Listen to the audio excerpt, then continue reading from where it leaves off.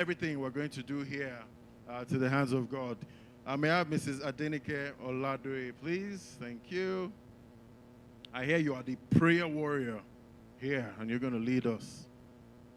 Thank you so much. Please put your hands together for her. Praise God. Hallelujah. Please don't look at me like I'm a pastor. No, I am not by calling, but by identity. I am a Christian and a believer. So let us pray. And so, our righteous Father, we say thank you. It is yet another season for Tokenized Economy 25, and we return the glory to you. Thank you because Tokenized Economy 24 was a success. Thank you because Tokenized Economy 25 will be a greater success. Please take all our thanksgiving in the name of Jesus. We pray in the name of Jesus for those who are yet to be here. We ask you hasten up your steps in the name of Jesus. We also pray from the beginning to the middle and the end of this conference that your name alone be glorified. Thanking you because it is settled. In Jesus' mighty name have we prayed. And the church say, and the Tokenized Conference say, thank you very much. Thank you so much. Please put your hands together for her for leading us in prayer. We also have for the Muslim prayer, we have Aisha Abdullahi. She's going to help lead us with the Muslim prayer. I don't know if we have her here right now. Aisha Abdullahi, please can you make your way here? Okay.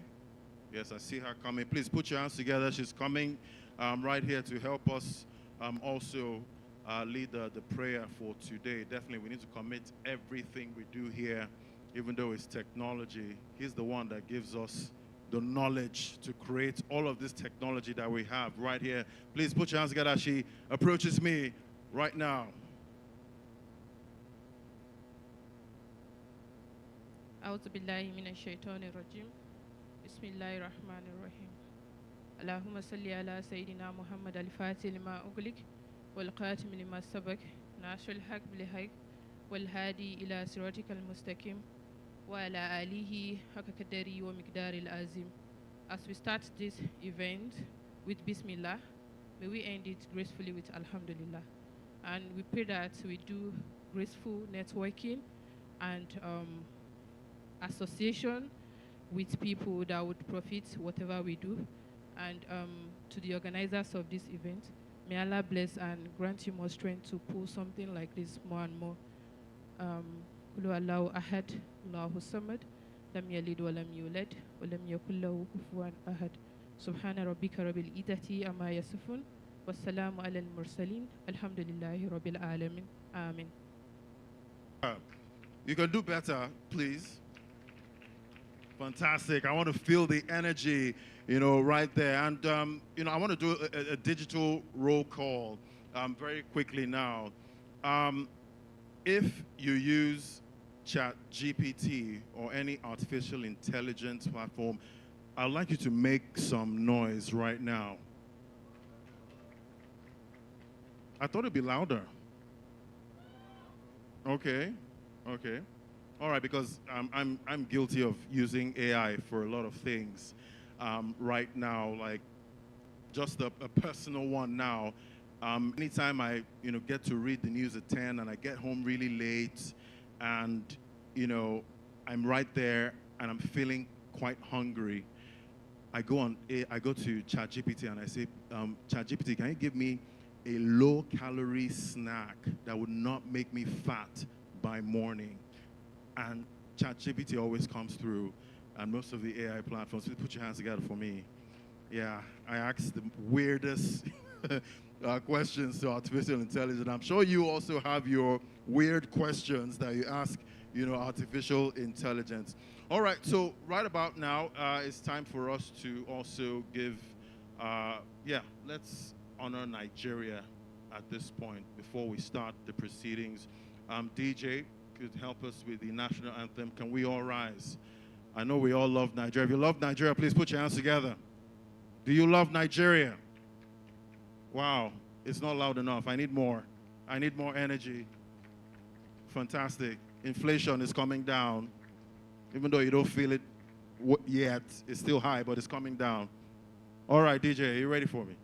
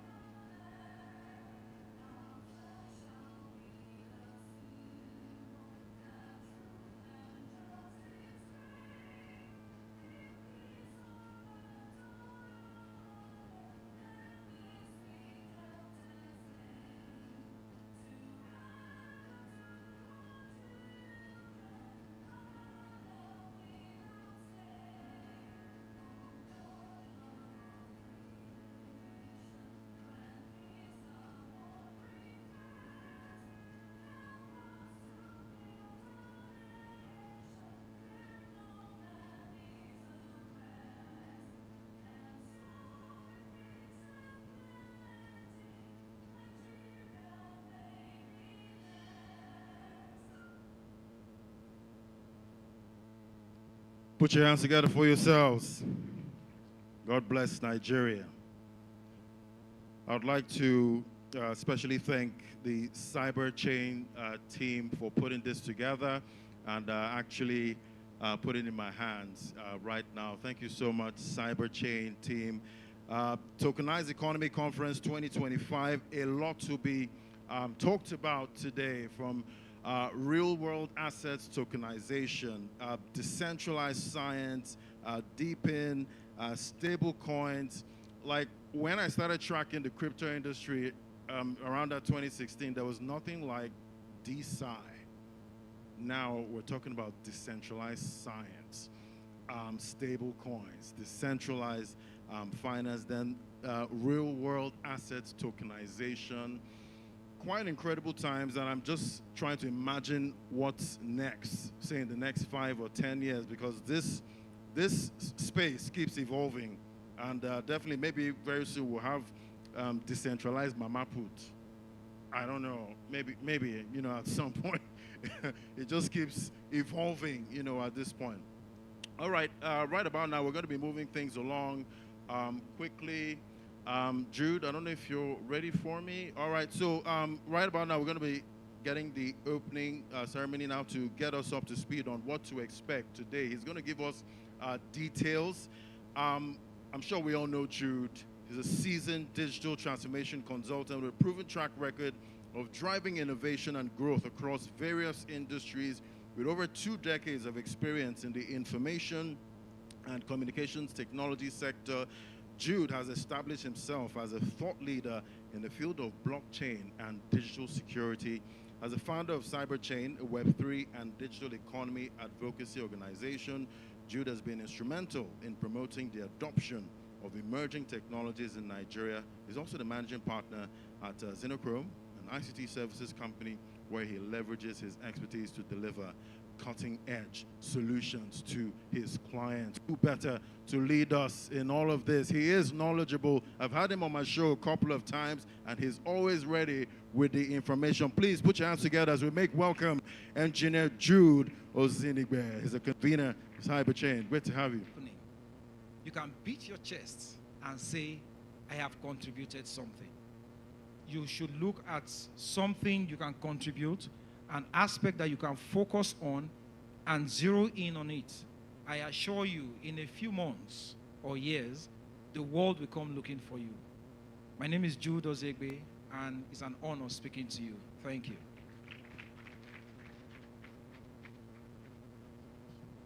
Please put your hands together for him again. Wow, that was so inspirational. I don't know about you, but I feel really inspired, you know, this morning, and I think we can all agree that with people like Jude in the space, the future of this digital economy looks really bright, you know, at this time. Please put your hands together for him again. And definitely we have other top minds that will also be, you know, contributing to everything that's going to be said here today. We have a packed panel These are top minds. They're going to break everything down, for you. Definitely coming into this space as someone that is not really familiar, with the space. When you hear decentralized finance, you hear DeSCI, you hear all of these things, and you're confused. You're trying to wrap your head around it. Like, what does this really mean? What is this decentralization we're all talking about? What's wrong with the way it is right now? What's wrong with centralization? All of those conversations, we're going to be having all of that here. Why are stablecoins so important right now? What's wrong with the normal way we send money, abroad and receive money from abroad with the banks and the middleman? What's wrong with that way? But no, we have stablecoins, we have decentralization, we have faster ways to do stuff now. Hey, you can just send $1 million for a fee of maybe $1 or $2, depending on the blockchain, that you're using. So this technology is definitely moving. It's upon us right now, and definitely we do not want to be left behind. Nigeria will not be an importer of this technology. Say amen. We shall produce more technology, going forward. All right, I'm going to play a quick one now with us. With a show of hands, which word would you say is overused when it comes to this space? First one, metaverse. Is it overused? Metaverse. Not really, right? Okay. What about blockchain? Right. Jude did mention that, he's not a trader, but we have a lot of people that are in this space for the money. We also have those that are in this space for the tech. We know there's that, argument. If you're a trader, with a show of hands, raise your hand if you're a trader. Okay. Right. Guy in the shirt, what's your portfolio worth now? I know it's a personal question. But how much is your portfolio worth? What are you trading? Right. Okay. Yeah. Yeah. So in this space, you can get liquidated really quick if you go in the wrong direction. So definitely. But I have my eyes on you. I know you have a big portfolio. I'll be watching you, my friend over there. All right, so we're going to be moving things along. Definitely, we're going to learn a lot today. We have regulators right here in the room. They're going to help us break down, what's playing out so far. But I believe we have some goodwill messages. I don't know if that's ready now. Do we have the goodwill messages? Okay. All right, we'll get to that. But I believe right about now, we should get to hear the keynote address at this point. And definitely we'll have one of our top regulators that will help us, with this. And I would like to welcome on stage very soon.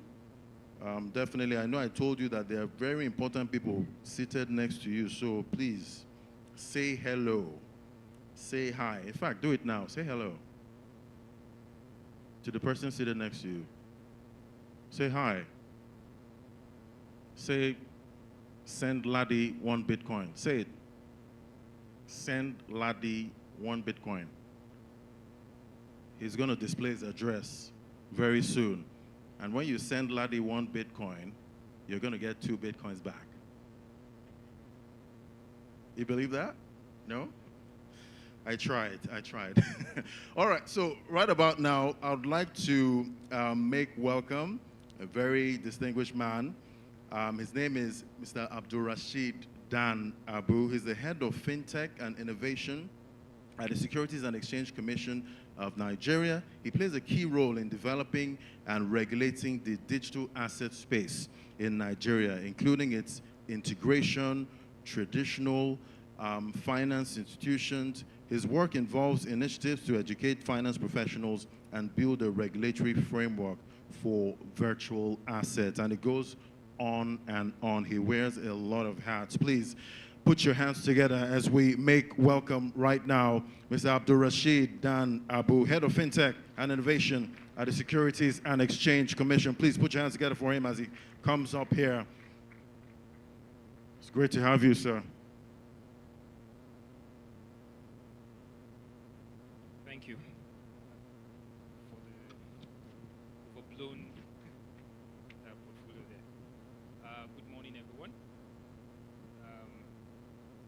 I'm actually here representing my Director General, who is away in Spain for an IOSCO conference. IOSCO is the International Organization of Security Exchanges, Security Exchange Commissions across the world. So I would read his keynote address. I hope you find it exciting.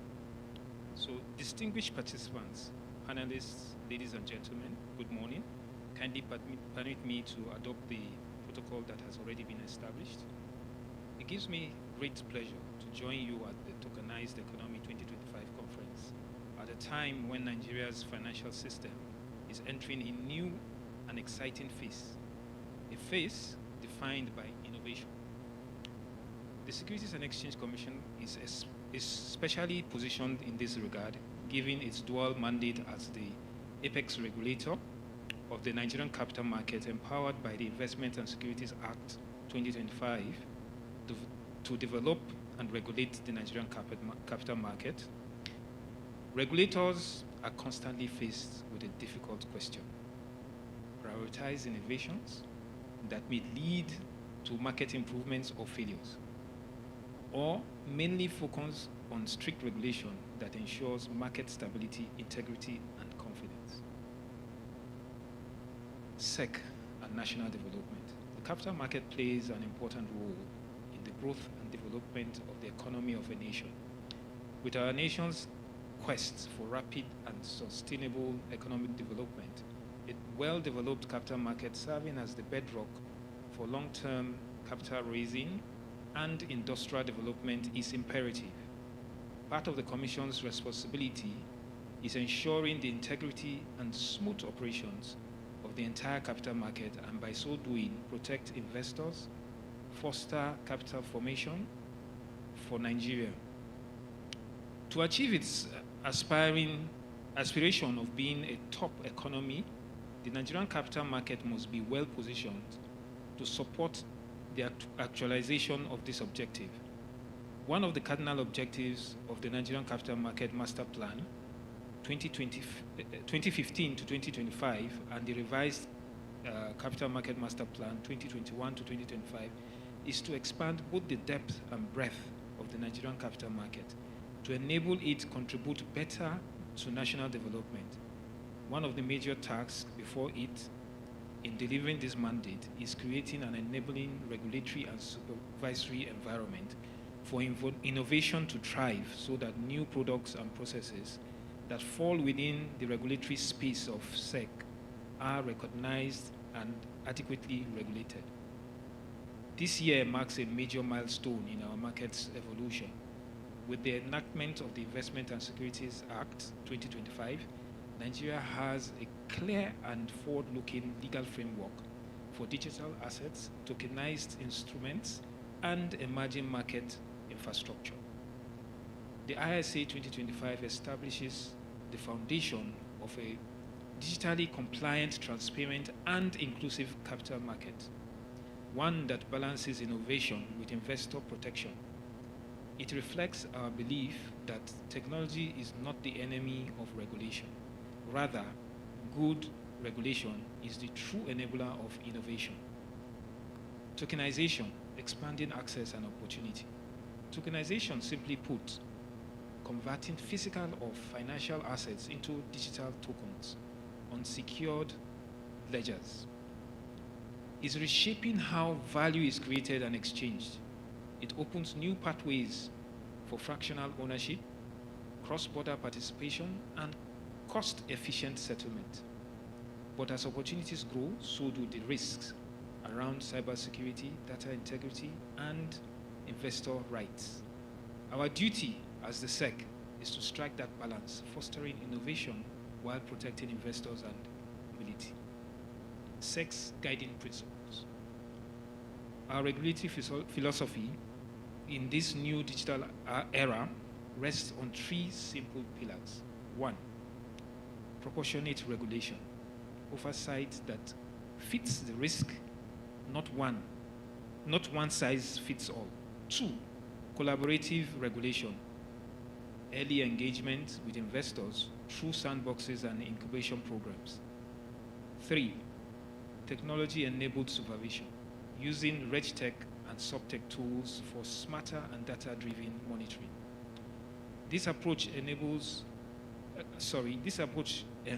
our position as a facilitative ecosystem builder. To give life to this vision, we run two flagship programs, Regulatory Incubation, RI, and Accelerated Regulatory Incubation, ARIP. The Regulatory Incubation Program is our structured sandbox, a safe space for fintechs testing innovative products in the capital market. Over a limited period, participants operate their tailored regulatory Over a limited period, participants operate under tailored regulatory conditions, receive guidance from our innovation team, and file quarterly reports for evaluation. The goal is simple: help promising solutions mature responsibly before full licensing. The Accelerated Regulatory Incubation Program. For more established digital asset businesses, we introduced the ARIP. It provides a fast-track onboarding process for virtual asset service providers, digital investment service providers, who wish to operate within the regulatory perimeter. This program enables onboarding of commercialized and well-established applicants with viable business propositions who are already operating in the capital market. It enables qualified entities to obtain approval in principle from the Commission pending full registration.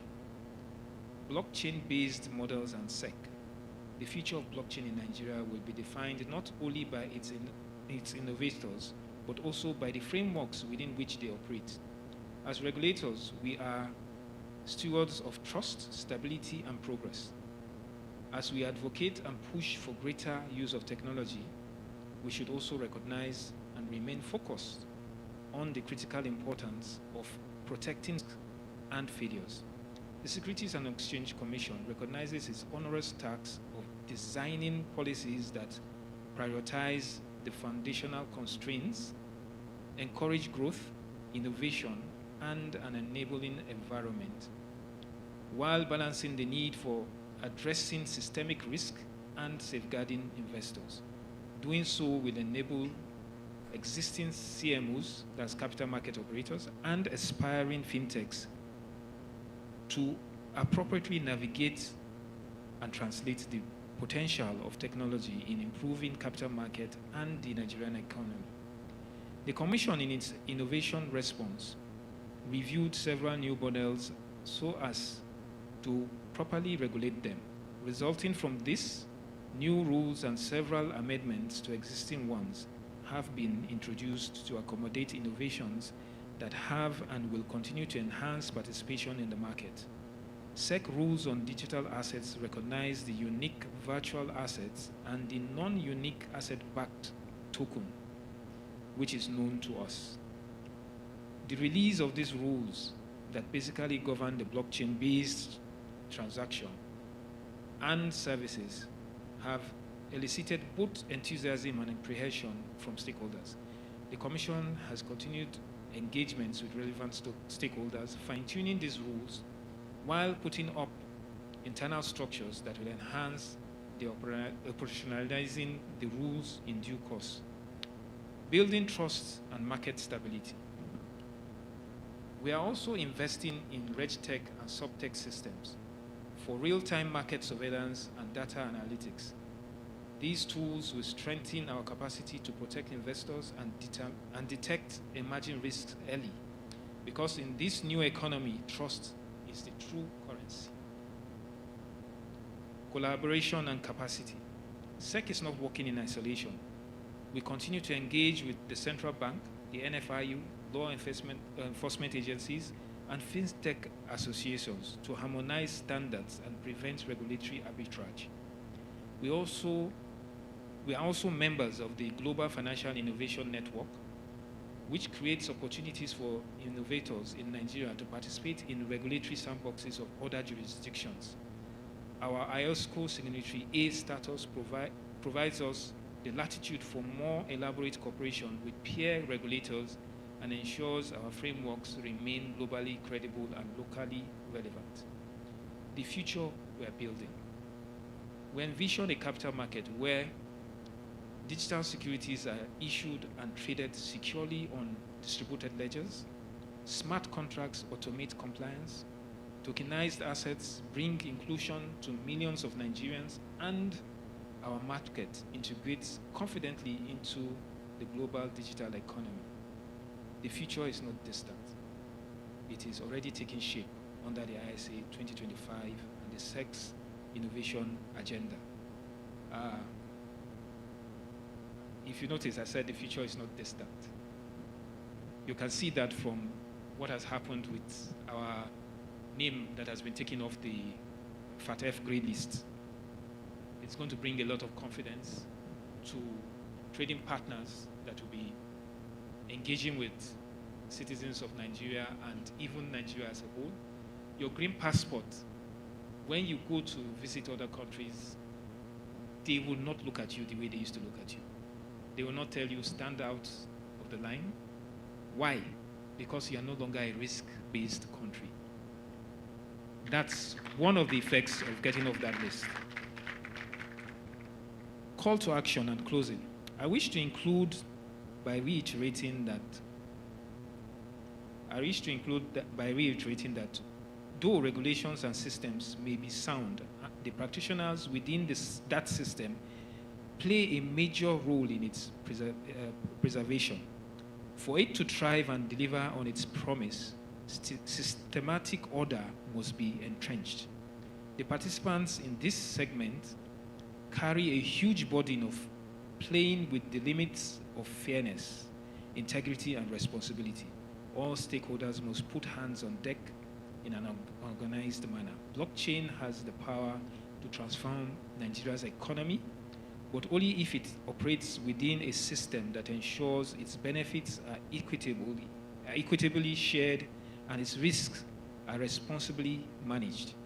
While your actions and inactions will ultimately define the trajectory of this market segment, the Securities and Exchange Commission is poised to closely superintend it through increased learning and capacity, adoption of regulatory technology, partnerships with relevant agencies and jurisdictions, and continuous engagements. The Commission ultimately bears the burden of ensuring that things go smoothly. I assure you we will do that decisively. Distinguished guests, the tokenized economy is not just about technology. It is about transformation and trust. With the right partnerships, a strong legal framework, and disciplined innovation, we can enhance the position of Nigeria as a leader in the digital finance. Together, let us build a capital market that is innovative, yet safe, ambitious, yet inclusive. Thank you.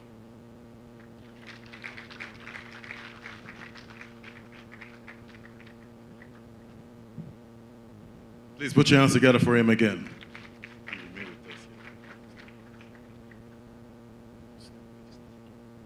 All right, so definitely a lot to learn there. And, most of the time I keep asking myself, I can imagine how hard it is, regulating a space that's, cryptocurrency, blockchain.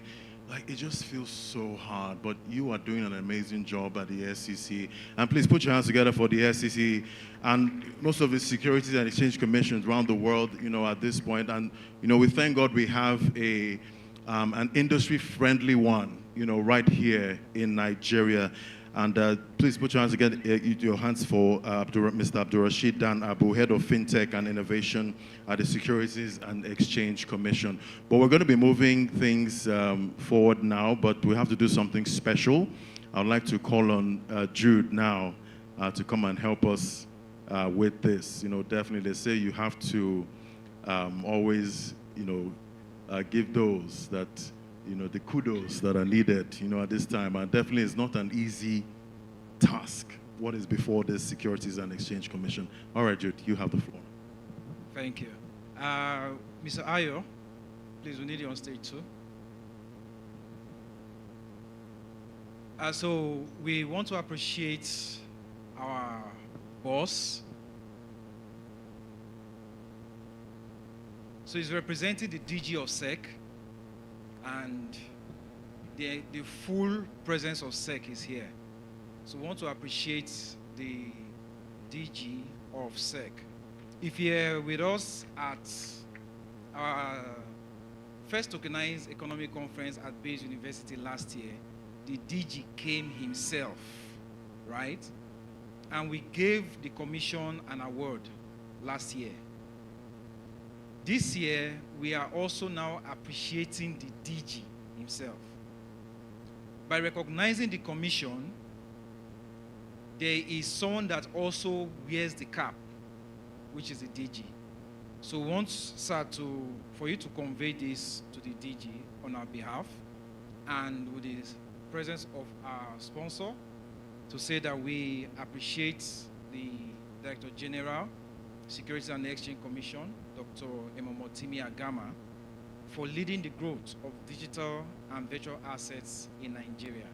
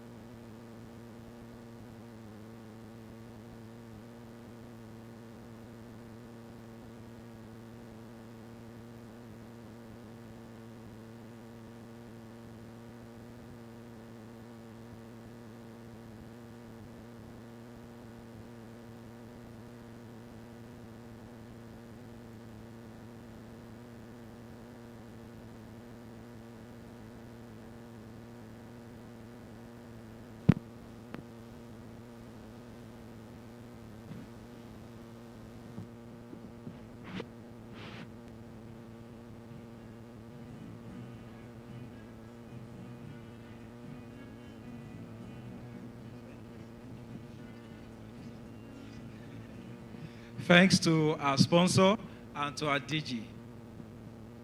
Thank you for helping us with that, Jude. And please put your hands together again for the Securities and Exchange Commission for the great work that they are doing, protecting investors, making sure that we don't get liquidated, making sure that the rug pulls don't get you, at this point. And I don't know if you've been rug pulled here.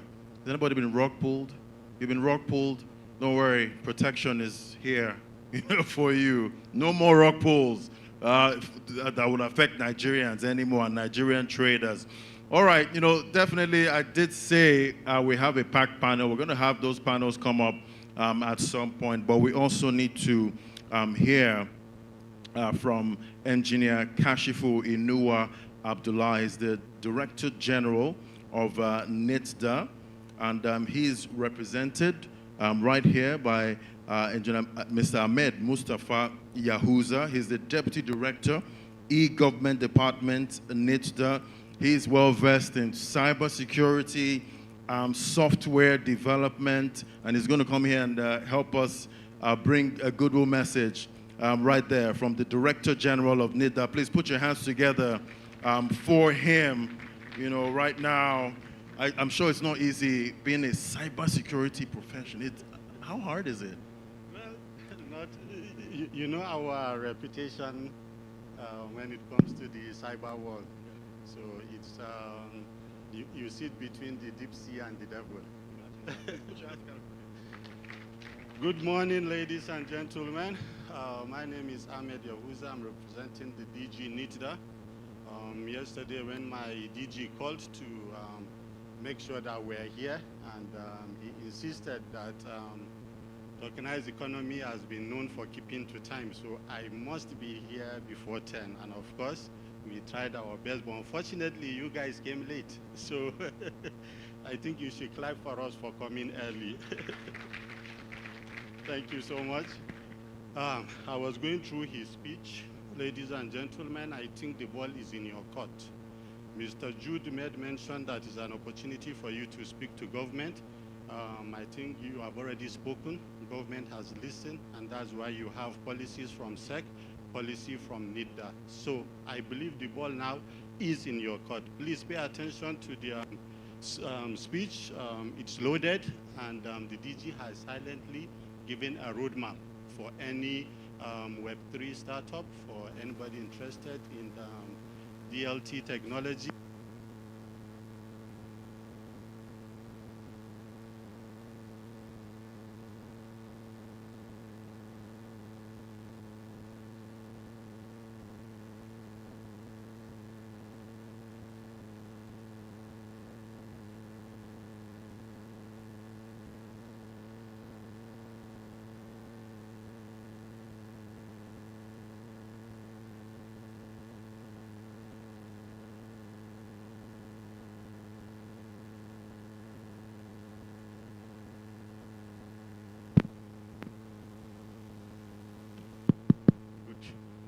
Yes, thank you.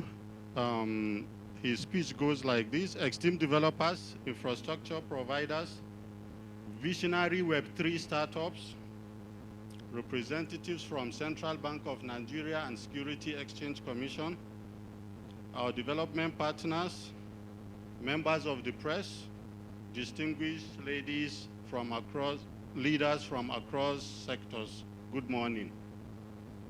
I thank the management of Cyberchain, Mr. Jude, Pastor Adeleke.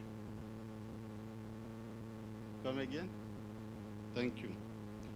For a critical dialogue, your Tokenized Economy team is perfectly timed, coinciding with the inflection point where Nigeria transitioned from merely acknowledging distributed ledger technology to actively deploying it as a core infrastructure. As the apex government IT agency tasked with defining the future of Nigerian digital economy, NIDA views blockchain as not as a disruptive threat, but as a foundational layer upon which the next era of digital trust will be built. Our mandate is clear: to ensure the secure, sustainable, and equitable adoption of technology that drives our economic diversification. The future of digital trust is not one of absolute decentralization. It is a future defined by responsible decentralization, guided by a clear national vision. And that vision has been articulated in the National Blockchain Policy 2023, approved by the federal government of Nigeria, which serves as our strategic roadmap. Our guiding principle is simple: policy must be an accelerant, not an anchor. For blockchain adoption to accelerate, we must eliminate regulatory fragmentation. To our esteemed colleagues from CBN, SEC, and NICOM, the responsibility lies with us, the regulators, to collaborate actively. We must work towards a harmonized national framework that clearly delineates the begun, the approach which SEC has already begun championing, allow us to learn alongside the market, ensuring the regulation and outcome focused and innovation friendly. Blockchain thrives on network effect, and no network succeeds without robust participation. The success of tokenized economy hinges entirely on the partnership between government and private sector. To our developers, startups, we are challenging you to move beyond imported models and focus on solving Nigerian problems with Nigerian solutions. Build blockchain solutions for tracking essential goods from pharmaceutical supply chains to combat counterfeit. NAFDAC is struggling with that. To our vast agricultural output, provenance and fair trade. Develop decentralized ledgers for land registry, identity verification, and automated procurement contracts, introducing an immutable layer of transparency to public service. NIDA is focused on developing the enabling environment. We are integrating blockchain proficiency into national curriculum and vocational training program to ensure a pipeline of skilled talent. We will advocate for targeted fiscal incentives such as tax holidays or preferential procurement access for companies that successfully deploy blockchain solutions in priority national sectors. Trust is the currency for digital age, and its core lies in verifiable identity and assured compliance. Nigeria's future digital identity system must evolve into a secure, user-centric and implementation focus, most especially the implementation focus. NIDA stands ready to lead this transition. We invite all stakeholders, regulators, developers, investors, to join us in operationalizing the policy. Let us move from aspiration to implementation, forging a Nigerian digital economy built on trust foundation of shared, verifiable, immutable trust. Thank you very much.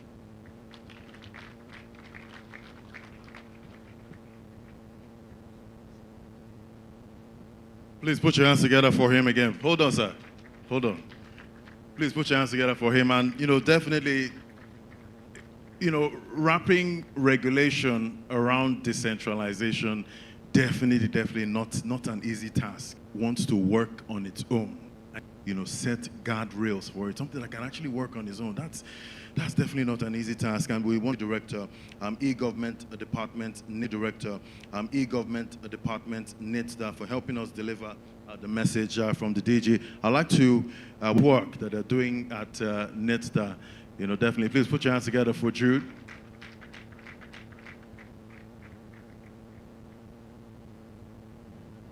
Fantastic. Thank you, sir. All right, please, let's appreciate NIDA. There's something unique about NIDA. Over the years, when other regulators were quiet, NIDA was the only agency talking. And when I say only, not as if others were not talking, because, with due respect, my boss from SEC is here. NIDA's voice was actually loudest. And NIDA now galvanizes all the other regulators to come about the national blockchain policy, as Oga said. So if there's any agency to really appreciate in this blockchain space, NIDA goes, you see SEC go with NIDA. Anywhere SEC goes, you see NIDA go with SEC. They are the twins that we know. So we appreciate them. Please, can we have the award? And I'll be calling, I'll call him engineer, Emmanuel Ezehiwele. Is a startup tech expert to be doing this presentation for us. Like we said last year, we gave the agency an award. So this year we are appreciating the DG of the agency. It's good to balance it, right? The reason why we are doing it this way is after some years of service, when these are DGs go home, they will see some of these things, because sometimes we tend to appreciate the organizations and forget the people carrying. When they go home and they see these awards, they will remember that there are some young set of Nigerians that they fought for. So please, sir, make the presentation. On behalf of Cyberchain, this award is presented to Kashifu Inua for leading the growth of blockchain technology in Nigeria.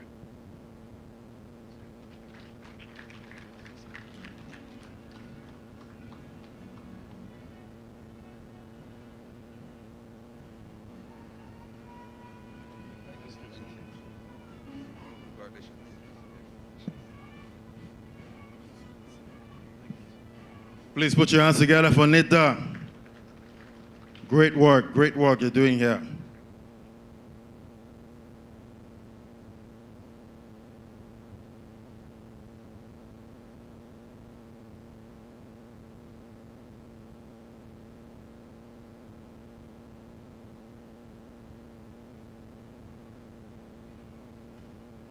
Yeah, so, definitely I told you we will move things as fast as we can, and there's so much we're going to be unpacking here today. But before we move further now, I need somebody to win this one Bitcoin. Somebody has to win it. I don't know who it'll be, but, and maybe I need to even be careful the way I say one Bitcoin, because it's over $100,000, right? Yeah, I think I need to put a little respect on one Bitcoin, right? Right? Okay, so let's do 0.5. Deal? 0.5 Bitcoin works? Okay, fantastic. We have different fractions there. You're going to answer myth or fact? Myth or fact? Is blockchain only for crypto? Myth. Final answer. Who said it first? You said it first, right? So that's, okay, two of you said it first. So 0.5, I have to split it between two of you, right? Okay, so those two, Jude, please take their wallet addresses. 0.5 Bitcoin. Next one. AI can write poetry. Really? AI can write poetry. Fact. Wow, you guys use AI a lot, oh. Hey, Jesus. All right, Nigeria has the fastest growing crypto community in Africa. Really? Ah, interesting. Yeah, I'm learning a lot today. And you all are right. Please put your hands together for yourselves. Don't forget to drop your wallet addresses. Remember, I don't want to go away with this Bitcoin. Thank you. All right. So now we're going to have a youngster come up, and it's like a spelling bee Web3 platform, and also a book launch. Is going to bring us up to speed on what's playing out right there. I don't know if he's ready right now. Okay, he's going to come up. The spelling bee for Web3. Quite incredible.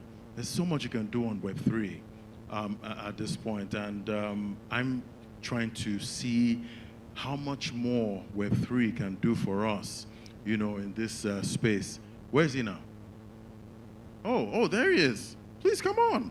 You're the one I'm talking about, Jason. Please put your hands together for Jason. Wow. So, Jason, are you ready? All right.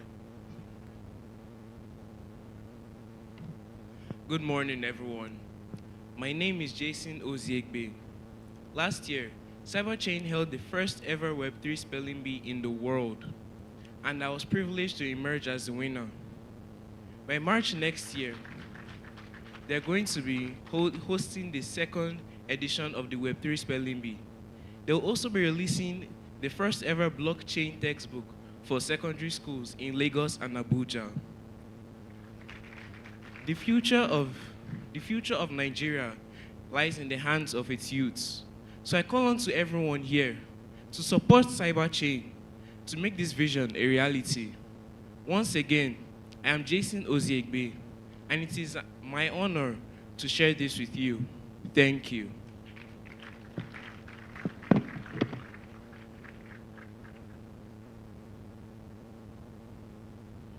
Spelling bees are very hard, right?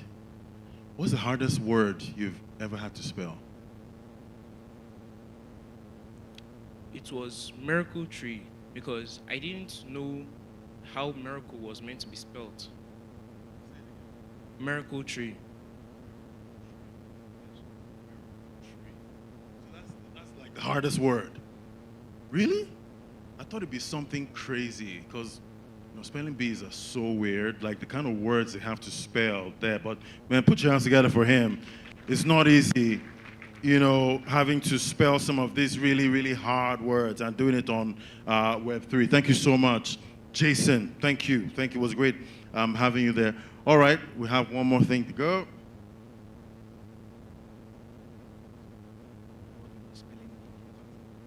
So The spelling bee held in Lagos last year. Even the book for secondary schools, we worked on it together. It started during COVID when we were all locked down.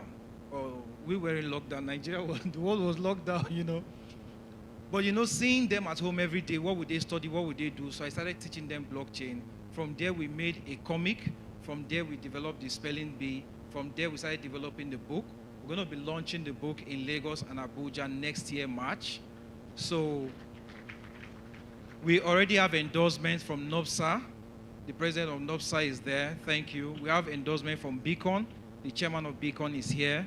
We're going to be getting endorsement from other government agencies. We're already in talks with our guys, SEC and NIDA, for endorsement. We intend giving the books out for free to public schools.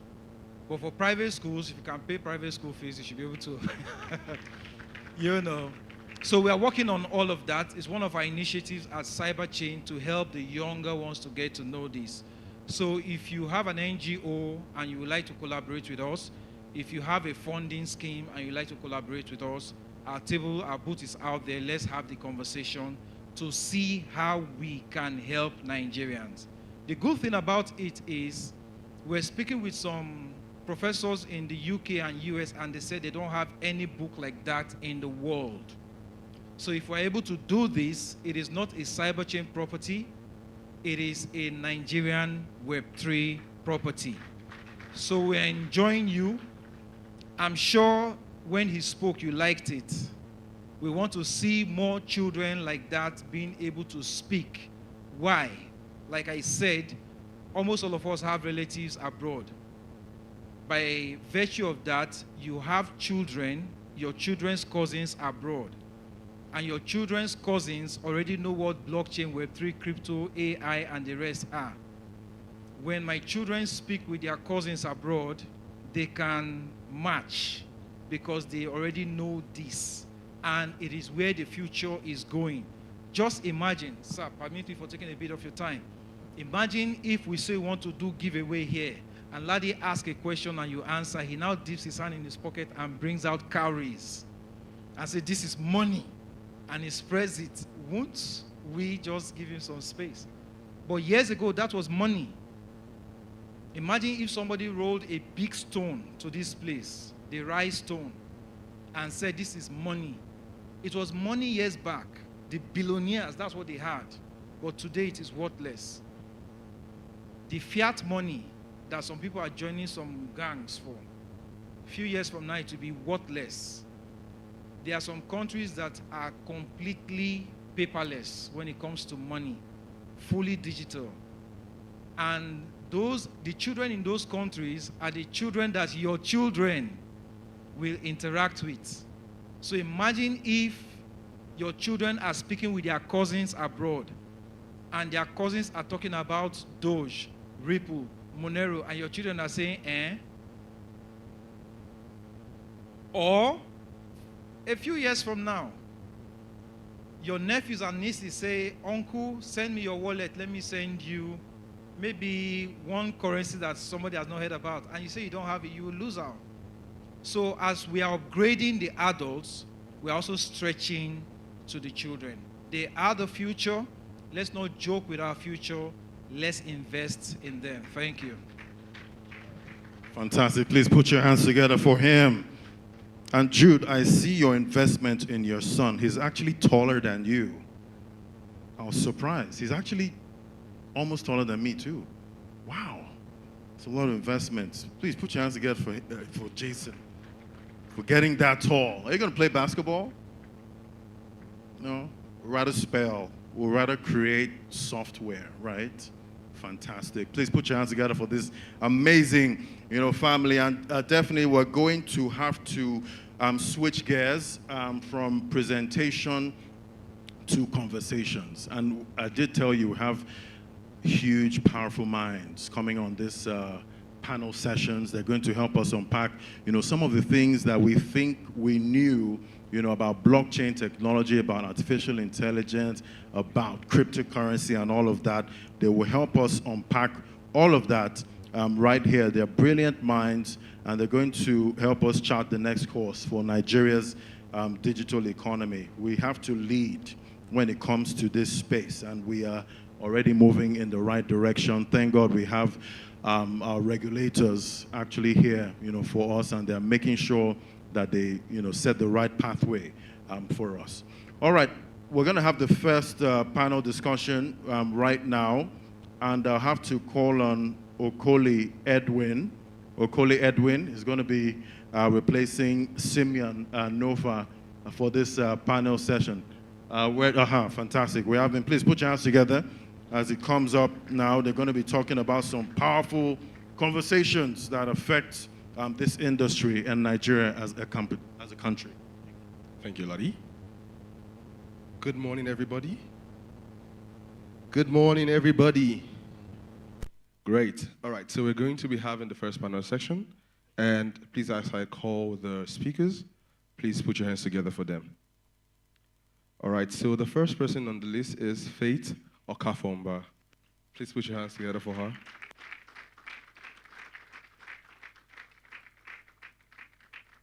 We have Shamsuddin Ibrahim. Mr. Shamsuddin Ibrahim.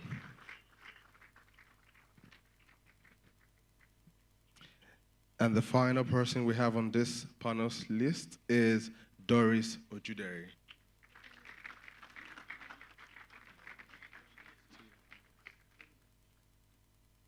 Please, can we have microphones, please? Thank you. Amazing. So, a tokenized economy thrives on human capital, thinkers, builders, and innovators. Yet, the education to startup pipeline in Nigeria remains fragmented. So this session explores how to re-engineer learning, policy, and ecosystem collaboration to empower a generation of builders ready for the Web3, AI, and digital economy revolution. So, to the first question, I'll be asking Doris. Is our current education system preparing Nigerians for wealth generation?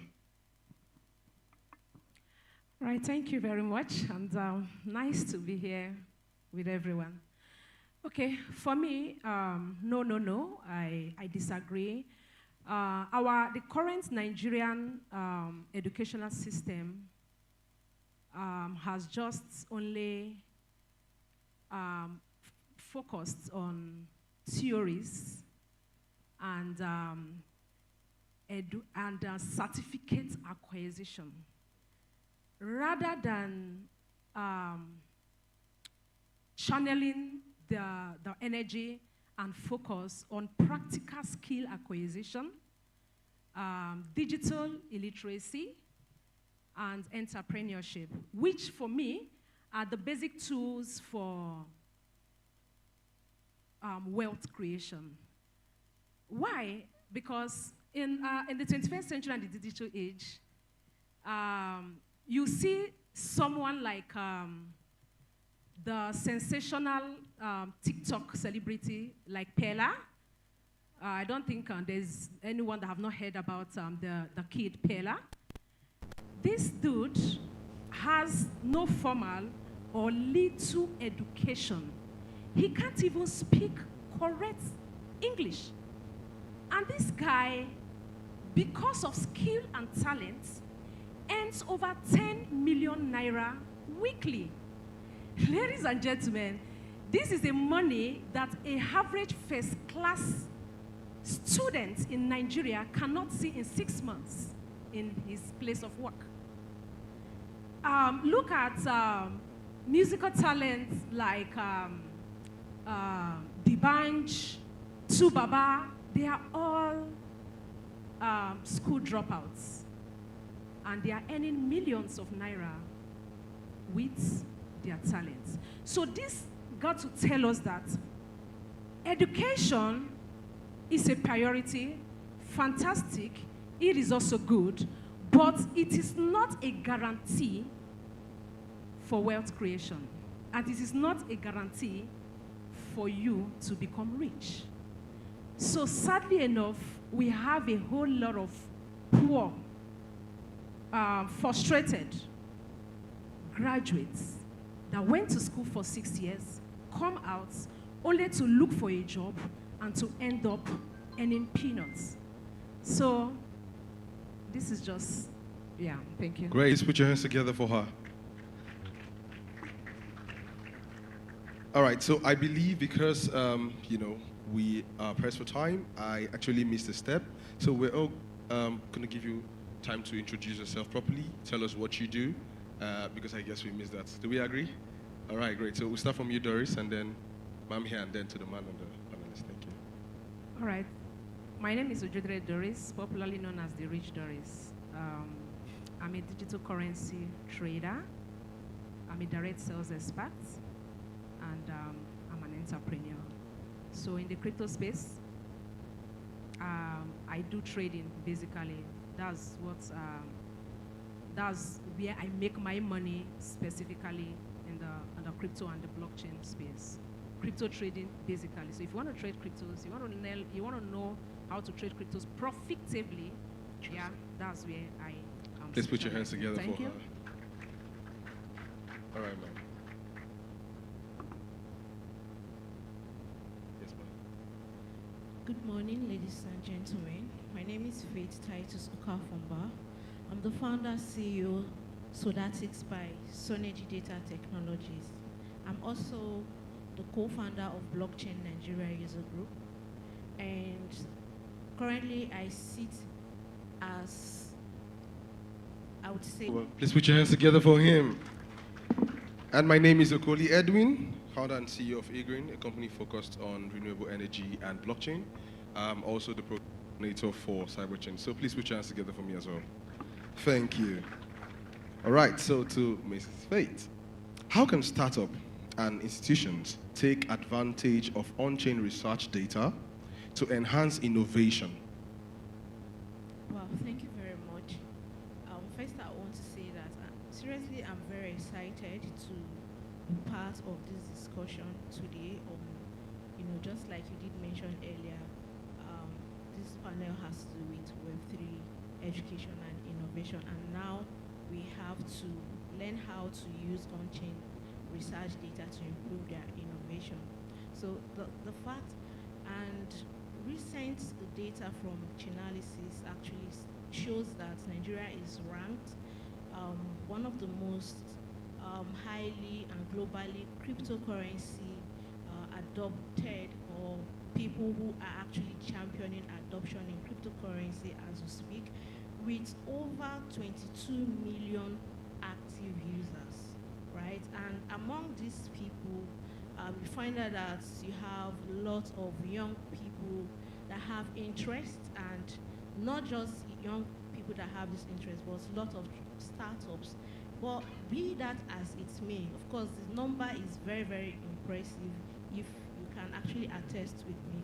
But we can also know that there are a lot of people who are operating in this ecosystem around the Web3, buzzwords, commodities, and by the time they learn all this, it helps startups to be able to manage their projects and innovate and scale, at a larger jurisdiction. So speaking on all right, they are transparent, they are permanent, they are immutable, and most importantly, these data are verified. And you can see that this is actually powerful because this data can actually help startups. And right. Why I'm saying all of this, because we're speaking about tokenization today, so we have to touch across all these words. So at the end of the day, as a startup, let's say for example you have actually deployed your project, and all of a sudden people are not leveraging or engaging with your platform. It means that there is something wrong. It could be that, okay, maybe the problem is coming from the user experience, the UI, UX, and all of that. And for you to really gather those data, probably you need maybe a survey platform. You need to engage people to ask them why they are not engaging with your product, right? But instead of you to wait all the time, you can actually go on the blockchain where you deployed your project, right? And see how many people that are interacting. And if they're not interacting, you will find that it could be as a result of one or two features that are not really working, right? So from there, you can now learn how to iterate, on that particular feature and make it better. And again, a way where institutions particularly can really use on-chain, data to innovate or improve their solution would be by, having or creating an open data marketplace, or you could say it's a decentralized data marketplace that creates opportunity for institutions, for startups, for investors, right, to share data. Like, for example, on Sodatics, Ensure that they understand what the blockchain technology is all about, the do's and don'ts. And I'm so happy hearing what SEC is doing, because we are being rock pulled, except if you're not in the cryptocurrency space. I think one of my friends and a community member, Captain, has been rock pulled this morning. He actually hopped into a BNB project this morning. We were together, and he was rock pulled, right? Why? Not because he does not have the knowledge, but because we need these regulations. And a big kudos to him, please. Please, I want you to please give him a round of applause for what they are doing with NIDA as well, right? So, what am I trying to say here is simple.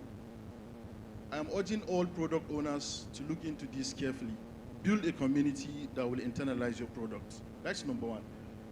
Believe you me, bro, when you have a good community, what you're talking about learning, employment, you're talking about entrepreneurship is solved. Because once they learn about this product, they learn also about the coding. The community are diversified. You don't just have community of people that speak like me. Some people are speakers. Some people are coders. Some people are traders. Just like what she said, right? Collectively, we form the community. The community is indeed a global family, even though we disagree in many annals, but we all agree that decentralization is actually bringing that freedom we all deserve, isn't it? Awesome. So, in a nutshell, I am urging everyone to make sure you build up a community of people who will internalize your products. And once they do, they will learn in that process. And once they learn in that process, they will also give themselves jobs. Now I know she's a trader. Ruko is here. They will reach out to maybe sometimes they will reach out to us. Here we need traders, right? Now because we are all in the same community, she will be employed. You understand, as a trader. And once she's employed, before you know, some of the community members will have their own startup. All the startup you see today, be it CNGN and maybe like Asset Chain, they started as a community. Today they have their own product. So they become what? Entrepreneurs. So you see, it's a chain, and it has to start with learning. If you don't learn, you will not earn, right? So it's very, very powerful, and I want us to also have this at heart, that even though the Web 2, we all know, gave people opportunities. There are a lot of opportunities in Web 2, right? But believe you me, the access is limited. Only few people got access to Web 2. And huge of the people there are left stranded without doing anything. But with Web 3 community, bro, a lot of things are currently happening as I speak to you now. The Web 3 communities are already forging their own universities. They are forging their own offices. They are forging their own incubators. They incubate a lot of projects on their own. And that's why today you see my brother got drugged, but yesterday he made $3,000 also from a project. So it's just part of it. You are part of the community, and you'll be able to make all these things. So in a nutshell, to answer your question, the gap is simple. The gap is no longer the wall, but rather the bridge. And we are the one building the bridge. Thank you, and over. All right, thank you very much. So, before you add, I like to make sure that everyone gets something from every question that is asked. So, if there's one thing that we're taking from this, is that this is speaking to the companies in the space. You said something about marketing, right? Using communities for marketing. So if I get you correctly, hold on. You're saying that real community growth equals organic marketing, right? It equals like, they become your brand identity. They be the ones to, speak and stand for you, instead of just going into a community and just trying to finance your way through. Is that what you're saying? Thank you. What I'm trying to say is that it's part of what I said, but to also make it clear, let me say it again. The project owners shouldn't use the community as a marketing tool. The project owners shouldn't use the community as a marketing tool. What am I saying? Literally here is that they have to invest in the community to learn to understand the product they have, because when the community understand the product they have and internalize it, they become the identity of that project. As such, they don't need to do that marketing on and on. The community does the marketing. Binance, for example, many people talk about Binance. For example, people talk about Ruko, people talk, because these are people that have used this product, right? People talk about Bybit, because they've used the product, they have internalized the product, and now they have actually taken it upon themselves, talking about these things up and down. Thank you. Thank you very much. All right. So we're really pressed for time, and this will come to the end of this conversation. Please put your hands together for them.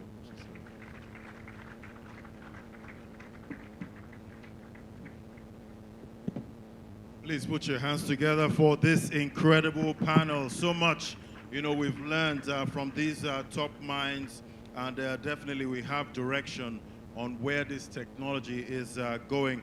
I would like to please call on Kizito Mbonu. Kizito Mbonu, please, can you raise your hands? Aha, fantastic. He will come and help us hand the awards to these incredible people right here. Please, can you get the awards ready?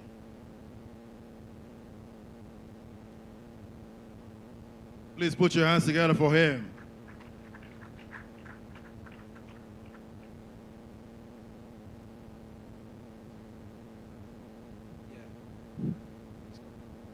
So whilst they are receiving their award, in 2022, when we held our first conference here, we had these two delectable ladies here. And as at then, Mrs. Faith was pregnant. So we have our blockchain baby, Elon, though Elon is not here today. If Elon was here, he would have come to take the mic from me. And our amazing sister Doris, too, was our speaker then. Doris has been speaking at Cyberchain events since 2018.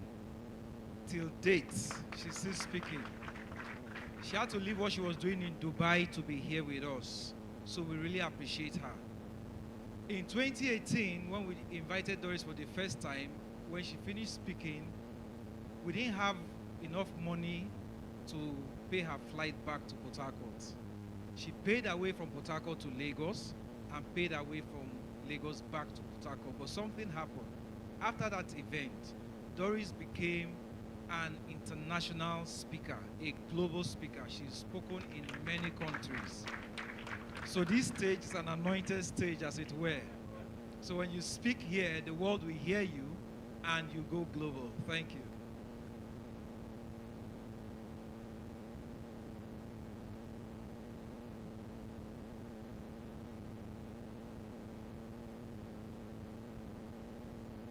Okay.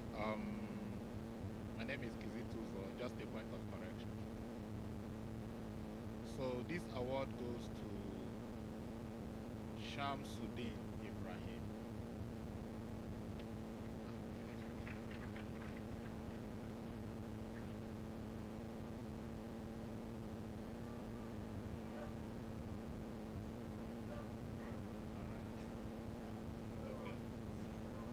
Okay. We have here Doris Ojuderie.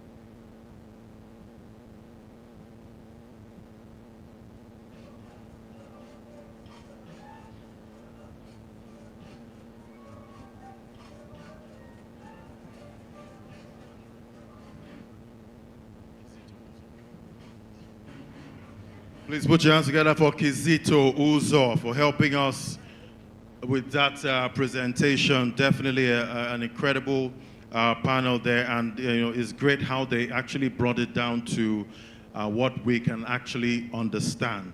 But we have more presentations at this time, and I'd like to call on Jude to help us with this one.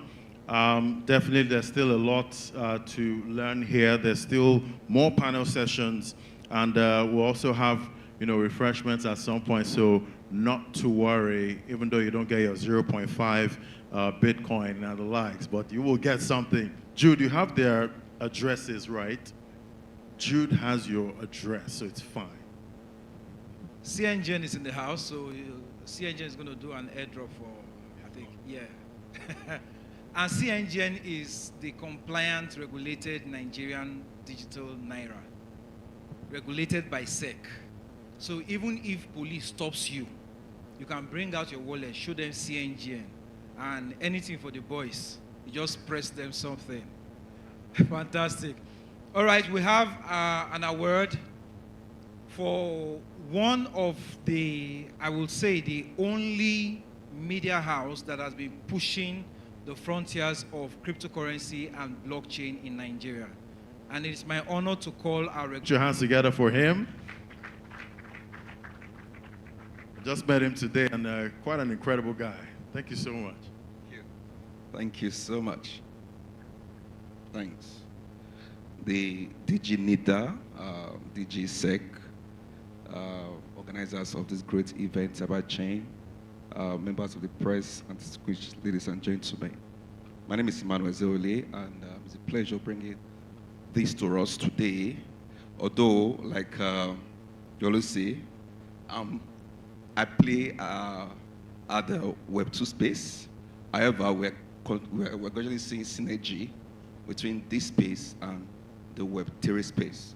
I have a few minutes for this presentation, and like what we know in the tech ecosystem platform ecosystem, that we introduce ourselves or introduce what we do by telling stories. So I'll tell a story that happened 525 BC. It was a great battle that was fought. It's called the Battle of Pelusium. Now, the Persian army led by Cambyses II faced the powerful Egyptians. But Cambyses knew something that the Egyptians did not expect into the battle. The Egyptians, paralyzed by their own reference, hesitated to strike, and that hesitation cost them the war. Now, it brings me back to the topic of discussion, which is renewing the mind. From the Battle of Pelusium to the unicorn status to AI sovereignty. Now, the story behind this reminds us the greatest victories are not always won with weapons or wealth, but they are won with strategy and a renewed mind. Now, what's the power of a renewed mind when it comes to the startup ecosystem? In the world of startups, your first battle is not against competitors, it's against your own mindset. Reason being that I've seen founders, because I've been to many countries discussing with founders and also manage the Sub-Sahara region of our company, startups. So I engage with startups very well.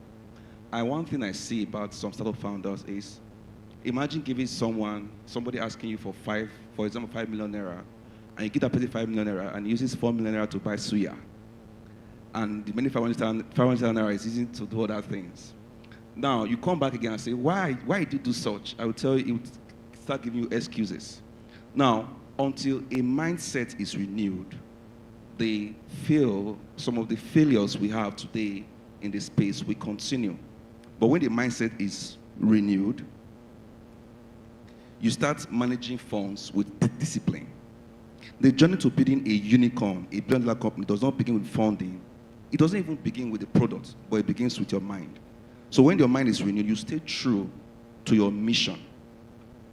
You give honest reports to your investors. You don't just take money to build something and you ghost. No, you give honest reports to your investors. And of course, you build with empathy. And also, you are able to do your own due diligence before collecting investors' money. Because we've seen situations, they say the best time to poison a man is when he's hungry, right? Now, it's also the duty of a founders to also do their due diligence on investors, just as investors do diligence before they invest in your business as well. So a unicorn is not born in a boardroom. It is birthed in the mind of a disciplined and visionary leader. Now, on hunger and temptation. For founders, that hunger moment comes when funds are low, when growth seems slow, when pressure is high. Then that's when shortcuts appears most attractive. But a founder with a renewed mindset resists the poison of compromise. Now, we're hammering on unicorn. Everybody wants to build a startup that will get to the height of unicorn. But one thing we should understand, that we must resist the poison of compromise. And also, speed means nothing without sustainability, profit, and means little without integrity. And this is where AWS comes into play to support startups. Now, we've seen we've heard people say the cost of being on the cloud and all. I think I'll be discussing that during the panel session. One of the things that we provide startups with is cloud credits, right? We know that, oh, you want to scale on the cloud, the fund on the cloud and all. And as you're coming on the platform, we can shake you with some cloud credit to ease that migration. And of course, there's something real in the space now that is called Gen AI. Many of us know AI, and we know how AI is being used to accelerate work and all. Now there's a funding available for that to happen. So think of what AI can do for you. Anything you think AI can do for you. So there's a funding on the table that is being supported by AWS to ensure that partners like us build that solution for you at no cost. And as part of our commitment to this event, we'll be identifying AI-driven solutions to help you build that solution at no cost. So the cost of you building an AI solution is being borne by the AWS. I thought someone will celebrate that. Now, we need genuine founders. But let's be honest, not everyone wearing the title of a founder is solving a real problem. Not everyone wearing the title of a founder is solving a real problem. We need genuine founders, people solving real problems for real people, not chasing hype or trend. Founders that are solving real problems and not just chasing hypes or trend. Every founder should have felt the frustration of the problem that they are solving. We see founders just come up because, oh, a platform like this, something happened this way, which is okay. Just say, oh, I got an idea, let me do something, which is fine. However, it's also best that as a startup founder, you develop solution from the frustration you encounter. That helps you to drive home your point and build empathy and compassion as you roll out your product. Remember this, a product is not what you call a product. A product is anything your target audience is willing to pay for. Your product is anything your target audience is willing to pay for. When the mind is renewed, you begin to see the startup journey, the pitches, the failure, the rejections, not as pain, but as the startup journey is a game that you should enjoy. Then the fear of AI, as I begin to round off. Now let's talk about something that is on everyone's mind, which is AI. Some time ago, for those of us who attend church, somebody was called to lead prayer point, and she used AI to generate prayer points. And she was praying, oh Lord, say after me, oh Lord, everything. I got to a point. You know, that's the base. Do you want AI to? And she said, say after me. She said, say after me, do you want AI to? So now, AI has come to help us, but it should not take away our creativity. It should not take away our right thinking. I will speak more on that during the panel session. There is fear that AI will take our jobs. There's also fear that is biased because it's built outside our culture. But fear defeats the purpose of innovation. The power of AI is not just in what it can do, it's in who controls its direction. It's on the power of what it can do. Some people call it the demigod, but it's in is in who controls the direction. Countries that invest in AI shape the future of education, finance, agriculture, and culture. So I call on the regulators to invest. Those that don't will spend their time adapting to system built elsewhere. It's time to act. But there is hope. There is still time, though not much. This is the moment for private sectors, the government, the investors, innovators to build together. And if Nigeria wants to be more than a testing ground for other people's technology, we must invest deliberately, think strategically, and build confidently. Thank you for your time, and we'll talk more during the panel session. Thank you.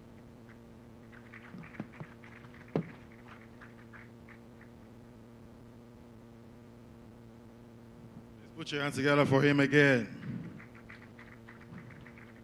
You know, definitely what he said, quite crucial. You know, when you're trying to, you know, go into a business, or you feel like you have that incredible idea, and in your mind you're ready to go and raise funds, you're ready to go to the market and meet, you know, most of these people that you can get money from, but that idea might not really be the best.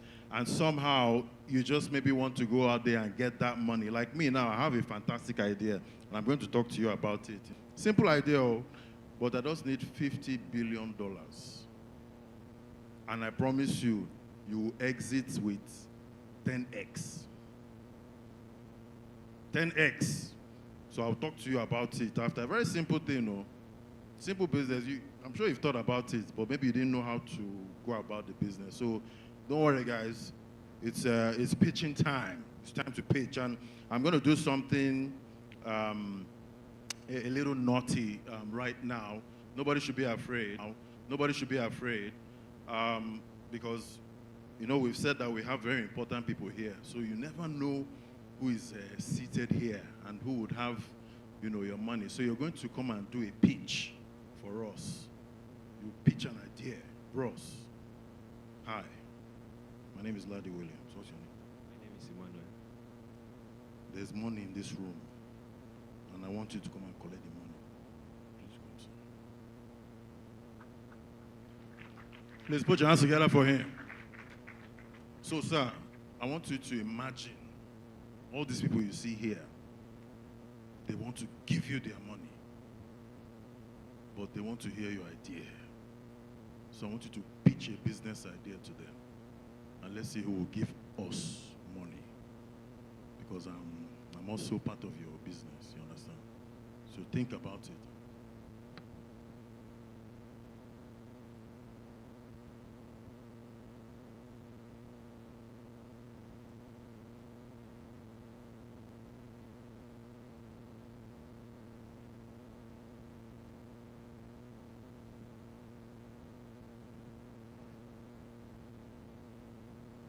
Good afternoon, everyone.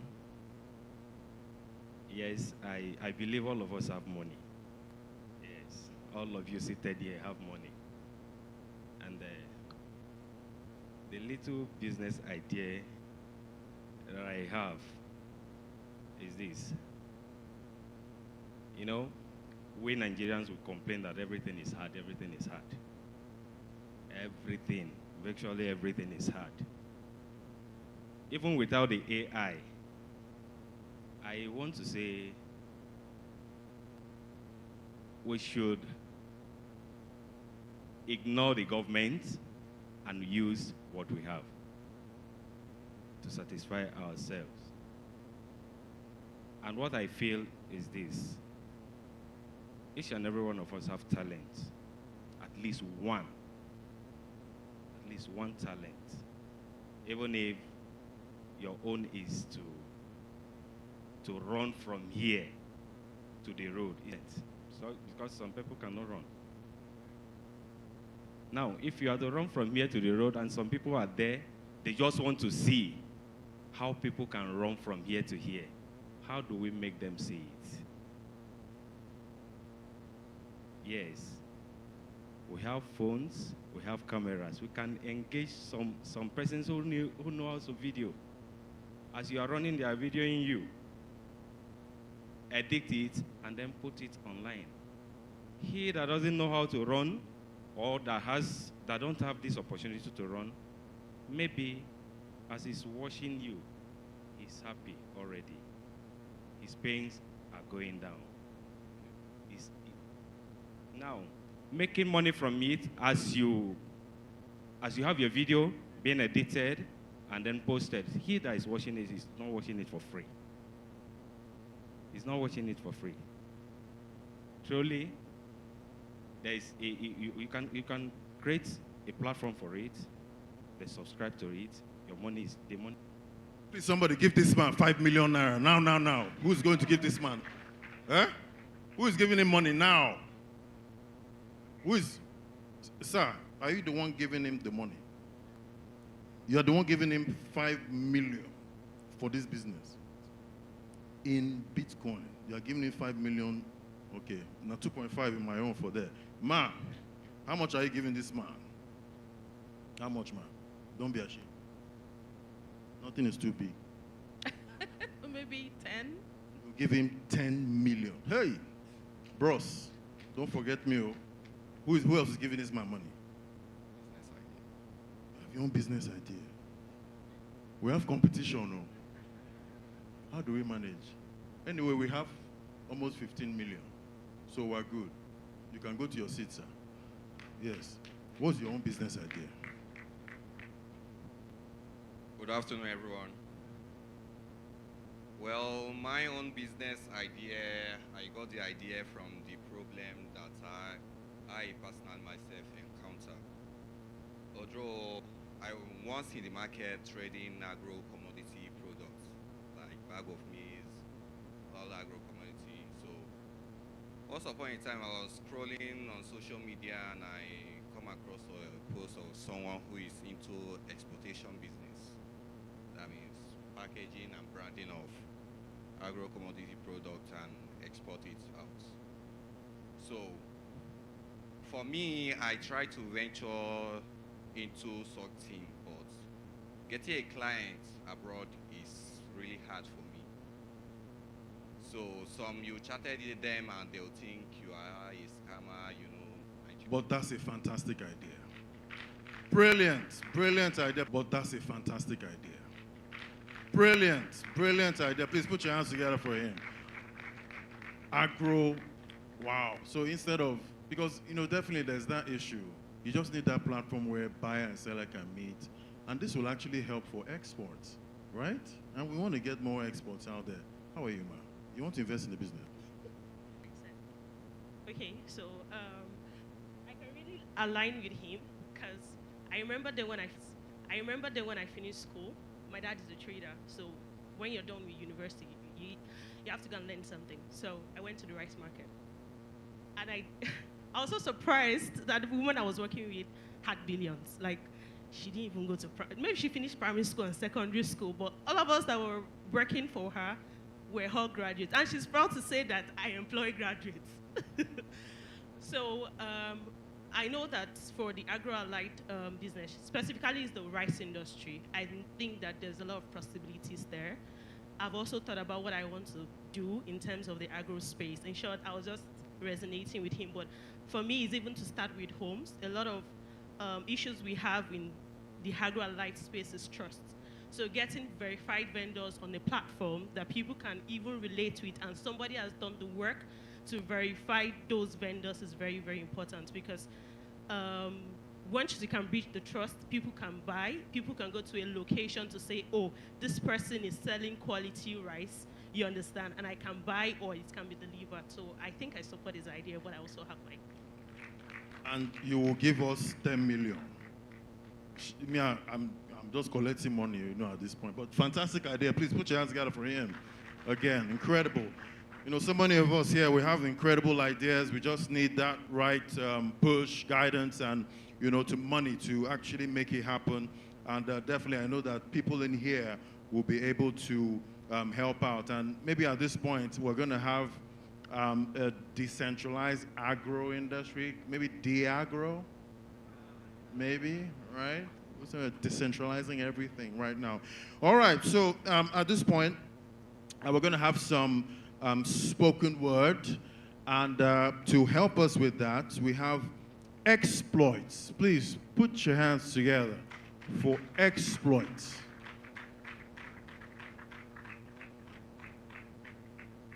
Where's exploit? Exploit? My voice, sounding like a British man. All right, please, my sound.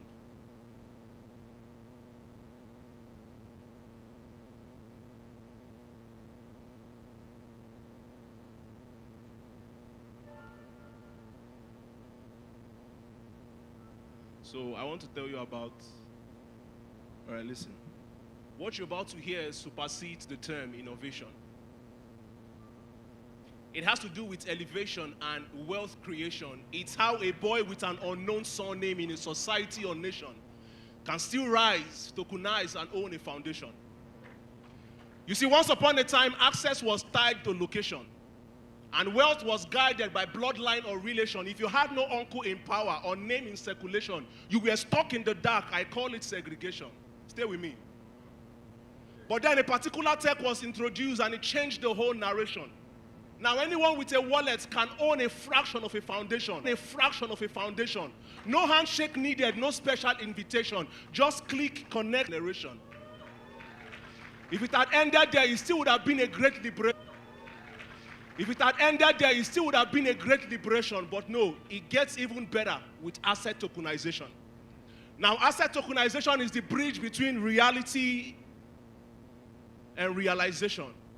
Imagine buying a piece of real estate without worrying about allocation, just digital proof and smart contract automation. I call this power to the people, but hold on, this is not a political ambition.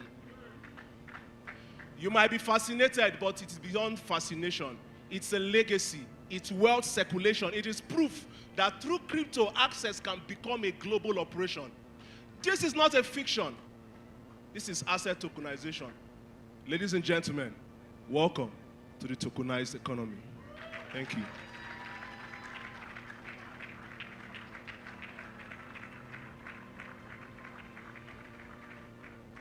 Incredible. Please put your hands together for him. I got chills there. I don't know if you get chills. DJ, give me that sound. I want to do my own.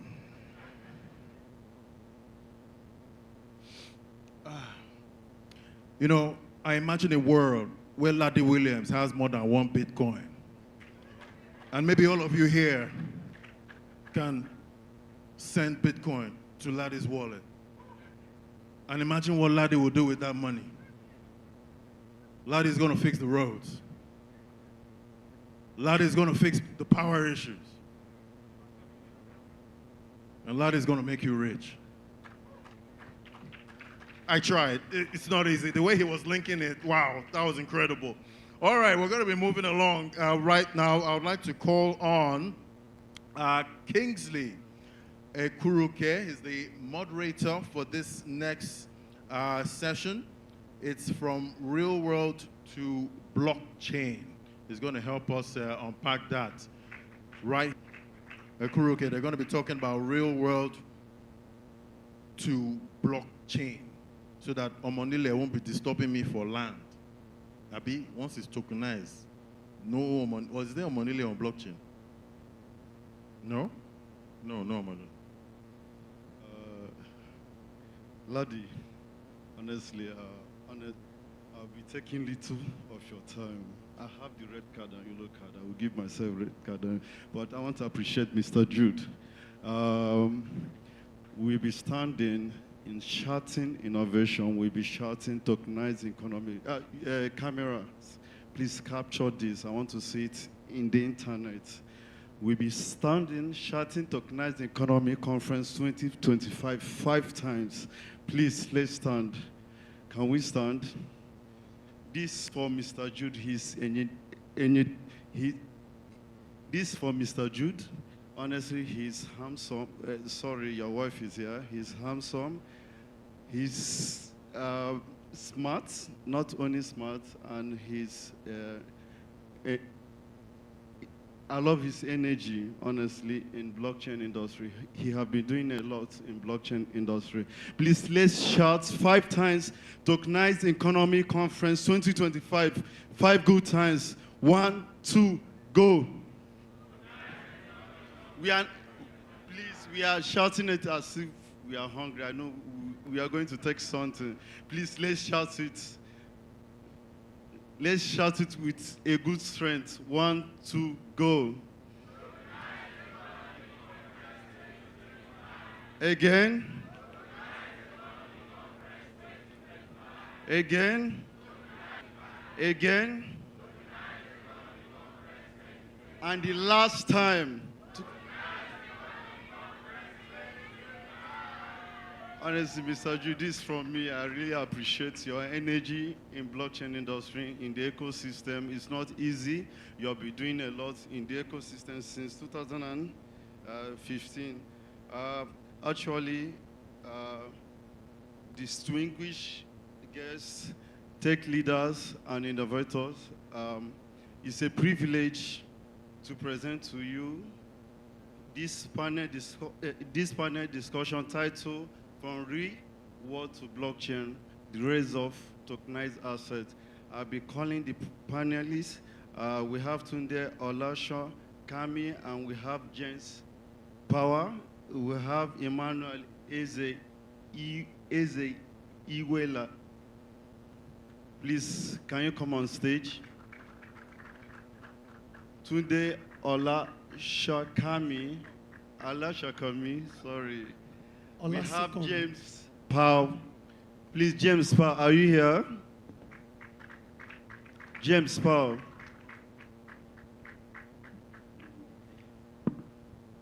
Okay, we know all around the world there have been transformation of in digital space from real estate, art, intellectual property into digital space, into blockchain. We are here to discuss about from real world asset to blockchain, the rise of tokenized asset. Please, sorry, like I said, I have red card. If you make use of time, exceed your time in discussion flow, don't mind me. Mr. Tunde Olashikemi, how can tokenization democratize access to wealth creation for national projects? So how can tokenization democratize access to wealth creation for everyday Nigerians? Yeah, thank you so much. I wouldn't mind that I'm the country manager of Red Swan CRE. So we specialize in assets tokenization, specifically real estate. So back to your question, that how can assets tokenization help to democratize wealth in Nigeria? First and foremost, I'll start from what Edwin said when he was giving that word narration earlier. He said we are moving from reality to realization. So asset tokenization simply means fractionalizing real-world assets. That is, which could include real estate, could include jewelries, resources, materials such as mineral resources, companies, existing companies, and fractionalizing it on the block investors to buy into them fractionally. So I will start first by saying, how does that help to create wealth for Nigerians? I know recently you'd have heard about the slogan, Napo baby and Lepo baby. So the Napo and Lepo, I believe blockchain industry made a lot of Lapo baby to become Nepo. That is, actually become, do something tangible for their lives. So back to your question, asset tokenization, first and foremost, will open up our country as a nation. Nigeria happens to be one of the countries that has the highest population of youths. And these are youths that are very interested in technology. Now, there's the old money called the legacy money. Like, for example, the richest black man in the world happens to be in Nigeria, and recently crossed the 30 billion mark. And I think there was an announcement some days ago that he intend listing 10% of the refinery on the Nigerian Stock Exchange. Now, I'll give you a picture of what tokenization can do to that. You know, about 2 years ago, MTN sold, listed on the Nigerian Stock Exchange. And when they listed on Nigerian Stock Exchange, they tweaked the way it's been done by creating an app to sell. So they created a platform whereby the Gen Z, the millennials, can easily interact with. And I believe that happens to be one of the fastest fundraising in terms of on the stock exchange in Nigeria's history. Now, our traditional capital market, which is the Nigerian stock market, NGS, has less than 2 million users. Less than 2 million users. But today, Nigeria actively has over 22 million blockchain users. Now imagine that when that asset is being listed, that is Dangote Refinery is going out to the stock market, and they decide to tokenize sizable amount of real estate, which includes hotels, which includes multifamily building, industrial building. Investing and buying fraction of that, number one, removes you from the exposure of what virtual assets, that is tokens that are not asset-backed, e.g. Ethereum, Bitcoin, and the likes, that are very volatile and can be up today and down tomorrow, and you lose so much wealth. So as you are making your profits, you can diversify into tokenized assets on the blockchain, whereby you buy properties that hold value, that are physically located, and that are getting yield. Investing on a tokenized estate, tokenized hotel that is investing on a tokenized estate, tokenized hotel that is functional. So which means it holds the value of your wealth. Apart from that, as the asset appreciates, your capital also appreciates. Then also the income that asset makes from the yield, make consistent yield on that asset. So in closing, so that in wrapping up that question, so that's the value of what tokenization can bring to wealth creation in Nigeria.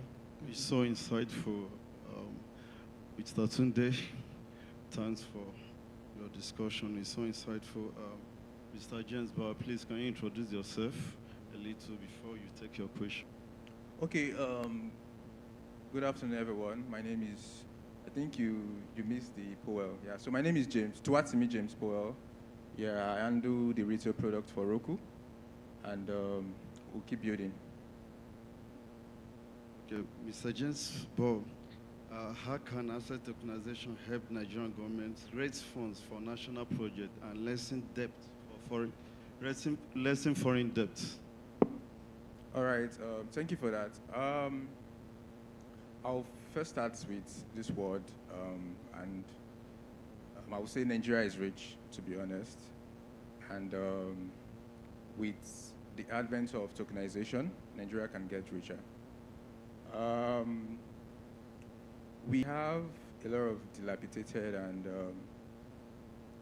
elephant projects, so to say. In their states now, actually, they are, I would say they are elephant, because a lot of funds have been spent in trying to rehabilitate them. We have our refinery, the one in Warri, the one in PH, Port Harcourt. We even have Ajaokuta Steel Refinery, yeah? Sorry, processing plant, actually. And that's located in Kogi, right?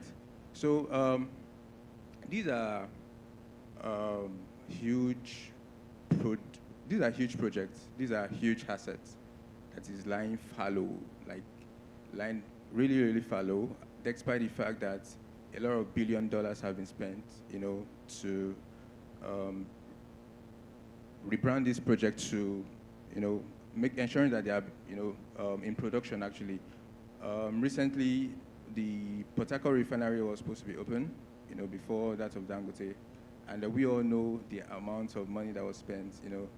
And I don't want to sound, I'm quite apolitical at the moment, but imagine all of these projects, you know, experiencing what we are talking about here, which is tokenization, right? And for most of us that don't know what tokenization is, or for some of us, pardon me to say that, is like converting, assets, real world assets, actually, into tokens. I can actually convert even these speakers here, right? I can, convert them to tokens, whereby as you are seeing these speakers, this speaker is being used, you're actually making money from the production of it, actually, yeah. So imagine we, trying as much as possible as a country to convert all of our national assets, like the ones I've just mentioned about, like the refinery and also the steel, the Ajakuta steel factory. You'll see that it will open room for a lot of investors, right? And it's going to create a lot of money for everybody. Over the years, we've experienced a lot of issues as regards to why all of these national assets, is not put into their functional state, And most of us, everyone here, we all know the reason why. I really do not want to state that here because I'm very certain that a lot of us know the reason why they are not functioning. So with the advent of tokenization, a lot of the concerns that has limited the government from ensuring that these projects are in their normalcy and productive state, can be solved with tokenization. And how can that be done? First, the government can actually create, like I said, create a token out of these national assets. For example, now we can, for the issue of the Ajakuta steel factory, right? I know a couple of our politicians, right? They've actually been clamoring on, this project should kickstart. We can actually create a token of that project, depriving the need, because most often time when those projects comes up, there's always a need for us to go and borrow, right? For the government to go and borrow, either borrow from, a lot of the financiers, maybe like Russia, China, America, and all. So when such a project like that Ajakuta, is being tokenized, there will be no need for us to, go as far as maybe borrowing money to ensure that this project comes up. What the government can easily do is, the same way, I think a brother was talking about shares, right? The MTN shares. The same way MTN sold their shares, the government can, with the advent of this particular technology, the government can tokenize it, open it up for public purchase, right? They can sell the tokens, and maybe, for example, you have to, for this to go on, they can even target a name, maybe Ajakuta Steel Rehabilitation Token. They can even target a name because that's the purpose of it. Create a token of it, add a price tag to it, and from there, ensure that everyone in the industry, like everyone in, the country, buys of it. And the easiest way, let me just finish. The easiest way, picking from what my brother said, the easiest way is, he said MTN actually created an app to sell that particular shares, like their shares. So what we can do as government, right, is what the government can do actually in this position is, open it up to the process where, everyone, literally everyone, even people in the rural area, can actually buy of it. They can convert it to. Mr. Bono, thank you. That's a great point. Yeah. You almost attracted my red card, but I will not give you the red card. Actually, Mr. Emmanuel is a Iwele. Is a Iwele, right? It's a Iwele, yeah. Okay, it's a Iwele, sorry. Cloud infrastructure remains. Can you a bit introduce yourself? Okay, I'm Emmanuel Zerle, and I work with AWS Partner. My job is to go around Africa to look for startups to empower them. So that's why I'm here. So I'm not here because I want to come here to sit down. I'm here in search for startups and ideas. Like Ladi just did a great job by identifying ideas. I'm interested in that agro value chain. Let's discuss after now. So I'm also an angel investor. So when it comes anywhere startups are gathering, I should be there looking for startups to empower. That's why I'm being paid. Thank you. Okay, thank you, sir. Cloud infrastructure remains a challenge for startups. How can this be resolved? Okay, I'll pitch my tent with Amazon Web Service, AWS. Now, we've solved for so many problems. We've had situations where startup founders say, oh, the cloud is expensive, the cloud is this and that. First, on-prem, I'll explain it like a 10-year-old. On-prem, when you have your data stored on-prem and we have cloud. Now, many times, startup founders don't work with partners to migrate to the cloud. Now, there's some places that will charge you to migrate to the cloud, but for us, it's free of charge. We migrate to the cloud for free. And also, as you're coming on the cloud, which is AWS, there's what we call pay-as-you-go, pay-as-you-use, I mean. So you don't actually have to invest so much on on-prem infrastructure. So if you are spending $5 monthly, that's the amount you pay. And as you are migrating to the cloud, we are shaking you with cloud credits up to $5,000. Now, because some engineers, I'm not saying founders should go and sack their CTOs, but we've seen situations where CTOs spin up use cases without rightfully positioning these workloads on the cloud. That's why sometimes your cloud spend is very high. Now, as part of our support to startups, we have what we call a free one-on-one session with you because we are an extension of AWS technical team to understand your infra. Why are you spending so much on the cloud? We've assisted businesses like Piggyvest and the likes to reduce their spend significantly on the cloud. So we have a session with you to understand how you operate on the cloud and we'll help you do a health check on your workload to help you reduce the cloud significantly so you can actually cloud. Then thirdly, you can also pay in Naira, right? You can pay in Naira that have been solved for. Also, you can also get this buzzword, and the reason why I said that is that, people like to clamor on buzzword, and you see that people that really want to legitimately invest eventually get being rug pulled. So there are a lot of due diligence that goes into tokenization. Before you say you put a physical asset on the blockchain, that physical asset must have been existing for a while. Let's say this particular auditorium where we are want to be tokenized. This facility has been existing for some years. There's an amount it makes weekly or monthly that is verifiable. Do you understand? So, and out of that figure, the property is being valued, or that asset, that physical asset that should be tokenized is being valued.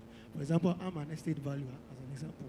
So there are calculations that are being done to determine the buy share of it. So you've bought that all, and the income it generates is now being distributed. So first thing, due diligence is very important. Then make sure you are not launching on buzzword. Then two, background check of whichever company or platform. Like for example, for us, we build our infrastructures on two major blockchain platforms. That's Stellar and Edera. So compliance is also very important. Is the company compliant? Are they following the regulation of government regulations and all of that? So those are some of the major things that need to be checked. Mr. Tunde, that is insightful, honestly. Mr. James, please, you are not clapping. Mr. James, over to you. How do we ensure that tokenization does not just enrich the way they but promote inclusivity? All right.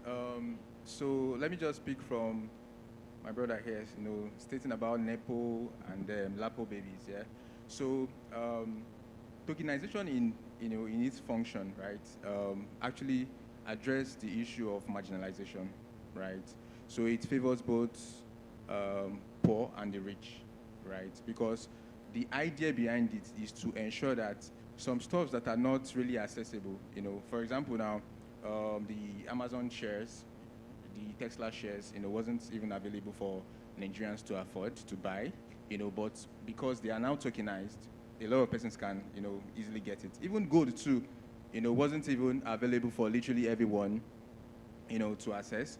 But even right now, if you go on your Roku app, if anyone has a Roku app here, we listed Pax Gold recently, so I believe if you have your NIN, if you have your BVN, you can just easily sign up on our app and, just afford the gold there. And the limit for purchase of, the gold on our app, is just 8,000 naira. So imagine, government, right, going by this way when, I was talking about the Ajakuta Steel Factory, right? Imagine government, tokenizing the Ajakuta Steel assets, the national asset, and ensuring that literally everybody, is open to buying it. A good thing, they can even have, I'm happy that we have the SEC here, we have NIDA here, they can have a partnership with them, ensuring that that particular asset, is open for everybody, both the rich, the poor, the literate, the illiterate, in the society, and even the young and the old actually, can actually afford it. So government, enforcing that, okay, it's not only the rich money, like my brother also said, he said the old money, people that are very, very wealthy, afford it, ensuring that everyone can easily buy it. They can even partner with some telcos like MTN, and create a USSD purchasing payment platform, and when people just dial some codes, like maybe star 120 hash, they can easily see, those assets there and afford it. And maybe put a price tag to it, maybe 1,000 naira or 500 naira. And before you know it, everybody will be having the opportunity to buy of those national assets. And, on the long run, it will make money for everyone. Okay, that's a great point. Yeah. Yeah, Mr. Emmanuel, your last question, what will a full AI-derived digital economy look like, and how close are we to it? Okay, I'll first of all say this. Anytime I'm outside the country, I always like dressing it in native attire. And it's deliberate. I was in a country particular time, and somebody ran to me, like a white lady, like, oh, I like what you put on, and tell me more about it. Now, we've seen a situation where I'm an advocate of culture. I just made mention of, let's build, we have funding for any guys that want to build AI. But I'm also an advocate of whatever you are building, build with your culture in mind. Because we've seen situations where we're seeing a trend that it's as if AI is, or some platforms, they are advancing in trying to erode our culture, right? So for Africans, it's important we start adopting AI, which is okay. Two, we should also build with our culture in mind, so that we don't adopt foreign culture, or we start seeing biases in some products that we import into our continent. That's why I also say that if you have an AI idea, talk to us. We're able to bring that out for you at no cost.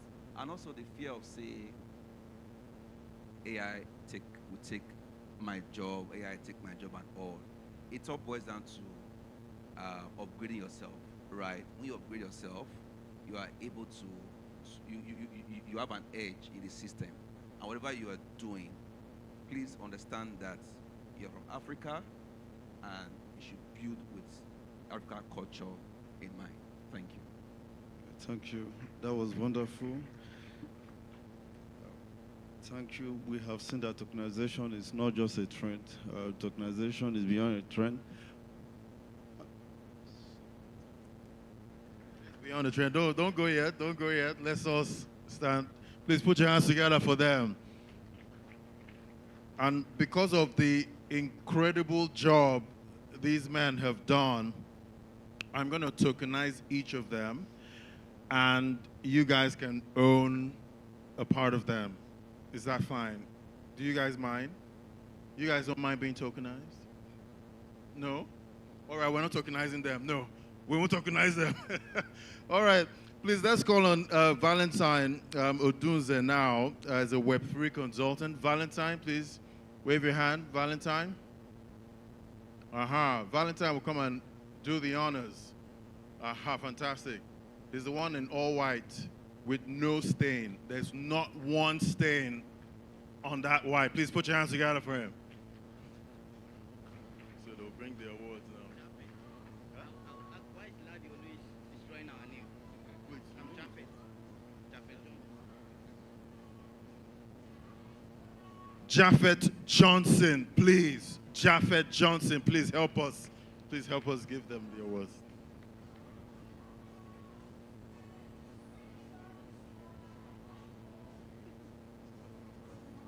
So I want to really appreciate you guys for the wonderful explanation. I know being a panelist can be very difficult sometimes.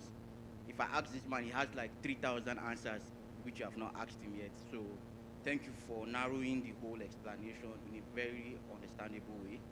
I'll be following you up on LinkedIn. I know how you have really helped a lot in explaining real asset tokenization. Thank you very much, sir. I know a lot of developers here. Abuja people don't come out for events, but I believe your presence is going to help a lot of our developers, and Roku, the big boys, are here. Thank you for all you are doing for remaining consistent in the industry, and we really appreciate you. Okay, so this award goes to Mr. Tunde Olusakami. Sorry for murdering that name, but Olusakami. Thank you very much.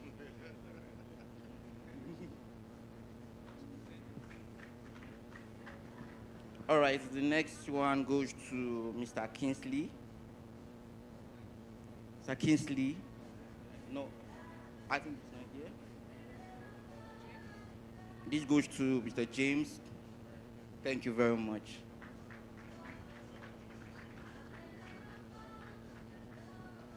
And to our AWS person, all the credit today to use AWS. Thank you.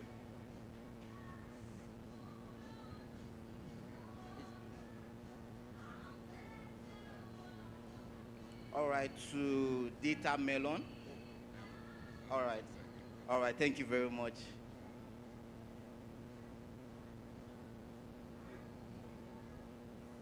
Okay.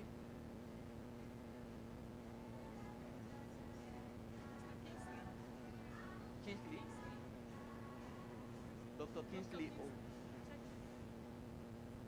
All right, so this goes to Dr. Kingsley Owuruke. Thank you very much for the moderation. We really appreciate you. Please put your hands together for them. So let's all gather. So we'll take pictures. You can hold your award.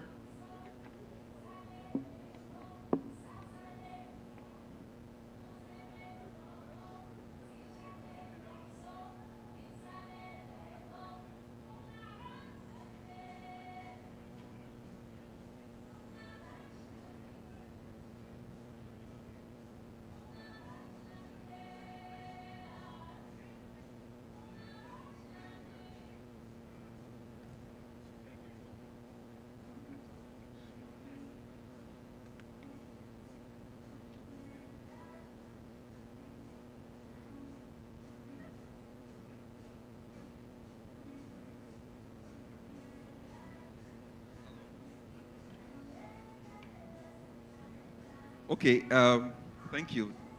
DJ, thank you. So I want to lay emphasis on the support we are providing to startups. So if you are here, you're a startup founder and you have a product, right? And you want to leverage AI for, maybe you want to get a chatbot, or you want to get business intelligence, or whatever you think AI can do for you. It's not a fluke when I say we have a funding for just one use case as a POC. So if you have to build that, please talk to... And also the continent, Africa. So we have a platform presentation right about now. I'd like to call on Ayo Shonibare. He's the Chief Marketing Officer. That's Ayo Shonibare, CMO, Roku. Please put your hands together for Roku.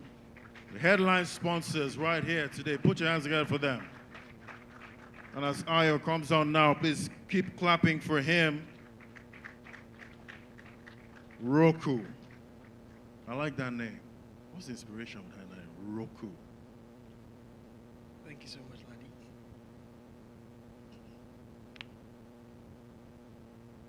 Good afternoon, everyone, and thank you for having us. Apparently, this platform presentation is not for me. I'm representing the CEO of Roku, Mr. Benjamin Eseogene-Onomo, who is unavoidably absent at this point. So please, the team, please, can I have my slide up? Bringing regards. Thank you, Jude, and the entire CyberChain team for putting this event together. And we at Roku were very excited to be part of it. At Roku, one key thing for us is making sure that we are able to spread the gospel of blockchain and cryptocurrency across the globe. Earlier this morning when I was having the interview outside on the red carpet, I said something to the interviewer. A lot of people think that blockchain and cryptocurrency, the only thing you can do with the blockchain is just to buy and sell crypto. That's what a lot of people think. So we're glad to be part of this particular event so that we make you understand that this is beyond buy low and sell high. So I will be taking the slide from the CEO where we're discussing about the role of exchanges in powering the Nigerian asset tokenization.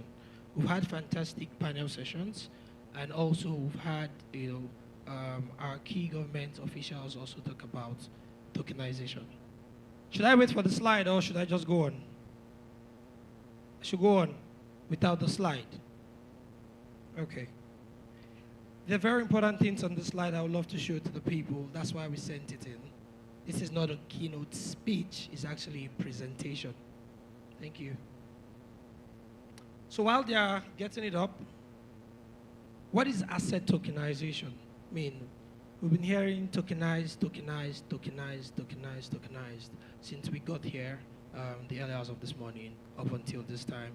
We just finished a panel where they talked about real world assets, and what have you, how they are going to tokenize also the speakers and the moderator. Some of us already have an idea of what it is, but I want to also explain what asset tokenization is. Asset tokenization is the process of converting tangible or intangible assets into digital tokens representing ownership or rights to those particular assets. Around the world, assets like gold, government bonds, commercial paper, real estate, income stream, invoices, and commodities are being wrapped as digital tokens and traded with near instant settlement and granular fractional ownership. For Nigeria, which is our country, this is not a nice to have. Right now, it is mission critical for us. Most times, we depend so much on the West. We see what they do, and we bring it on, and we want to run with it. We have the highest population at the moment of not just enthusiasts, but big players in the blockchain and crypto industry. Our regulators are doing an amazing job.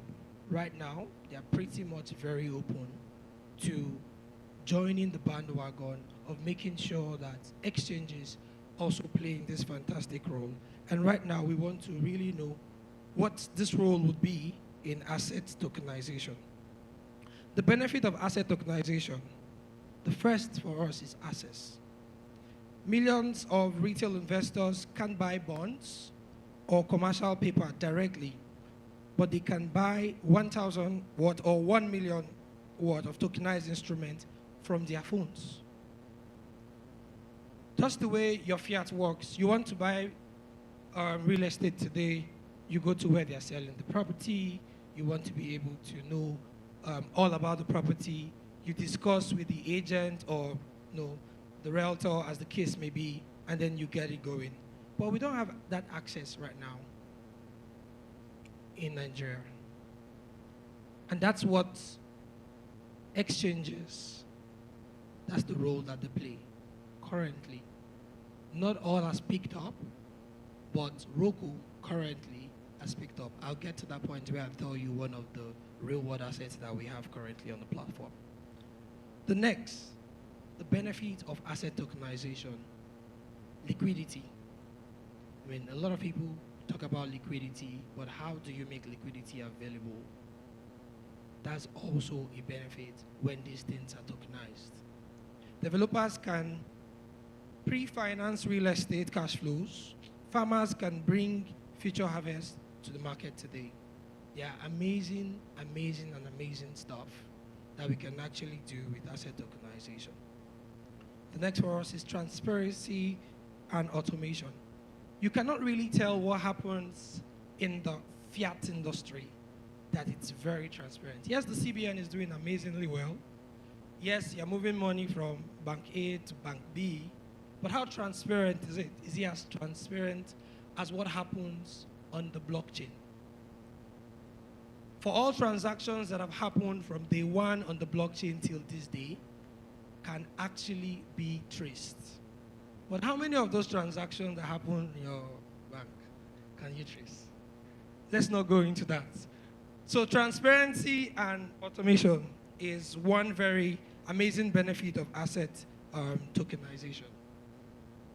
There are 5 layers of real-world asset tokenization. 5 amazing layers. And number 1 on this layer is origination, where the asset comes from, the main thing that the asset has. This includes treasury bonds, treasury bills, commercial papers, real estate, income notes, commodities, carbon credits, and so on. You can tell where the asset comes from.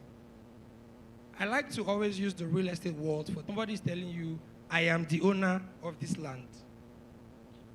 But the you in you needs to do your own due diligence to be sure that he or she is the rightful owner of the land. I grew up in Port Harcourt. Okay, thank you. Just go to the 5 layers, please. Thank you. I grew up in Port Harcourt. If you know things about Port Harcourt people, please let me see you wave your hand. Port Harcourt. I grew up wants to sell a land that is not his own, but his grandfather's land. But he tells you that that land is his own. He shows you all the documents of that particular land. You agree, you pay for the land. You can even go further to build on that particular property. And 3 years down the line, the real owner of the land comes and you cannot do anything about it. You can the originality of that particular asset. But meanwhile, you've spent a lot of money investing in that particular asset. But with asset tokenization, you can actually know the origin of that particular asset. I'm on the 5 layers, guys. 5 layers. The next is tokenization and compliance layer. Thank you. Standards such as the ERC 1400/364 are common for the purpose of asset transfer restriction, whitelist and blacklist rules, investor categorization, suitability, and disclosures. Compliance is something that is very, very important. And with asset tokenization, this is a particular layer that helps for us to be able to drive. You know, you need to be very compliant on this. Just like the example I gave, how compliant are landowners, land use, and all of that. In Lagos today, you see a lot of properties being demolished. What happened? Did you not follow the due process of getting that property to the point where it is today before that demolition is happening? Were you compliant enough? Did you follow all the laid down rules for this? Were you even informed of a particular act in the land use for you not to build close to like a canal or something, or build your house under a power cable? Do you have that information? No, most times it's not available. Most times it's just our own negligence to this state. But with asset tokenization, there's a compliant layer on all of what we're doing. Registry and custody. The models for custody include role segregated trustees, third-party regulated custodians, and proof of reserve, disaster recovery, and so much more. Distribution and liquidity, which I actually mentioned before, primary insurance, secondary trading, payments and settlement, exchanges, stablecoin, and domestic instant rails for on-ramp and off-ramping. These are the 5 layers of real-world asset tokenization. It makes your investment and everything that you want to do well locked in. What is the role of exchanges? I mean, there are lots of them.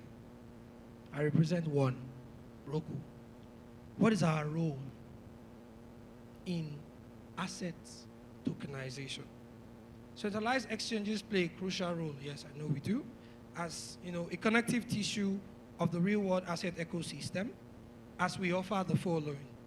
The first is we create trusted on and off ramps rails for businesses and individuals. That's what we do as an exchange. So I'm going to be speaking about my exchange. There are a couple of others. I'm not going to tie you to the lot of others. But as an exchange, we create that trusted on-ramp and off-ramp rail. If you use Roku, you will understand what I'm saying when I talk about on-ramp and off-ramp for both individual and businesses. We also have the Roku API service, RAS, our infrastructure for businesses. You want to also take payment in crypto, you want to on-ramp and also off-ramp, it's also available for you. That's one of the role that we as an exchange play in tokenization. The next is built-in KYC, AML, and compliance. We're very compliant. So the KYC process, we had from our speaker, from NIDAN, and also our speaker from SEC, what the government bodies are also doing. And it's also very important that exchanges stand on that rail, which is, make sure you have your due diligence on your customers and businesses who are there, also, on your KYC, anti-money laundering, and also your compliance. Also, our role is to make sure we save, insure, custody, and proof of reserve. Proof of reserve, very, very important for us to be able to make sure that we have a proof at every point in time for whatever tokenized assets we have on our platforms. Again, one other role that we play is to make sure that we have massive distribution and adoption. Massive distribution and adoption. That's why we're here today. We want to make sure, like I said earlier, that you don't think that blockchain and the crypto ecosystem is all about buying and selling.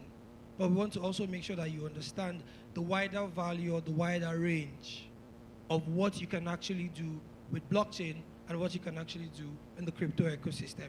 So one role that exchanges like Roku play is making sure that we have that massive distribution power.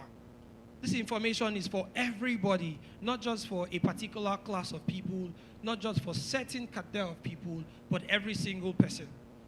At Roku, we invest so much in user education. We go back to the roots, down to the universities, to make sure that even the young ones who are coming, understand these things, and before they get into the favor market, they're able to make decisive parts and decisive decisions on what they want to do on this front. So adoption is also key. We have a very, very easy to use platform, easy to use interface where anybody, you don't need anyone to walk you through to be able to also use the app to do all of what you want to do on the app. It's not just to buy and sell alone. We have the Web3 wallet, and also we have real-world assets on the platform. Corporate action, automation, and also disclosure systems. These are roles that exchanges play in, tokenized assets. The important capabilities of centralized exchanges. Compliance. Compliance is key. whitelist or blacklist wallet addresses, tiered investing. We're able to follow through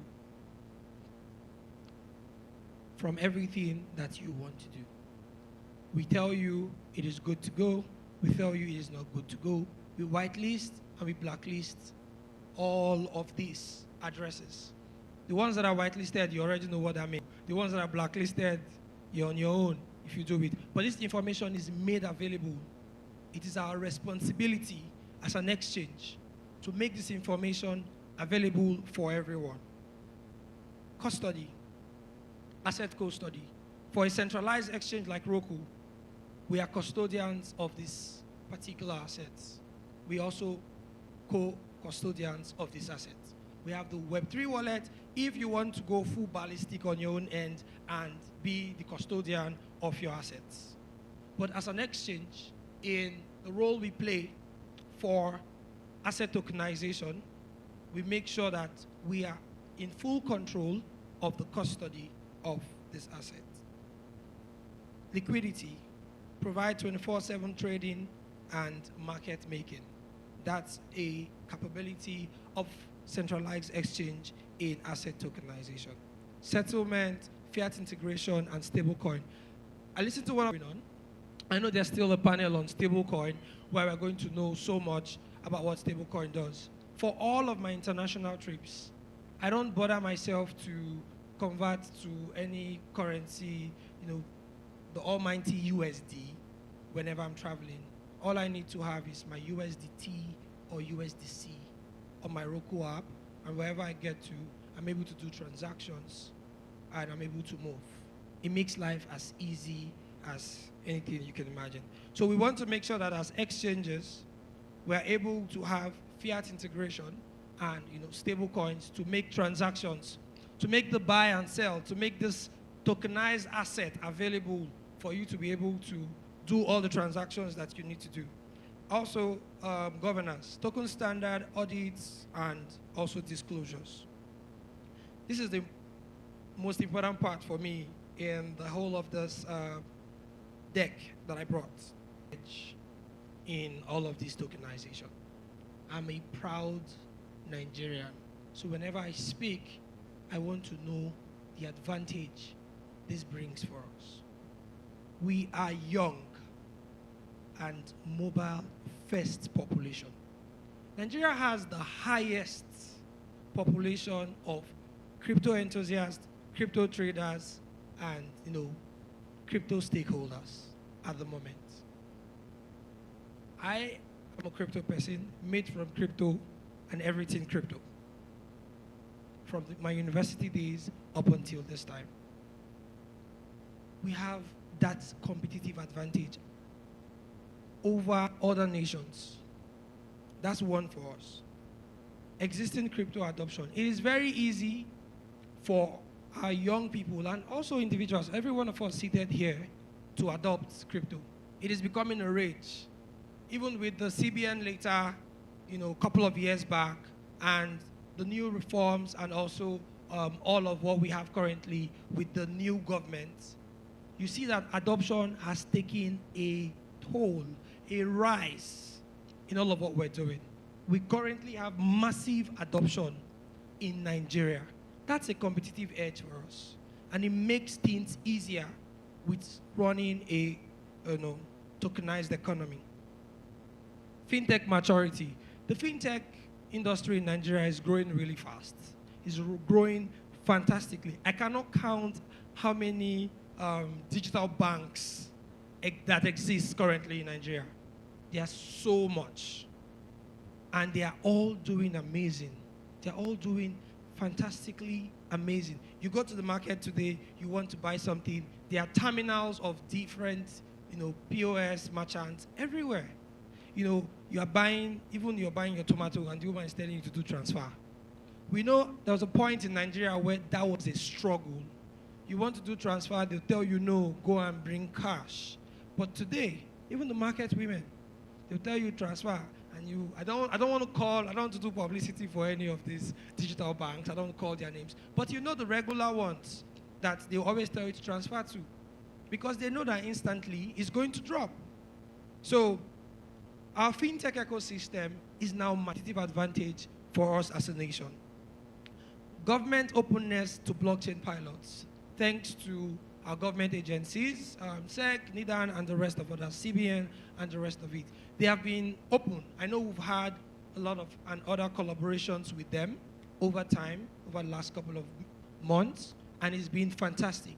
They've been open, so we need more of that openness. I mean, if there are anybody from the government agencies here, we need more of that openness for us to be able to drive our pilots, because that's a competitive advantage. We all know what happened to Bitcoin and the crypto ecosystem when Donald Trump came into power. That's the power of government. Imagine your government backing a lot of pilots that we need to drive. Imagine what the ecosystem is going to do. Imagine what you are going to be a benefactor of. I remember back in the day before we got to this point, during the time of NSAS and the rest of it, I cannot remember how many times I deleted my Roku and Binance app whenever I see a police on the road. I would delete it instantly because I cannot explain. So if the government is able to drive our pilots, we all will be comfortable enough to be able to do everything that we need to do. We can now boldly talk about a tokenized economy. Because what's a tokenized economy without the government backing? We are not the ones running the economy. We need to understand that. And that's also a competitive advantage for us as a nation, as people who are here, all of us seated. So that's something that we also need to look at. What's the vision for the future as I round up? With all I have said, individuals can now invest as little as 1,000 in treasury bills, stock, and real estate tokens. If we're able to tokenize all of these things, I remember a couple of years back, if you tell me about treasury bills, I don't know what it is. I don't know what the treasury bill is. Why am I buying real estate? I don't know what it is. Today now, individuals want to invest in those forms, but there's so much hassle, there's so much documentation that you need to read. If I want to buy Bitcoin or Ethereum today, I just open the app and put my fiat and easy, I'm going. But if we're able to tokenize all of these things, it's easy for individuals, everyone, and with the right education of people from the grassroots, as low as 1,000. I remember when we started Roku, our very first campaign was buy Bitcoin with as low as 500 Naira. Imagine, that was 6 years ago. Imagine you started that journey and you're buying Bitcoin 500 Naira every week. Think about what it's going to be today. SMEs can gain wider access to capital. We also have our speaker who had mentioned that he's here as an angel investor. He wants to hear your idea. It's now easy for us to even know the real ideas and have access to wider capital when these things are tokenized.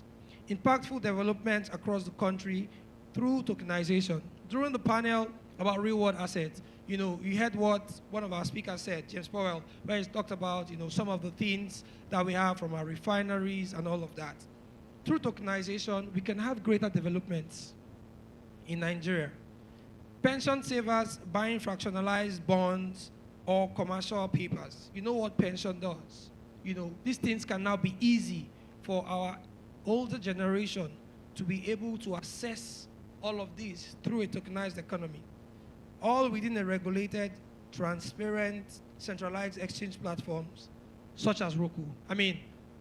I'm using this as a call to other exchanges to also join the force to see how we can drive to tokenize a lot of things, work in that union. We're all regulated. The SEC is there, the CBN is there, NIDAN and all the rest of them are there. So we need to all come together and see how we can work this out. And this is the vision for the future. I'll leave you with a word of the CEO of Roku, and he says, centralized exchange like Roku are not just a trading hub. They are infrastructure for financial inclusion, turning trust to mass participation and then prosperity. Thank you very much.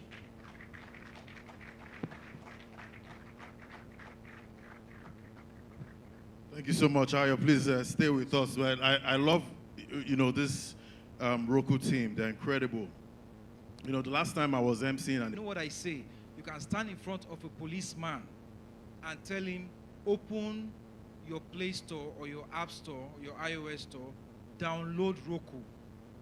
Press him CNGN. I have met a police officer that I educated, and he said his son, they come out and harass people, but he said his son has been saying these things.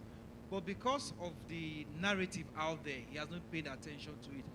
After 3 minutes of talking to him, he collected my number, told me to please help him educate his son more. We practiced it. He downloaded his wallet. I just sent him like 500 CNGN. He saw it. I showed him how to sell it and send it to his traditional bank. He saw the money enter the account of his traditional bank. 500 naira is small, but the fact that he was able to practice and see it real time. Another one was with an Uber driver, and I told them that very soon, that's what we'll be using to pay for cabs. So if you don't download the wallet, you will not be able to experience these things. Lad is going to tell us the next phase of stuffs. Please, when that time comes, rush to Roku. Download your wallet, create your account, and Roku, I'm sure, will press you something. Thank you. Please, ladies. We are appreciating Roku for sponsoring this event, but beyond sponsoring this event, for coming all the way from Lagos. They came with a massive team from Lagos. Please appreciate them. Appreciate them. Beyond coming from Lagos and sponsoring this event, they also came with gifts. I think some of us already have some swags from Roku. If you have received a swag from Roku, lift your hand up. Don't be shy. Lift your hand up if you've gotten something from Roku. Fantastic. I've also gotten something from Roku, and I think I will get more. So Roku came bearing gifts.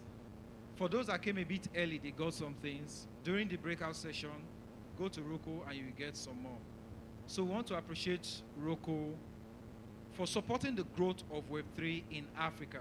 It's not just in Nigeria. Roku is doing a lot for startups, for individuals around Africa.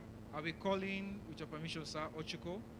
Please join me in presenting this award to Roku. Ochiko is an expert in Web3. He has worked with Deloitte. Deloitte, right? Yeah.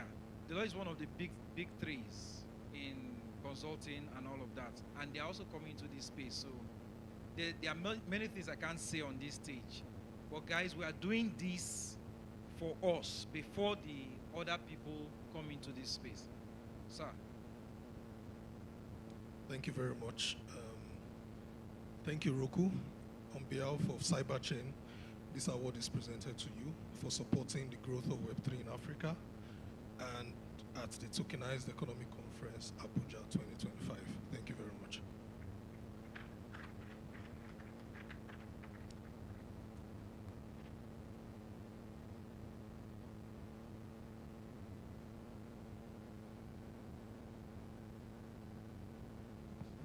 All right, so for the other two, this is going to go to Mr. Ayo. Okay, this is presented to you, right, Mr. Ayo Shonibare, for your contribution as a speaker to the success of Tokenized Economy Conference, Abuja 2025. Thank you very much.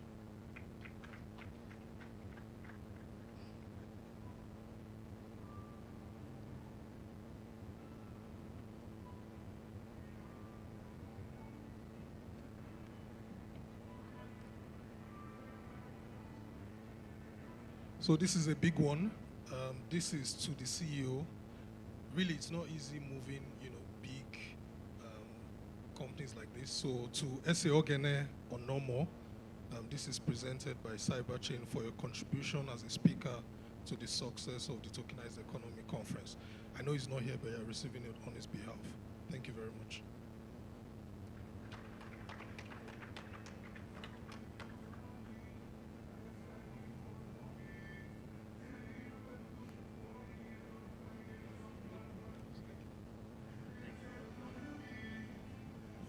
Please put your hands together for Roku again.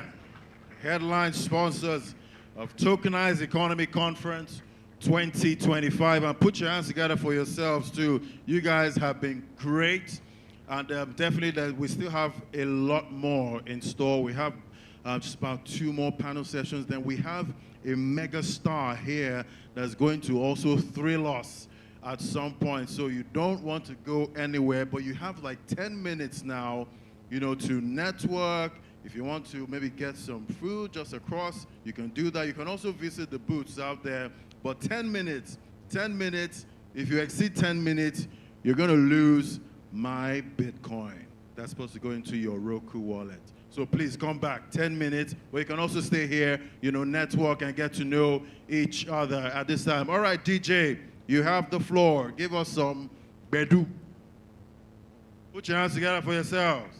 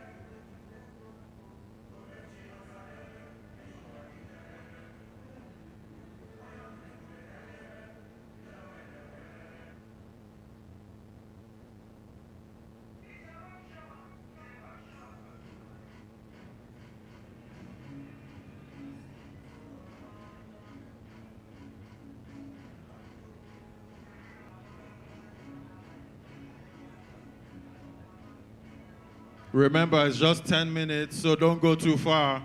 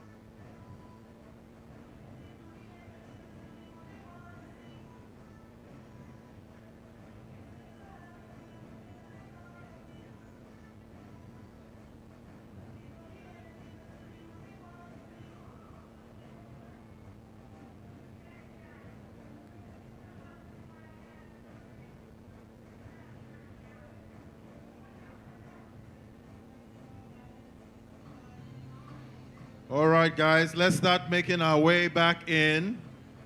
I've given the extra time. Let's move on to the next phase of things. Please, you can start making your way back in.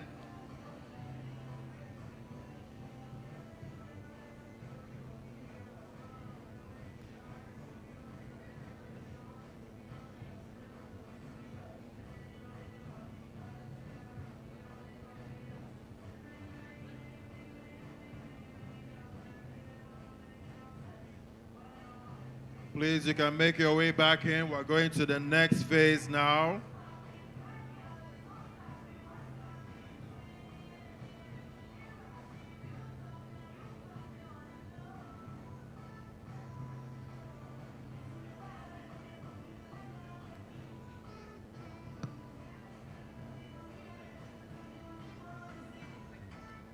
Please come back to the hall.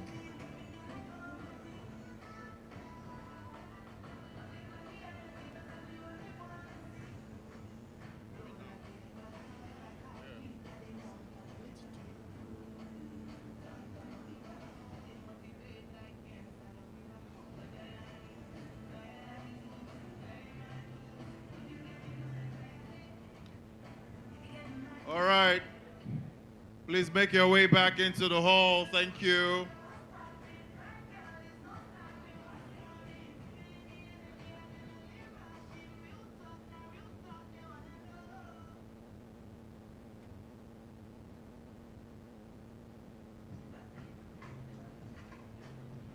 All right, guys, let's make our way back in. Hello? Let's make our way back in. We're going to the next phase now. All right. The first person to come in gets 0.0. But you need to get to your seat. You need to get to your seat to win. You need to get to your seat. 0.0. It could be Bitcoin, it could be Ethereum. Oh. Let's get in, oh. Let's get in. You're missing, oh. 0.01. It could be Bitcoin, oh. Let's make our... And we can also take our seats now. We're taking it to the next level.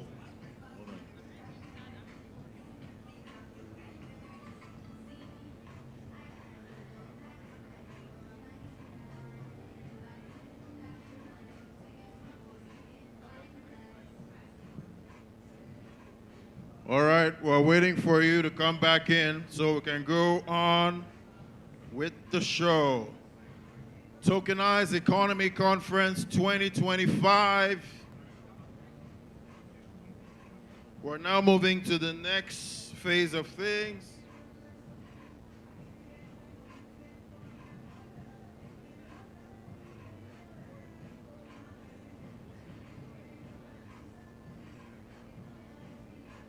All right. Where's everybody? Where's everybody? Where are they?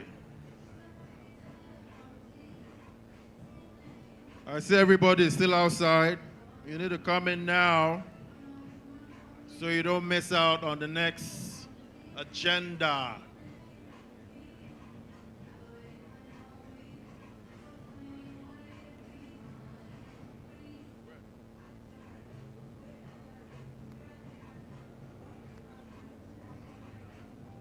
So the ushers will be coming to you to bring you in. Yeah.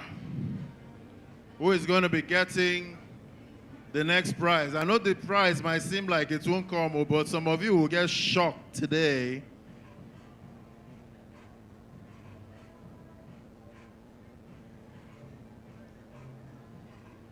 All right. So I'm sure some of us still have some ideas that we feel is marketable, that's solving a problem. Remember, we still have investors in our midst. So that idea that you think is the next unicorn, let us know.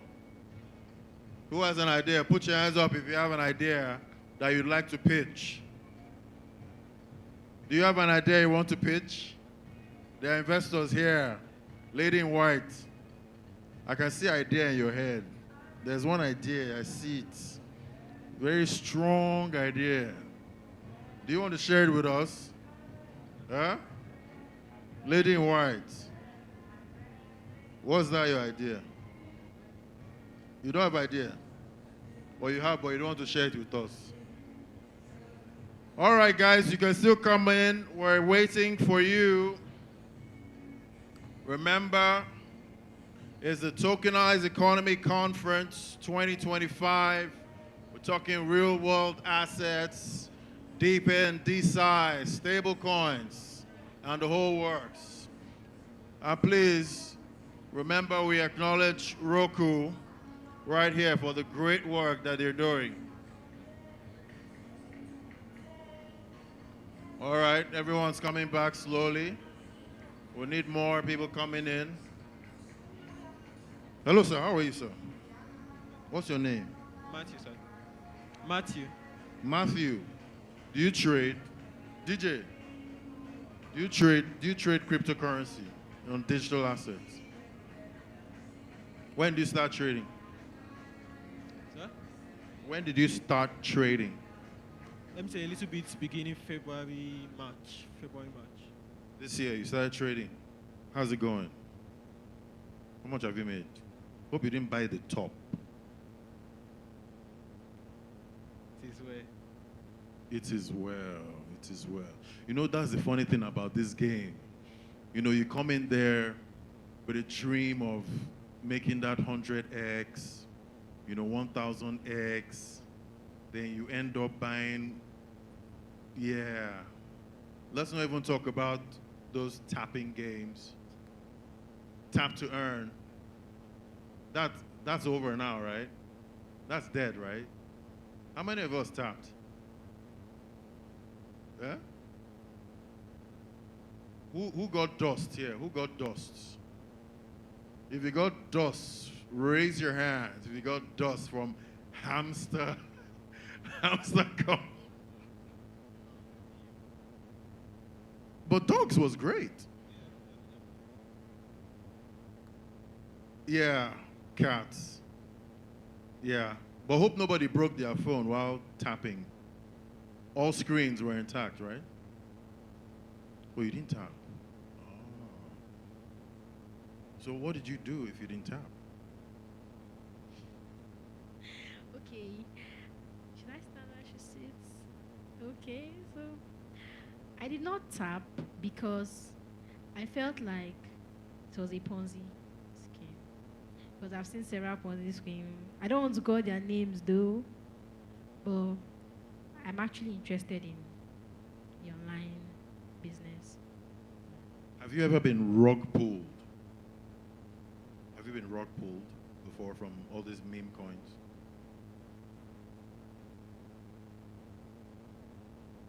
It was La Buena Vida. That was what they called themselves. Yeah, La Buena Vida. You buy their products and they pay you. You bring people and you get leverage from bringing people. Yeah, that was what they did. But I didn't pay, Sha. My friends paid. So I think my friends lost actually my loss to an extent. And you're the one that introduced your friends to it. We went together and they gave us flyers. So they had money. Or you escaped. I escaped. They had money before me, so sometimes it pays to be broke a little bit. Yeah, sometimes it's good to be broke. So you don't put your money in all those rugs. Who has been rugged here? Raise your hand. Don't be ashamed. We might give you back your money. Yes. Have you been rugged? You've been rugged?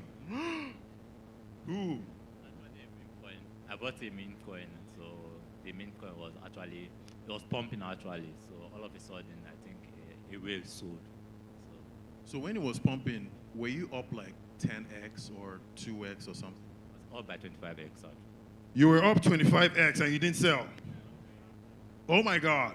I didn't take profit on time, so the moment I wanted to take profit, boom. That's the thing about these rugs. They know when you want to either exit, or they know that the greed will keep you in there. They will now block you. Huh? Network. What happened to network? So like there was this particular period I was just learning to trade. I didn't actually understand the market, so I was like, let me pull out. I think MTN decided that no, let us go on a break for like 2 weeks. Especially in that our Gogolada area. I even thought it was a general stuff till I crossed over Lugbe. When I was coming to a city gate, I just saw my network was not sharp. The next thing you know, there was nothing. So network contributed to the rugging, to you being rugged. Hi. Wow. This life, eh? Hey. But the good thing is, you know, we're smarter now. We know what the rug pulls normally look like, I believe. Do we know what, do we understand that this is a, if you see a rug pull platform, you would know immediately, right? But you just try, just in case. Oh, you don't try anymore. Fantastic. You see, that's why we have, you know, events like this. It makes us, you know, get smarter, and nobody will be able to rug us again. We become rug resistant. Rug resistant, is that a thing? Being rug resistant, I think is a thing, right? How are you, sir? Sir, please, can you tell me the first cryptocurrency you ever bought? Yes. I think it's Bitcoin. Are you a Bitcoin maxi? Yes, right now, like Bitcoin is more decentralized and more stable right now with the current market, you know, conditions. So I'm actually big on Bitcoin, even though the upside is not as, you know, large as the other. Doesn't give you 1,000x. Doesn't give you 10,000x. It's not exciting, but it's more stable, and I think the more you like stay in this space, the more you would appreciate Bitcoin more than the meme coins. And we just forget all the other coins. Is it that time where we say, you know what? Because I remember 2016, 2017, if you look at CoinMarketCap, there were just about maybe 200 coins in total, maybe or less than 200. I checked recently and it blew my mind. I saw over like 3 million. Wait, they've crossed 10 million mark. 10 million coins. Doing what? What are they doing? Why do we need 10 million coins? This is incredible. Like, times have really changed, and I don't know. Who knows which will survive at the end of the day, but definitely we've seen some coins that were there at some point and are not there anymore.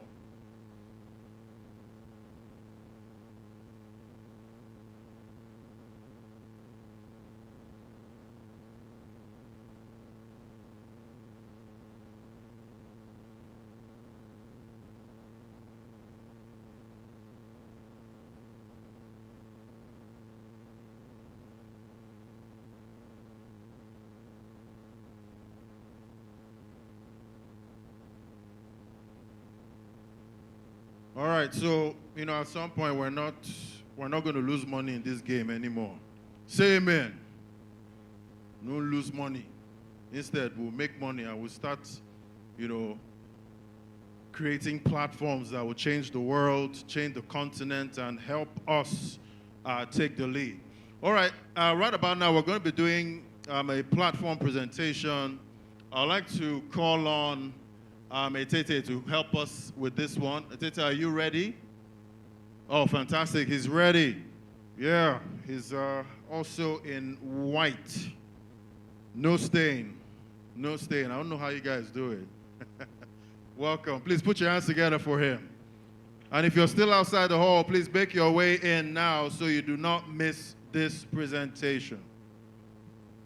Thank you very much.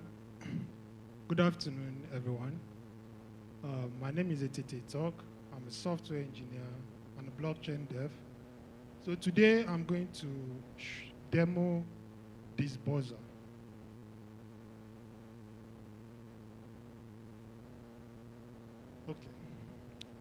So Disburser basically helps you to, is a payroll system that utilizes the compliance Naira CNGN and allows you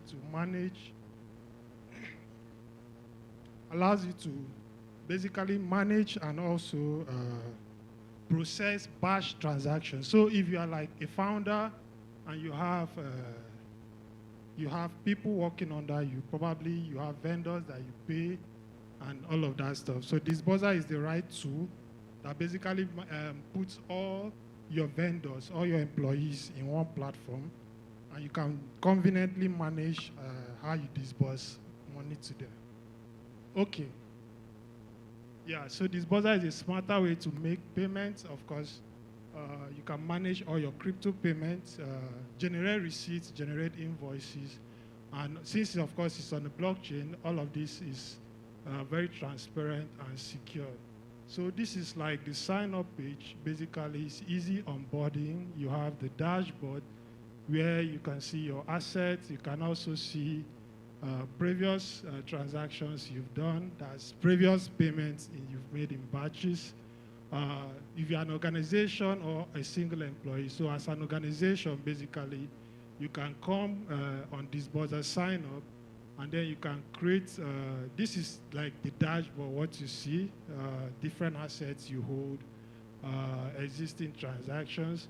So if you're like an organization, like I said, you can easily create a new batch payment. Basically, that means you are adding employers you want to pay, vendors you want to pay. It's easy to set up.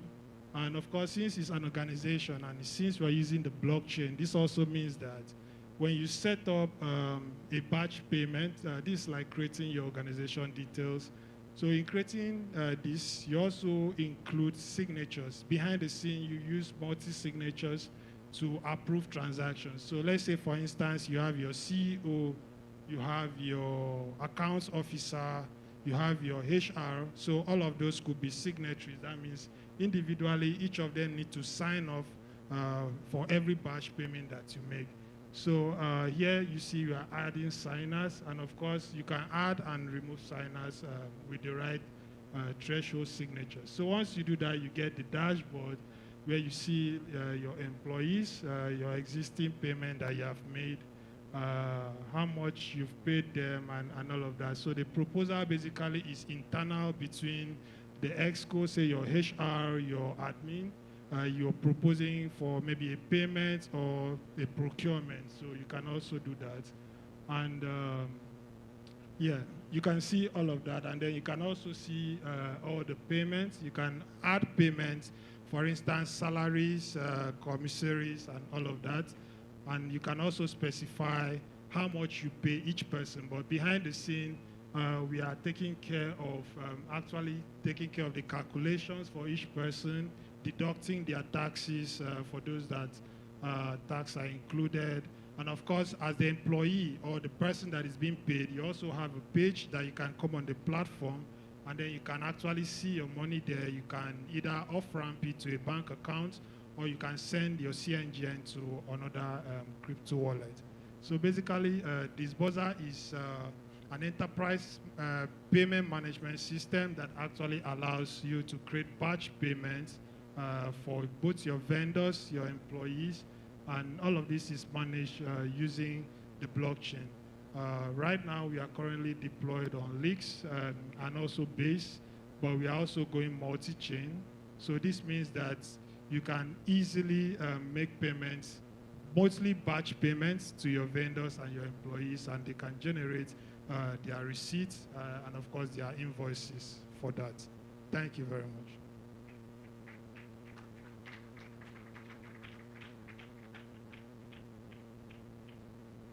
Please put your hands together for him.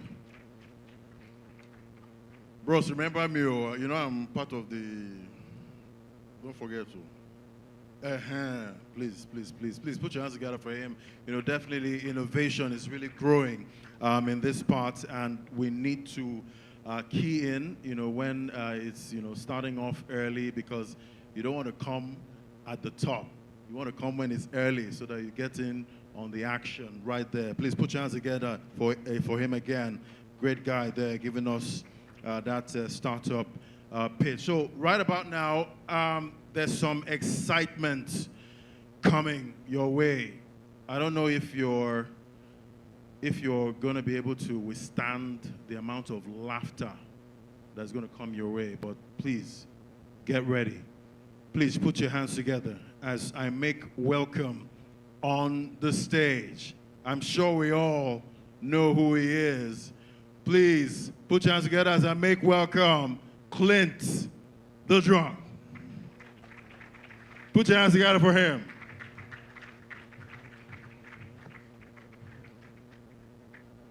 And I know we're not sober right now. We're not sober. But you can give me one Bitcoin, though. My brother, you will be the one to bite your own coin. Do I have to climb or stop? I should climb Channel Steve. Come thank you. Because the way the economy is, I need to tokenize my own part of the whole thing. So, ladies and gentlemen, I greet you all. You're welcome. DJ, off the equipment. So, I'm here to talk about tokenized economy, and I have to tell you people this. I know absolutely nothing about it. So, whatever I say here is not my fault. So, that is just how we're going to do. Oga Jude, please put your hands together for Jude. This man has done what I do not understand. You brought people together and they use big English to explain small things. Honestly, it has been shocking. Thank God, let me see, is that lady here? I even saw one lady that came as one of the panelists, all wrapped in polythene bag. It's very, very lovely arrangement that you people have here. And they were speaking English, speaking all the languages. Ogami, I saw you where you were. You did not saw me. You see your saw? Are you a carpenter? See, I saw him. You are the one that have kata. Yes, and immediately you say I have kata, they put apostrophe. So it's now catastrophe that you have. I'm telling you, it's a beautiful thing. Funny thing, I finally learned what it is. Tokenized economy. Just selling shares in blockchain. Shall you're just selling shares in blockchain. Eh? Is it not? You have something. Is that? Comedy from blockchain. Lady, don't wonder you're wearing red. You're a dangerous person. See, you have something. And then, instead of just bringing it out and pushing, you just tokenize it, break it into bits, let people buy in bits and pieces. And am I correct? That is selling shares now. What is shares before? What is shares? You have a share of it. Share. They are sharing it. You want to share COVID? You share your this thing. Is young lady, you lent it, Shebi. Now you just say yes. Help my career. Say yes. Anything I say yes. You're here, right? She said yes. So that is the thing. Very easy, very lovely. And the Oga of Roku, oh my God. Oh, it's not you. But you are the one that talk on their behalf. Who is the one that talk on their behalf? You're wearing the same dress. Where is the Roku person? The same color of outfit. Am I correct? The same cap, the same glasses. If that guy go and rob somewhere, they will catch you. Where is he? I will need to see him. I don't know. The Roku is talking. He said, do you have a Roku wallet? I don't have a Roku wallet. Sorry, is the wallet, is it leather? I want to know what kind of wallet. It's nylon. Raise your hand. You don't have Bitcoin. No wonder you're talking anyhow in public. Do you know, I was thinking of something. Let me tell you guys something. Just imagine now that you go home and then you open, maybe you just want to pack out some things. You know, old papers and all this. You just open it and you're packing out some things. You see some paper And one of the paper, as you open it, you just see where you wrote 63 Bitcoins, username, and then you see that your password, you know the password that can confuse you. You now see all of them written, and you circle it, and you bring out your phone, and you enter, and you see it, 63 Bitcoin.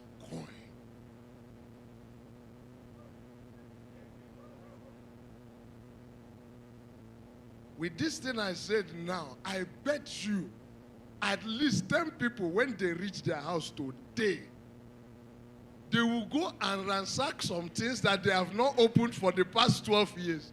They will fight with, you will fight with cockroach today. Just watch. I'm telling you, or maybe the one that, I don't know whether people think the way I do. Like the other day I was just thinking, imagine with everything you know now, with everything you know, you just wake up and you check the date. You will still have your knowledge of everything now. You check the date and it is 2005.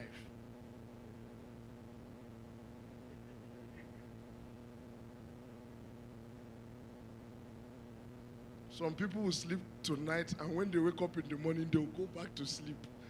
They will want to wake up in 2000. Just imagine. You know how stocks will go. You know when Tesla will start. You'll even know where Elon Musk will be at a time when he has not made it. Your job is to meet Steve Jobs. My brother, you shouting all in. You will not. Nobody will see you on TV. It is TV that will be seeing you. Just imagine. You just wake up and you know all these things. Oh God. The thing that, in fact, me, I'll be the one to start MMM. MMM, oh God. You know, let me tell you the truth. The reason people didn't really buy into Bitcoin the way they would have done was because of MMM. When Bitcoin was starting, people were trying to convince people, you know, Nigerians, until we see results, we will not want to put in the process. Nothing. We will want the result first. I don't know why we are thinking from the back. How can you pass the exam before you enter the hall? But that is how most people even graduate. They settle lecturer, pass, then enter the hall. I'm telling you. So, that's just the thing. We were waiting. Next thing, we saw result with MMM before exam. Put money now. Next week is out. I say next week. Next day, 24 hours. Bring this person, add this one, money come out. Money come out. Everybody dive in. Pooh. MMM lift. And the higher they go, the harder they crash. The crashing of MMM. Wow. That's why they say, do you know what MMM really means? That is what you shout when you check and you see all your money has gone. You'll be like, my.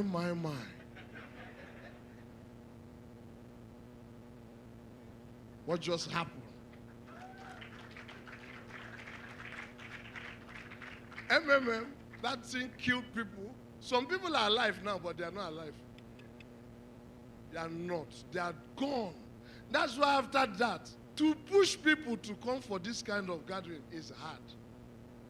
It's very hard because people will not understand. Now we're talking of tokenized economy, how to even make it easier and cheaper for people to key into so many things, big things. Am I lying? But then, it is, see crowd. Just bring some assorting cow with plates of rice, buffet here, and tell people, tokenize economy with a plate of rice. Here will be full. I'm giving you an example of what you do next. With a plate of just buffet, tokenize economy, you see crowd. The only problem is that when you're talking, you know the big English you people speak here is very big. There's some words I've heard here. Like, but you are wicked. you told somebody that they should give you how many million? 500 million, 50 billion dollars, and then you give him 10x. So one ex-girlfriend is not enough for you. You need 10 of them. 10x. 10 of your exes you give him. It's people that you, yeah. No wonder you're in China, Steve. You are channeling everything to other people. I'm telling you, let me tell you. See, you know when we were in school those days, the hardest thing was when the hardest thing in school then was when they tell you to find X. I still don't understand. Wait, please, by show of hands, how many of you have found X? Why were they teaching us what they could not even find? My teacher one day says, find X. I say, I won't. You are wiser than me. Find it. Show me how you found it. Even though, well, in all honesty, finally, I found X, but it was not pleasant. Because the only thing that can happen to you in this life is when you find X and it's not pleasant. Because imagine that after school, looking for X, you didn't find X, and finally you graduate with your certificate, you go and look for a job, and the human resources in the place that you're going to, you find out is your X. At that point, you found X. And even after finding X, you fail. So X does not mark the spot. X, just X your X. Every X you see, X it or else it to be excess. Where is that guy that did poem? He has come and gone. I wanted to do that poem. I wanted to do my own. But no need. Let me just finish what I came for. What did I even come to say again? Everybody has been reading from their own device. I have device too. The only thing is I can't remember my password.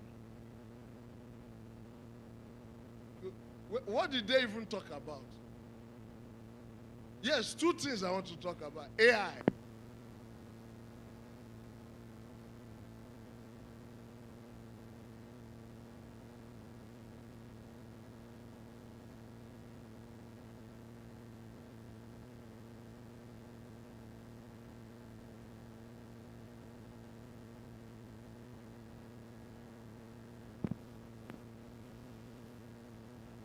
Yes.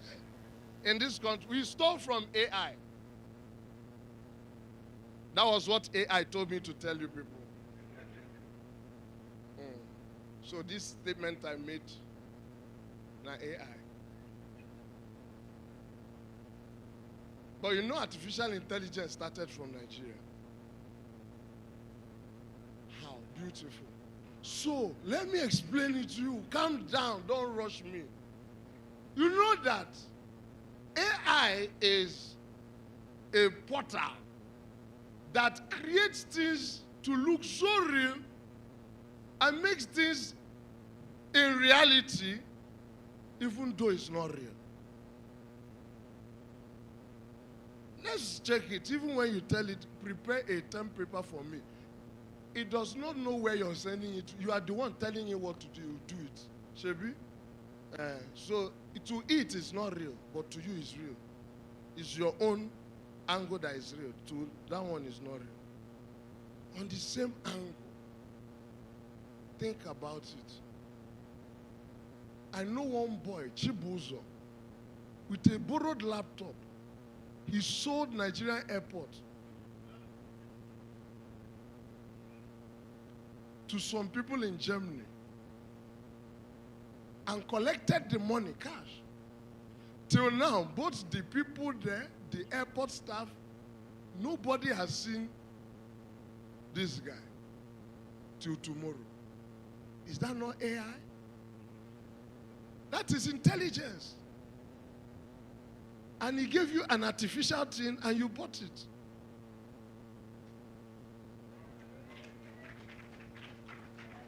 That's why I'm dressed like, I'm shocked. When I came here, I saw men in suits. They told me we are coming for something that has to do with even AI and everything, and coin, Bitcoin, that you've not seen the coins. Nothing, everything is online. So I thought I would see Yahoo boys. I dressed like them. Rich here, I saw men in suits. You see? You people even did me AI. The intelligence is not artificial to me, and I'm confused. But the beautiful thing is that we have men here, and men, wonderful men and ladies, that are ready, that when you pitch your, your idea, they can, if it's good enough, they can pay you, buy into it, and you have an idea. Where are the people? And they point them now, let me, him, Ogami, hey, this idea I have, you too. Wow. I have an idea. This idea I have.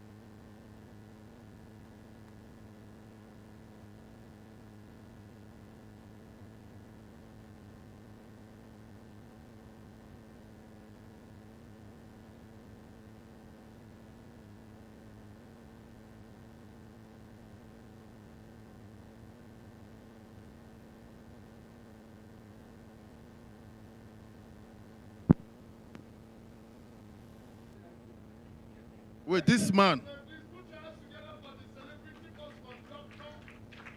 Wow. Put your hands together for him.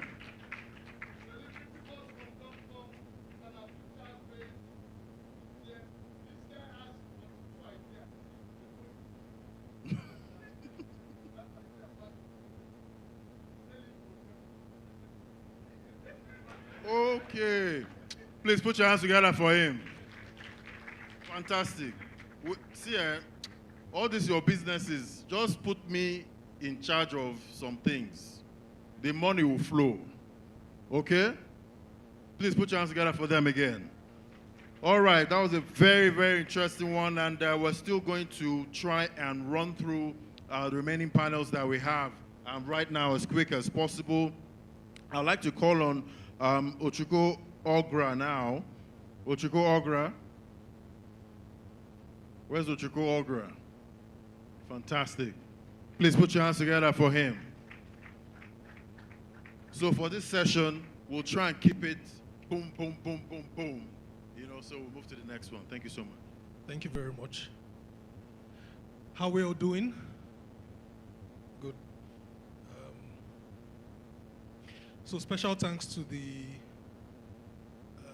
convener and all protocols observed.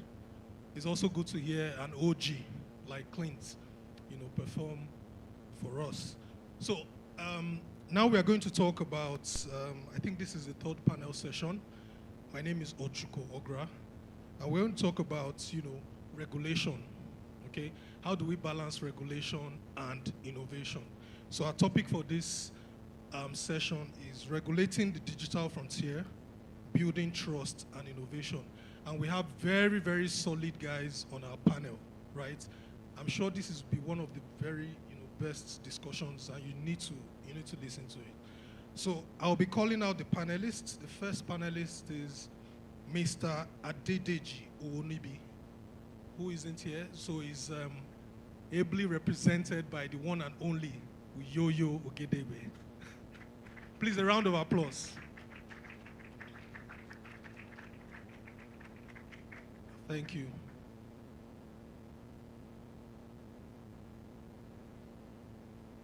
Good to see you. The second panelist today is Mr. Lucky Uwakwe. Fantastic. You're welcome, sir. Good to see you. And the third panelist is Mr. Michael Akinyemi. Oh, awesome, awesome. You're welcome. Guys, please clap now. Thank you. Okay, so these are very powerful panelists, right? You know, today we talk about blockchain, we talk about all these beautiful technologies, but the truth of the matter is that without regulation, you know, a lot of these adoption will be stifled, right? So, you know, as blockchain, digital assets, and decentralized finance continue to shape and reshape economies, regulators face a dual challenge. And that challenge is first, how do we protect consumers while enabling innovation, right? And so, you know, this session is just to explore how Africa, especially Nigeria, you know, can strike that balance between regulation and innovation, right? And so that's what we're talking about today. Okay, so I think my first question will go to you, Yoyo, right? If you look at other African countries today, you can see recently Kenya just, you know, passed their VASP bill, which is now an act, right? How can Nigeria pioneer that, you know, balance, regulatory framework that balances innovation and, you know, regulation? Thank you very much for that question. Okay, sorry. Before we go ahead, please, they would introduce themselves. You know, just introduce yourself round and then you can answer. Go ahead, please. Okay. So for the intro, I am Uyoyo, and amongst other things, I'm the CEO for CNGN. CNGN is the first regulated stablecoin in Africa and first in Nigeria. So think of USDC, USDT, you know, for Naira. And I'm also the Chief Business Officer for Convexity. And at Convexity, we do a number of interesting things. So across humanitarian, forensics, investigations, this kind of thing. So true pleasure to be here with all of you. Thank you. Awesome. Okay. My name is Lucky Uwakwe, and I'm the founder of Sabi Group. So Sabi Group is a Web3 company operating out of 8 countries in Africa and also in Southeast Asia. And I'm the current chairman for the Blockchain Industry Coordinating Committee of Nigeria. And I sit as the African lead for Minera. Awesome. Thank you. Good afternoon, everyone. My name is Michael Oluwaseun, and I currently work as the Financial Crime Compliance Officer at Roku. We all know Roku. Roku is the fastest growing indigenous company out of Africa. Roku has been built on trust, integrity, and transparency. So I believe I'm here to have a good time. Thank you. Awesome. So this is a very hot panel. Okay, so to our question, how do we balance, you know, innovation and accountability? Yeah. No, 5 minutes, please. You used the word I liked, pioneer, right? And I think, obviously, Nigeria has many problems. But in many respects, Nigeria is pioneering the digital assets regulation space. I think I can say that's a lot of props and thanks to the Nigerian SEC, because as you know, Nigeria is a difficult market, even for regulators. Like they are fighting many battles. But I'll say something. We're talking about Kenya. We're very involved in the activities in Kenya, right? And before the Kenyan regulation came out, they came to our office just here in Abuja, in Zone 6. So the Kenyan government sent people from the Capital Market Authority, sent people from the Central Bank of Kenya, from their NFI equivalents. They sent all of them. And they came on almost a one-week tour in Nigeria. Interesting. Yeah, to really learn from us and move forward. Guys, I think we need to give them a round of applause for that. Go ahead. So yeah, so we, in many regards, I think Nigeria has made some progress, and Nigeria has basically grandfathered the rest, like many other African countries. So we are currently supporting, for example, in stablecoins, we're supporting many other African issuers, right? In Tanzania, in Kenya, in Ghana, a lot of all these markets. So what we've been able to do, just being that, having that first mover advantage and being able to go anywhere and learn has meant that we've been able to pioneer some things. But to your question more appropriately, what can Nigeria do specifically? It's just to be frank, it's a difficult thing because you have regulators that obviously understand the space and know kind of what needs to be done. But Nigeria is an interesting country where there's battle between regulator, law enforcement, everybody's fighting each other. And chain analysis is not helping us, right? Because chain analysis puts out a number, $92 billion. And everybody's like, where's the $92 billion? How much is our own? You know, those kind of things. So that's I think we are victims of kind of success with the blockchain industry. And I don't have a good answer for how we can proceed, but God will help us. Awesome. You know, I think I like your very pragmatic answer, and that leads us to my next question, to you, sir. So when you think of this pioneering status, the question would now be, how do we balance that private and public synergy to be able to fast track the digital asset space? What do you think about that? Yeah. So it's possible for us to balance that, especially for the fact that over time, innovation will always lead before regulation will come. And for the innovation, they typically will come from the doors of the private sector. And for most private sector players, I have always been a school of thought of break things as much as you can. And when you break enough things, the government have no choice but to come. So we should break. Break enough things, typically. So I'm a bit more of a radical, I take a bit more of the radical approach, because considering the fact that our country, that's a bit quite interesting, like you did mention, and sometimes these type of approaches are the only things that work here. So whereby you break enough things, they will be forced to come and collaborate, because they know for a fact that it's either when we innovate, their overreach or their reach it's a bit limited to what they can do. We're talking about the age of AI right now. The government is yet to give a proper or full regulations. But time is coming whereby humans will no longer be the one committing the actual act, but their AI agent will be doing that. And when that time comes, which we think is already happening even in some climates, when that time comes, who would you arrest? The AI agent that is not even virtual, or the individual who owns the AI agent? Because literally, we are going to an age where everybody will have a personal assistant, one way or the other, that tags along with them. So collaboration is the first way, but that collaboration most times would only happen in climates like Nigeria when you break enough things. And in doing that, the government have no choice but to sit on the same table for us to really dialogue. And I would always continue to encourage or indulge the private sector players to always be ready for that opportunity when it comes. The fact that you're breaking things doesn't mean you're above the law. But when the government offer that branch for them to collaborate, or that only branch, if I would say, we should always jump at it. There was a time when, in the early days of the crypto space in Nigeria, we're just of the truth, we're more of the mantra of, don't collaborate with government. The technology will kill everything that they have. The central bank was a bit scared in the era of MMM. There was a time like that. But over time now, compliance is becoming the way to go. Some people who are still radical in the cause of innovation, even though I'm one of the school of thought for that radicalism, I am now clear from the perspective of saying, while you're being radical at it, ensure you're doing the things that are compliant, even though you still want to innovate. Awesome, awesome. I think, this is a very interesting topic. If we look at Kenya, for instance, and the way they execute, right? One of the first things you see when you get to Kenya is M-Pesa, right? And you see it's just one thing and it's working very well.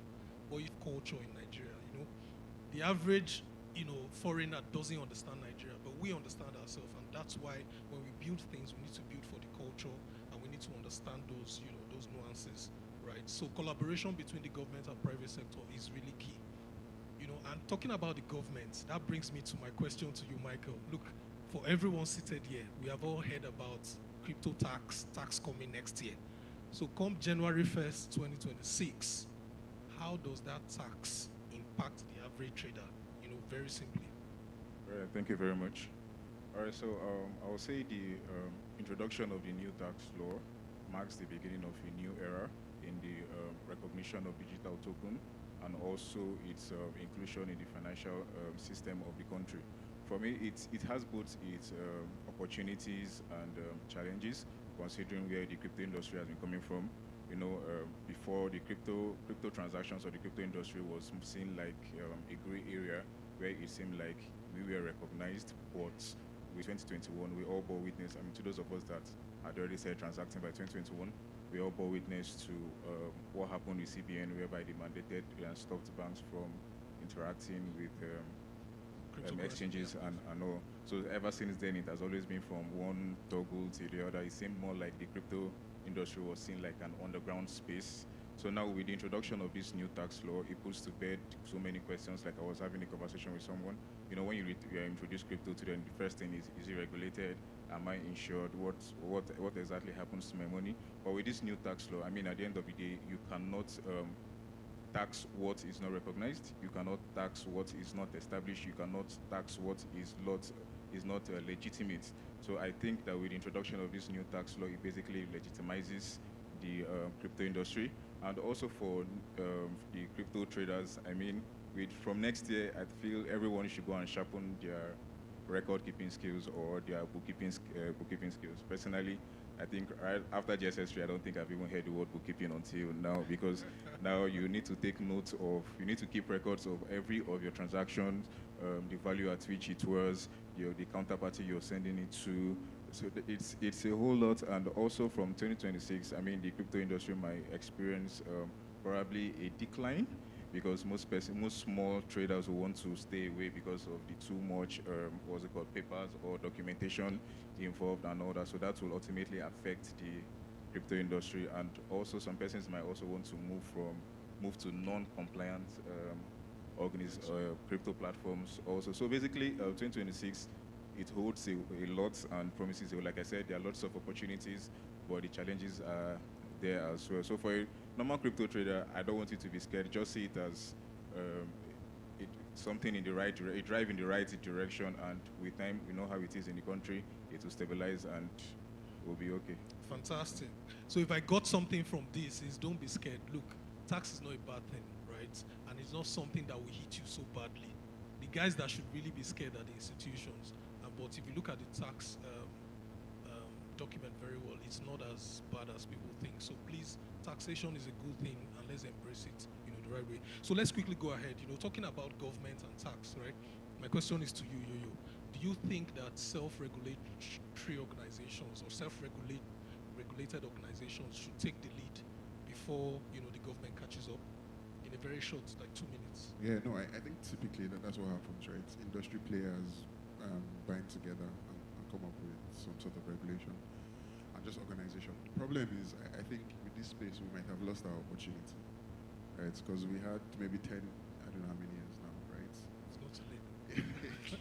We've had like maybe 15 years, and all of this infighting, conflicts, this person is fighting this person, this association versus that association, when we should have been binding together and coming up with structures and frameworks.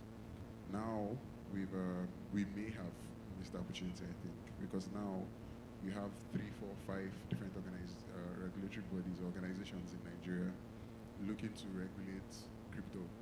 So how do you compete with SROs fill a vacuum, and that vacuum is quickly closing up. So okay, I hear you. I hear you very well. And so I would ask you this question, Mr. Loki. Taking the cue from what he said, do you think RegTech or regulatory innovation can sort of solve this gap or rebuild that trust between innovators like us and the government and regulation? Yes, I think so. For the fact that it's a tech space, right? And most times, employing solutions that are tech-driven, like RegTech, like you mentioned, would automatically force everybody into that box, right? It's just like going into some certain platforms of late. You are not able to use them unless you meet certain compliance process. By default, the system have been designed that way. If we put all that kind of solution in place in any of the blockchain-related platforms, automatically that puts everybody in check in terms of compliance. Awesome, fantastic. So my last question will go to you, sir. So looking at us today, what demand do you think the crypto community should ask from the government in terms of crypto tax? So personally, I feel like we need clear and transparent tax guidelines, because the crypto or the crypto industry is broad. So it shouldn't just be limited to capital gain and income. I mean, there's yield farming.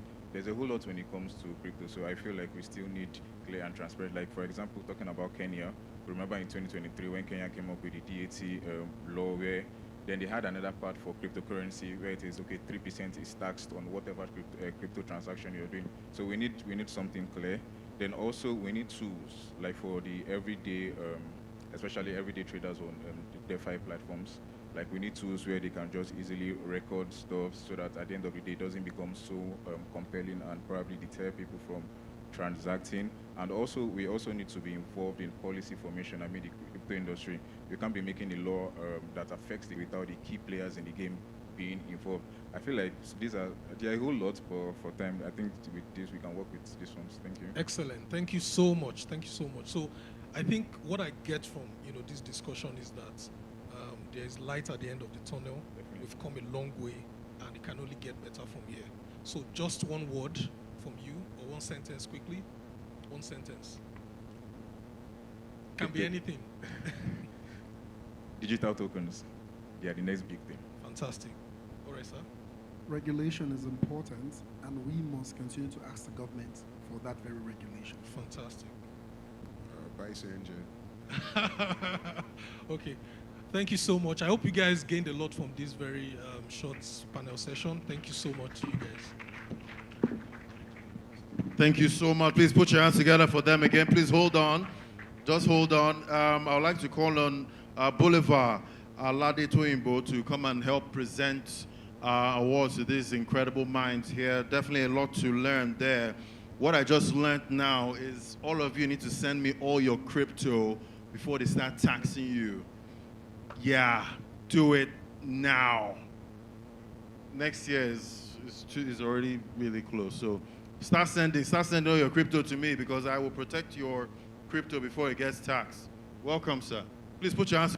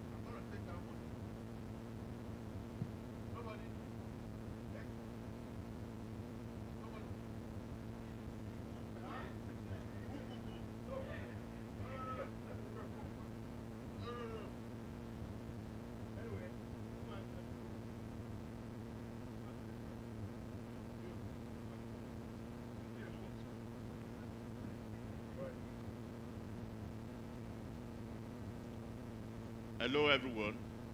First and foremost, please let me introduce myself formally. My name is Boulevard Alade Toyimbo. I'm a blockchain lawyer, and I've been in this space for 10 years now. So this award is by Cyberchain, and is presented to Adedeji Owonibi for his contribution as a speaker to the success of Tokenized Economy Conference Abuja, October 2025.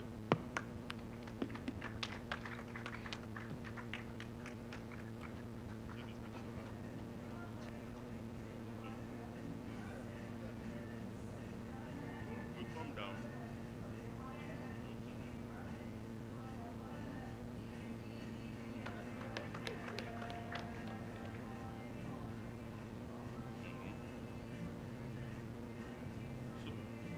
This award is presented to Ochuka for his contribution as a moderator to the success of Tokenized Economy Conference, October 2025.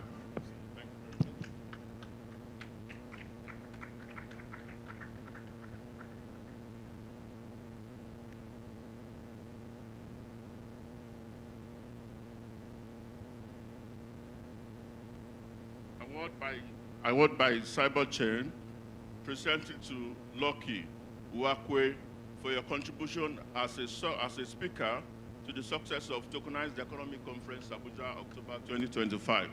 Thank you for coming.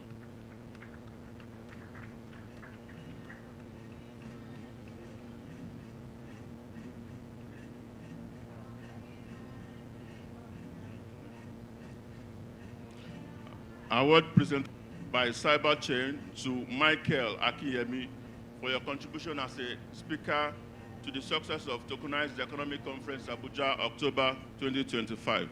Thank you for coming.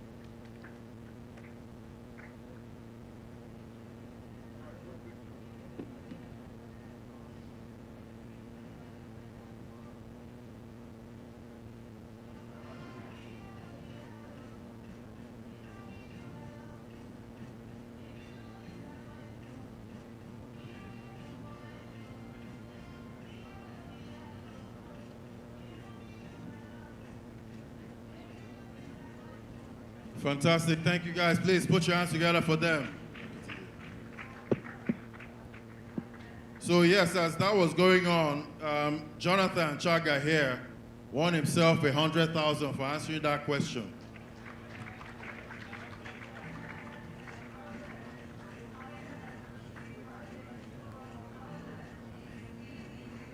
So now, who else is going to win 100K? Make some noise if you believe you're the next to walk away from here with 100,000 naira. Should I give you a harder question? Please hide your, no phones allowed, no phones allowed. Deal? No phones allowed.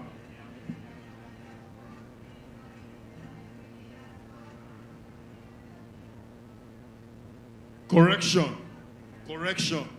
Well, it's still a good thing. So is 100K going to 5 people? 100K going to 5 people. So we'll share it 20K. Then me, I'll take 10% from each of you. Deal? No deal? Then I'll walk away from here with my money. All right, so the next one now. Let me try and make this easy. You're just going to give me a range, but you raise your hand to answer it. 2016 December, how much was 1 Bitcoin? Raise your hand to answer. 2016 December, how much was 1 Bitcoin? Put your phones away. I don't see your phone. You know it? So it's a range, but it has to be close. Tight range.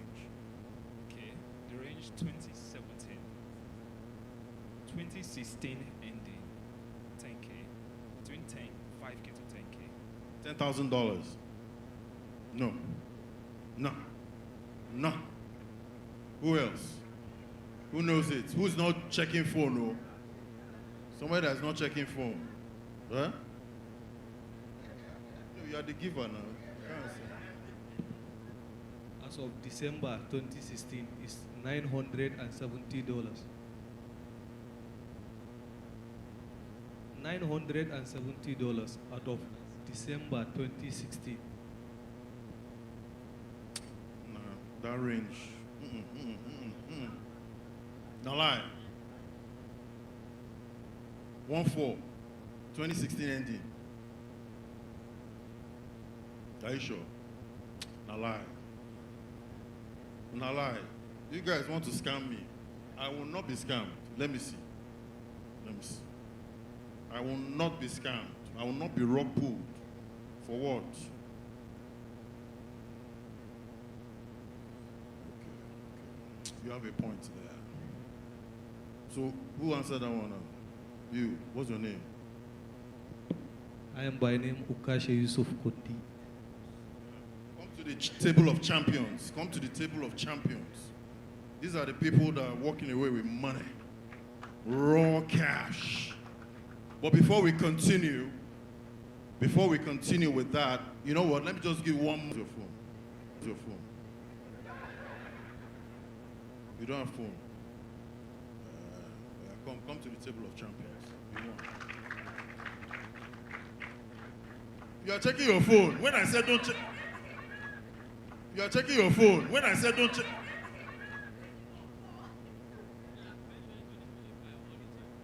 But did you raise your hand? But you know how INEC is now. Calm down. You know INEC now.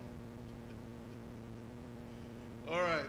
So guys, these are champions for now, but we'll continue this in a little while. There's still more money to be won, and I know somebody's going to also do a bigger giveaway very soon. So don't go anywhere. All right, please, let's have Lucky Wakwe back now for a platform presentation for Mineral AI. Mineral AI. Mineral AI. Not mineral, Mineral AI. Please put your hands together for him.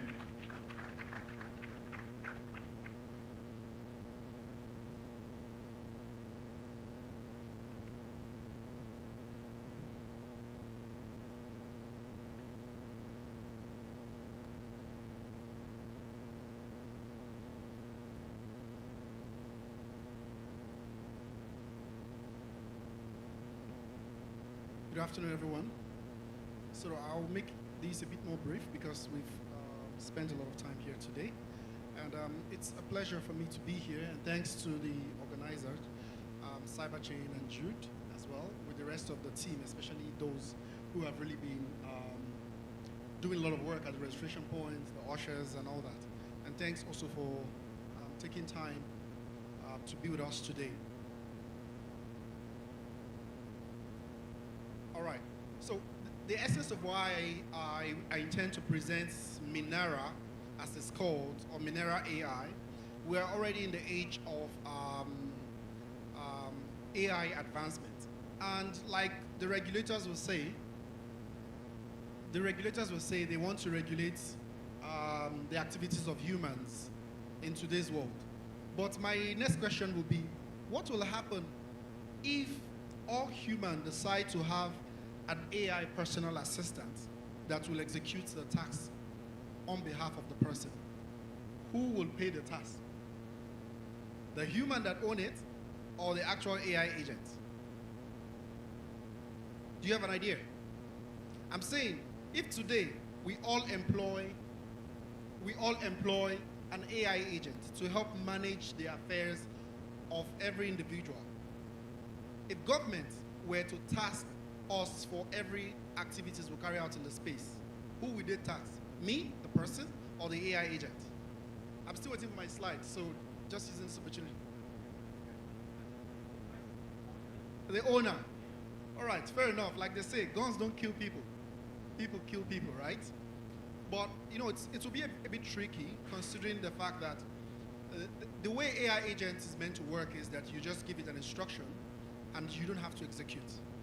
However, it's at the prerogative of the AI agent to do that. That's part of the reasons why we decided to build Minera AI. And Minera AI was built with the intent of what? Every human being deserves a virtual CFO. A CFO is the Chief Financial Officer. And what we've done with artificial intelligence is to ensure that how can we make a non-Web3 person, an ordinary person in the streets, be able to utilize the products of Web3 without feeling like it's a Web3. Therefore, we built something like a ChatGPT for Web3. We became the first large language model protocol of the Web3 in the whole world.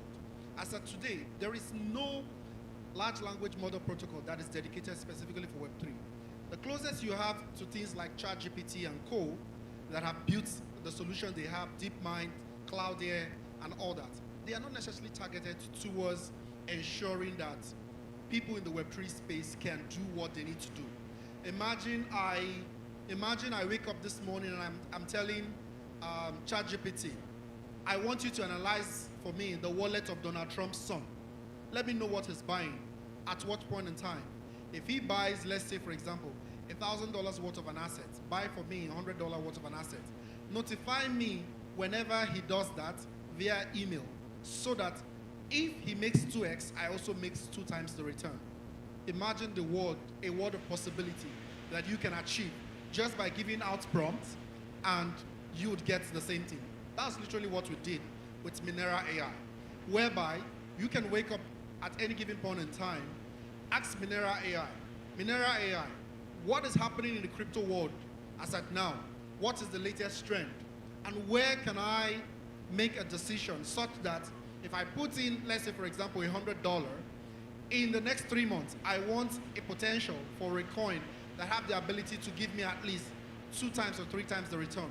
The goal is not for us to build an AI that will enable you trade, but to build an AI that will ensure that you have your CFO right beside you at every given point in time. And the CFO will decide based on available research. These are part of the things we've done. And hence, there's a very quick short clip I'm going to play for you on the second slide.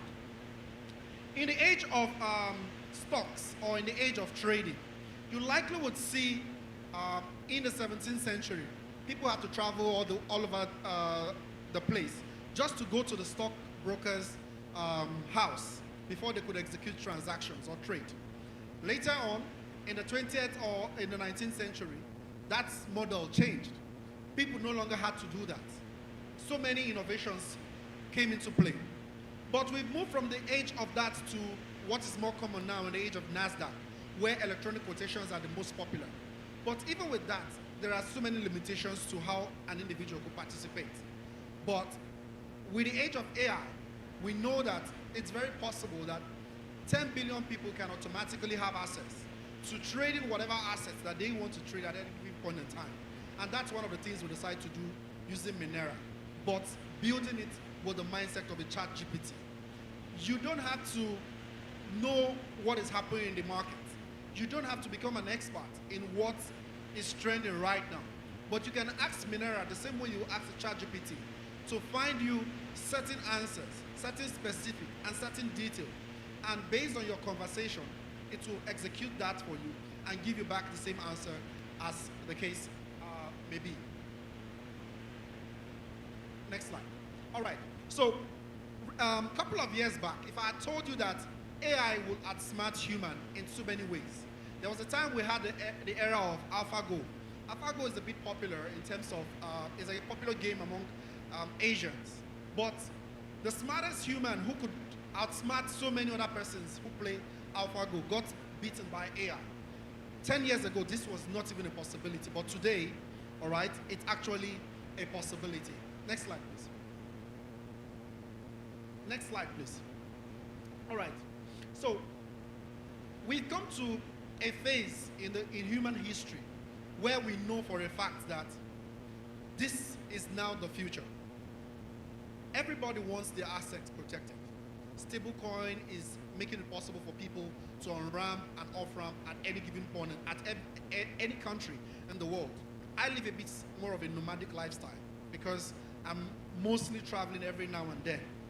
Without stablecoin, it wouldn't have been possible for me as a person to survive the different countries I travel to most times. We all know just recently that our country decided to allow most of us use our credit card overseas. Before now, it was a total ban.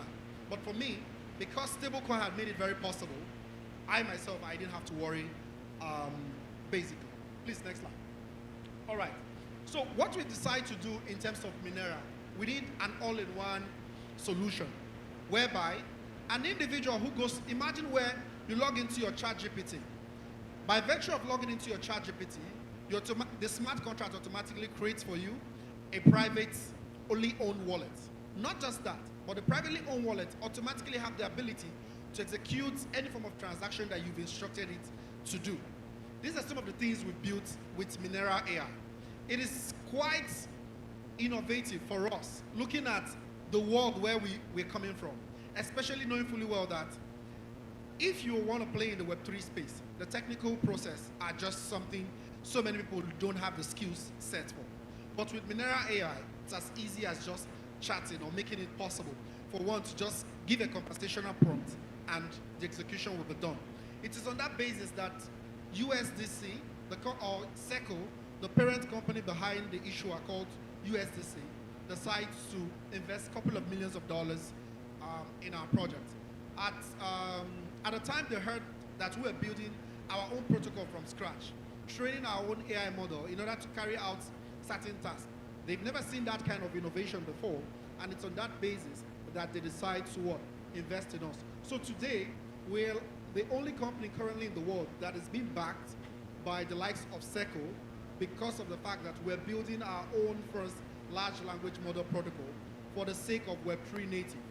And one of the easiest things any of us here can do is to try out those models. So quickly, I'm not going to follow the slide like directly, all right? Just so that I could save time. So basically, we've been able to achieve this success rate, considering the fact that sometimes in 2022, we built a solution known as DeepMind. The essence of DeepMind was to rival solutions like DeepSeek. DeepSeek, of course, is the popular solution that came out to challenge the likes of OpenAI protocols and all that. But we weren't really interested in building something specifically for generic markets. We're more targeted towards building something for the Web3 space. And that was why we became #1 in Hugging Face. Hugging Face is a platform where anybody who's building anything called large language model protocol, you go there to compete. For example, the likes of OpenAI have once won #1 in places like Hugging Face, Cloudera, Gemini, so many, Grok, even Grok as well. There was a time when we launched our product, we became #1 in Hugging Face because of the innovation we had already achieved with it. Thank you. So, it's because I don't intend to follow the slide due to time. I would urge each and every one of us that are here today, try out what Minera is building and see how it's possible for one to converse with themselves by having a personalized CFO right in their pocket for the sake of Web3 industry. And you see how the execution will go. Thank you so much, due to time.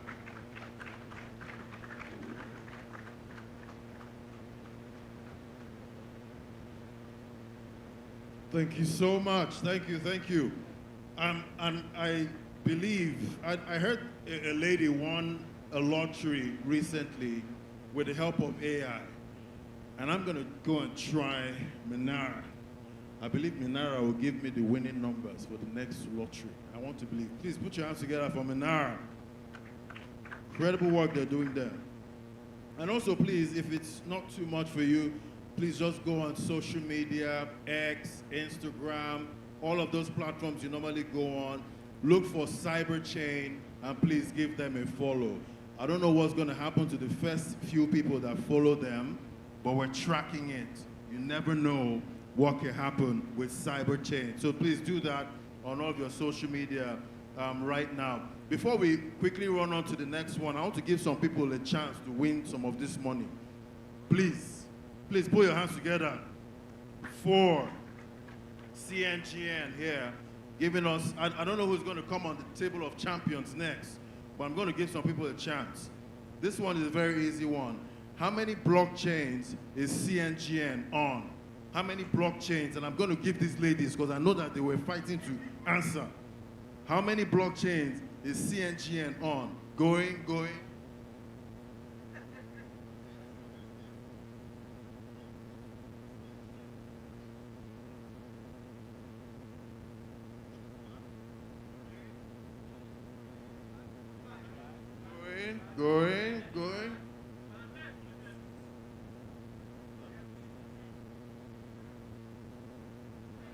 Try. It's like it's not your day, oh, this rain that is falling. What do you say? 6. Yeah. I want one woman to win this thing now. What's all this rubbish now? What's all this nonsense? Oh yeah? It says 6. All right, next one. It has to be a lady.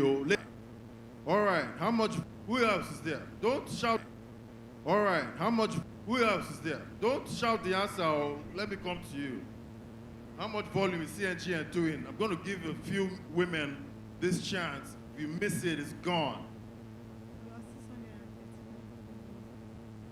About 635 million. It's wrong. Oh, hey. Who else is there? That one we saw is what? That's the total now. Total volume. Million. Truth. Absolute truth. Now, speaking from the USA. Put your hands together for them.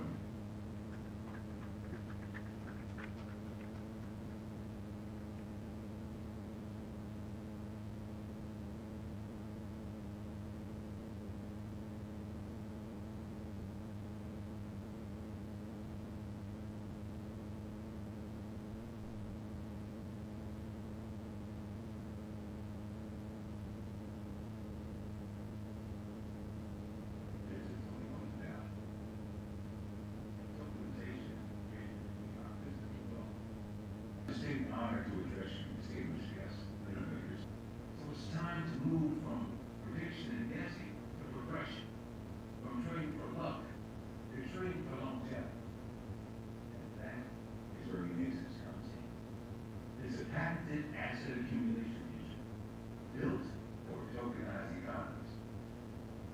Unisys connects directly to exchanges. We're not a custodian.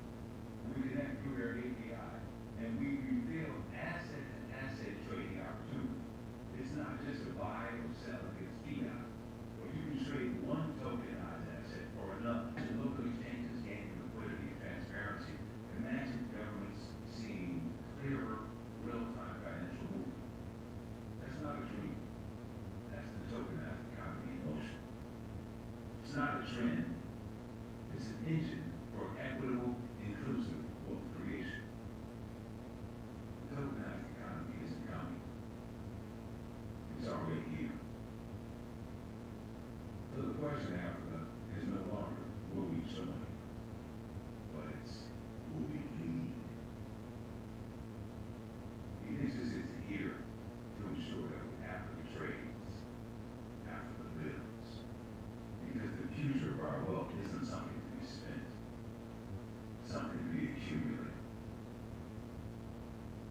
Thank you. Put your hands together for A Son Truth. I believe that's how it's pronounced, right?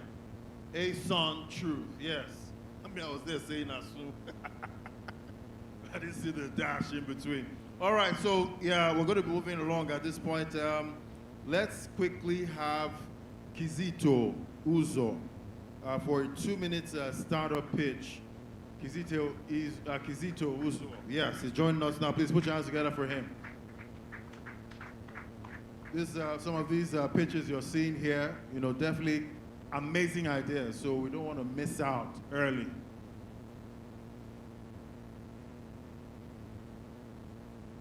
What protocols do you observe to Uzo and a blockchain developer and a blockchain enthusiast? I'm the founder of Take Profit Protocol, and that is what I'm going to talk about right now. I'm going to start with a simple question. How many of us traded today or yesterday? Have you traded in the markets, either shitcoin or... How many of us have traded today trying to make at least $10? All right. So statistics has it that 97% of traders lose money in the market. Am I correct? In fact, there is a study that was done. They say that in 5 years' time, like they did a study for 5 years, and they discovered that only 1% of the traders was consistently profiting. So that tells you something, right? How can you enter in a market that the trading volume is over $10 billion and you donate into that market? That means something is wrong. You're supposed to take out from the market. Am I correct? Am I correct? Traders in the house, am I correct? So you can't go to BTC/USDT and check the trading volume, $5 billion. And you now carry your $100 and donate inside. You're supposed to take from the waves. So that's why we built the Take Profits protocol. Take Profits is a DeFi protocol that incents traders and investors to do what? To remove their profits from the markets. So what it simply does is, anytime you remove that $10 profit you made, the protocol rewards you with Take Profit token. Is it not nice? At least now you can no longer wash the accounts you grew from $100 to $1,000. CZ will collect all the money back. Are we happy about that?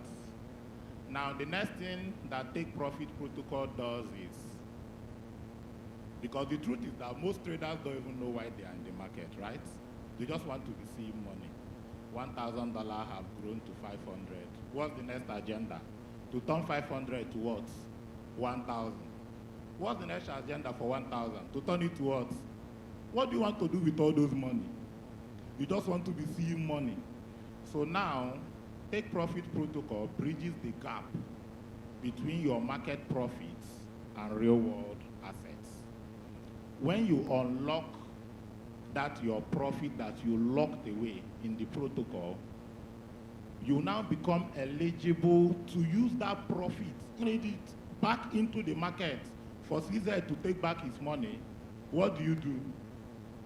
You can now use that profit to acquire a tokenized asset. So we have partnered with real estate, some real estate agents. We've tokenized their plot of land. So this is tokenized economy. So we are not speaking English. This is done. The plots of land have been tokenized. So as a retail trader, you now have a vision. Anytime you are in the market and you make $20, $100, what do? You lock it away. How many of you have noticed that when you lock away your profit, it helps you to double your hustle? Because if you are looking at your trading account, you are still seeing your capital. Because too much profit causes what? Complacency. And before you know, you woke up, trading is addictive. You wake up in a bad mood and you are scrambling for your phone. And next thing, you are just doing one nonsense. And next thing, you've lost money. So we built this protocol to do what? To enforce a profit-taking habit. At least our vision is to drop that percentage of traders that lose money. If we can drop it from 97 to 90, it's a big achievement, because there's a lot of money in the market, but the mistake is that emotions, greed, zero planning. So right now, we Take Profit protocol, you have a channel. That your money, you are locking it away. As you are locking it away, when it gets unlocked, you get rewarded with the token, which you can trade in the market. And that's your profit that you unlocked. You get to use it to purchase what? A real world asset, which you can liquidate at any time. So it's possible for you to use $20, $10 consistency and acquire a real world assets. So this is what Take Profit is all about. So I beckon on all of us, go and follow us on X. Our official launch is November 27th. We are currently on testnet, and you can get qualified for the community airdrops. Thank you.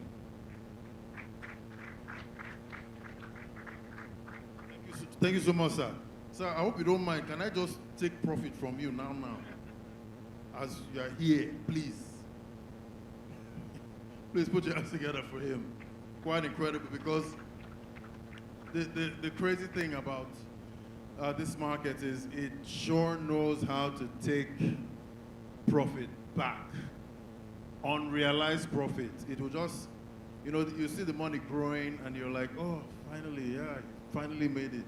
But you don't know that that is unrealized profit that Mr. Market will come in and swoop back, from you before you say Jack Robinson.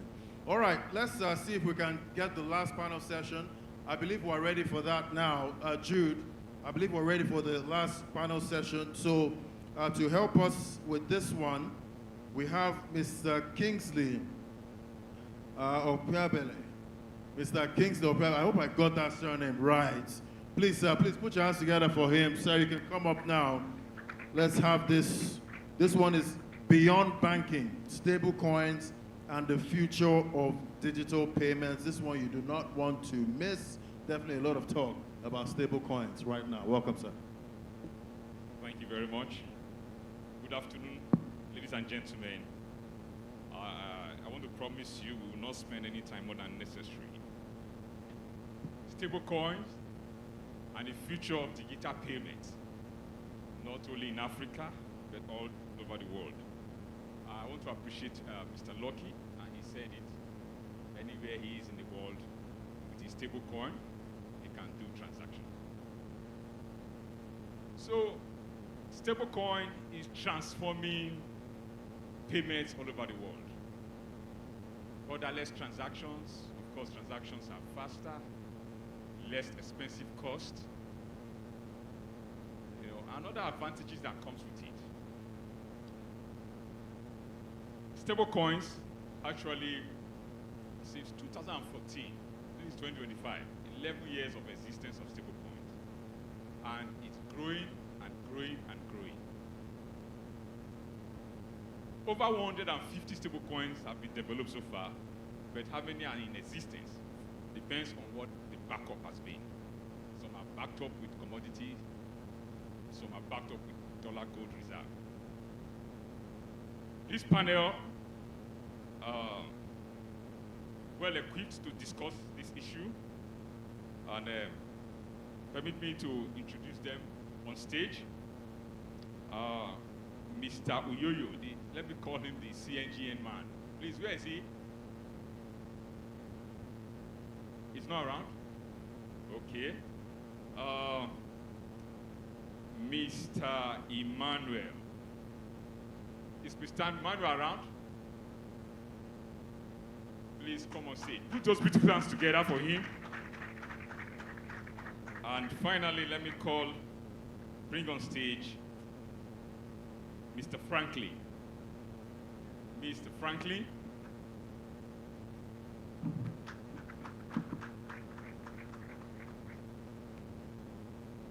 Please, if those hands are not borrowed, do it better, better, and better. The man that gave us poem. That's good. Very, very good. So this panel, where is Mr. Okay, you are representing him, all right. This panel is also going to look at local innovations like the CNGN coexisting with already existing established stablecoins. And this panel is also going to look into the issue of interoperability, which is also gaining ground in China, Bank of Europe, stablecoin vis-a-vis digital currencies.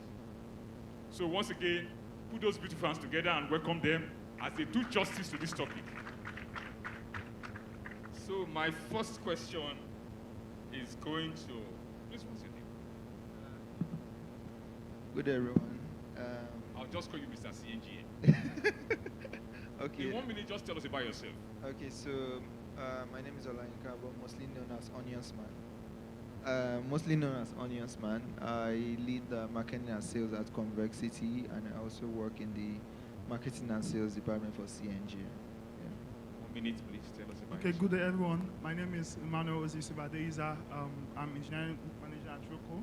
I build products and solve problems. Thank you very much. Hi, GM, everyone. My name is Edwin. Would that solve my hunger? Or if I decide to eat rice, would that solve my hunger? So, stablecoin or our regular like Naira that we do know, right, are just forms of money or forms of moving value. It's now a question of which of the flavor of that money do I want to choose, right? It will be interesting to see the various countries in Africa have their various versions of stablecoin and exist on the open blockchain. Then at that point, it makes it easy for people to innovate and make it compatible, right? So in the digital space, yes, it will solve a whole lot of intermediaries and connection of like various African countries. But on the fiat level, I think PAPS is doing a good job on that front. Thank you very much. So my next question is going to Mr. Iman. Now looking at local CNGA now, see, how can it redefine trust value in domestic trade? Okay, thank you for that Trust, question. trust is the major thing. Thank you very much. Yeah, trust. So this reminds me of what happened in 2023 when we had that crisis with money, where we couldn't send money, you couldn't access cash, and that was a problem. And I remember that even though we had that problem, there are certain platforms that somehow created trust during that period. There are platforms that you could send money from, and you know you would get it instantly. And I think that's one way stablecoins like CNGN would build trust. It's about speed. If I enter a boat now and I ask him for his account number, he calls a particular FinTech most times. And I just tell him cents. I open the car and I leave. And even though he hasn't gotten the alert, he knows that he has gotten it. So I think that's one feature of the fact that they are almost instant. And also, I think someone mentioned earlier in the day the issue of trust with regards trade, where you have lots of, there is a lot of distrust in the system. You have issues with pay on delivery, where you don't know if you get scammed. So you could build systems around, escrow systems around this, and then where you would have a system that you don't need to trust the other person. You can just trust the system. And that way we can redefine trust and create value. Thank you. Thank you very much. Okay, in just 1 minute. So, so one thing all of us need to come to terms with, I think we're all in the blockchain space. I think that's something we are forgetting, right? When it comes to a stable coin, you can like very easily know how many stablecoin of that version is out there on the open blockchain. Now, the only question now where you now start wondering about trust is their reserve. Or do they actually have what backs this one? It's simple. For CNGN, for example, our attestation is public on our site. You can have it and download. We publish it monthly. We could have easily done that quarterly. We decided to do it monthly. Other blockchains have their own version of attestation on their website that you can verify on your own front. But as for the quantity of that stable coin that is in circulation, you can verify it on your own on the open block. So trust on the blockchain front is clear for. Thank you very much. I want to refer to, should I call him Alaji, Shamsuddin? You know, he said something. People just build products to create community strictly for marketing, trading, profit, that's all. You know, so this is a question. He would have been the one on this panel to answer this question, but I think he has said something about it. But I'm taking this question to frankly. Programmable money, of course, digital currency. Does it have societal value, or is just profit trade alone? What impact, social impact can it create apart from just trading, profit, buy low, say high? All right, thank you very much. Take profit. So yeah, I'll just go right into it. I don't believe in complex things, right? Because the whole blockchain ecosystem is full of complexity and all that. So I'm just going to explain it in everybody's understanding. Programmable money is not all about profit. It can be used for social impact. Now, at Boundless Pay, one of the things that we believe in is that as long as everyone have access, right, it's still part of social impact. Now, I will give an instance. I do not believe that we need a lot of banking apps. You know, for instance, one person has different bank apps, maybe like 5. Now, I went to, now this is real life stuff. A few days ago, I went to the pharmacy. I didn't have Naira. I had crypto on my Boundless Pay app, right? All I needed to do, I didn't need to convert to fiat first. I just sent crypto from my Boundless Pay app, and they received a Naira, right? I've also done that with a cab fare. I've also done that even to pay for pizza. Now, what I'm trying to say is that access is being given, right? There are no more limitations. So, in everything I just said now, there is nothing like profit in it, yeah? It's a social impact as long as payments can be made faster, easier, and with the speed of light. So basically, that's one of the ways that we feel like social impact can be defined, not just profit. Thank you. Thank you very much. So this question is going now to Mr. CNGA. Look at the Nigerian banking system. Of course, they also try to promote innovations. How do you think, what's the pathway you think they can integrate stablecoins into the financial system? Take into cognizance compliance issues, regulatory integrity. If the CBN is giving a go-ahead, SEC is giving a go-ahead, NIDA is giving a go-ahead, and all the advantages associated with stablecoin. So what pathway do you see can be used to integrate stablecoins into the financial system? First of all, stablecoin in the banking system is not new. JP Morgan is running billions of their transactions on the blockchain right now. Globally, they handle all their transactions on the blockchain. They issue their own stablecoin, their own dollar stablecoin. It runs on the blockchain.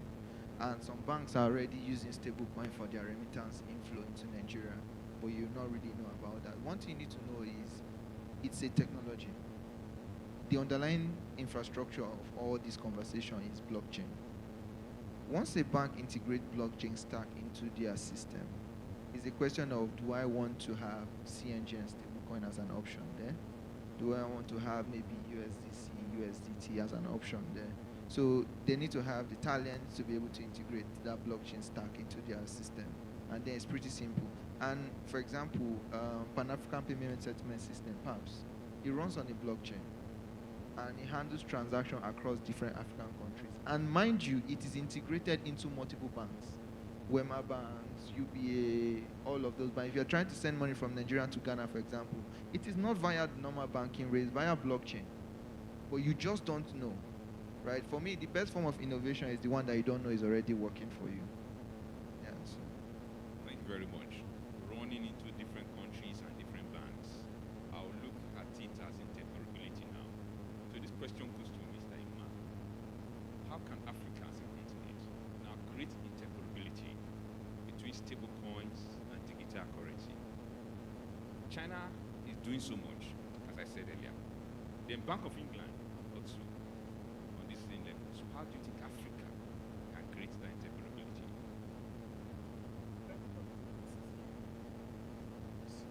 So thank you for that question. It's very similar to what he just mentioned, Mr. Onions.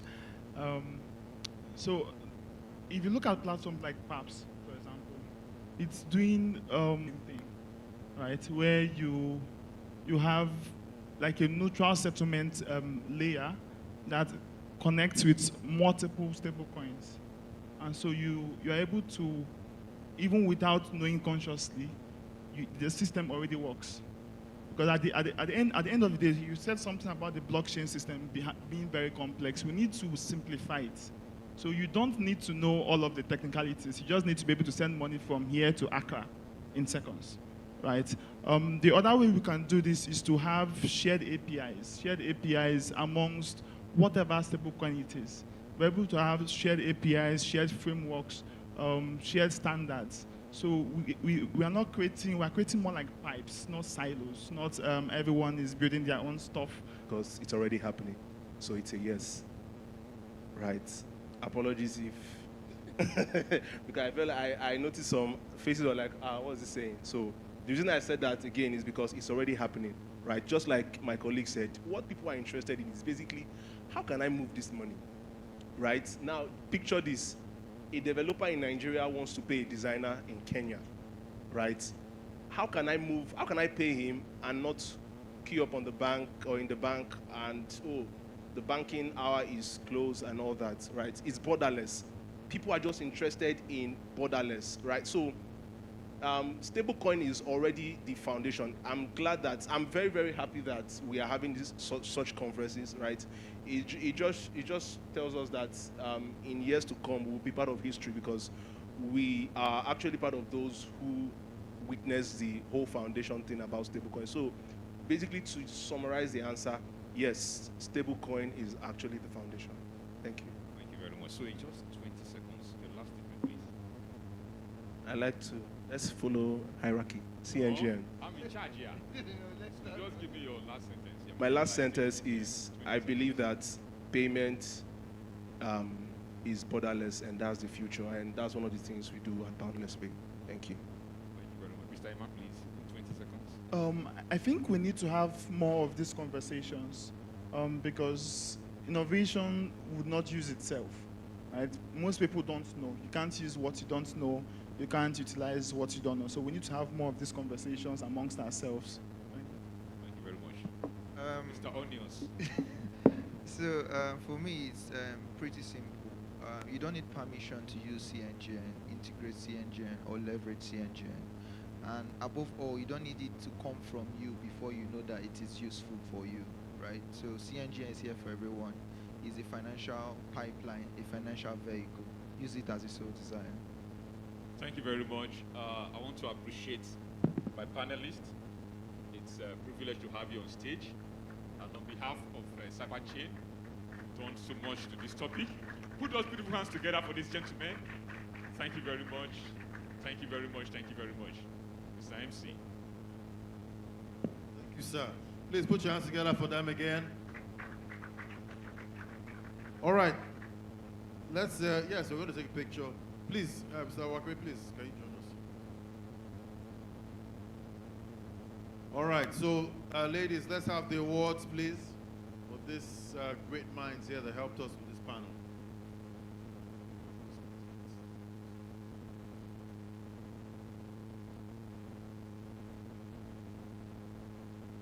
All right, definitely a lot was talked about here, stable coins.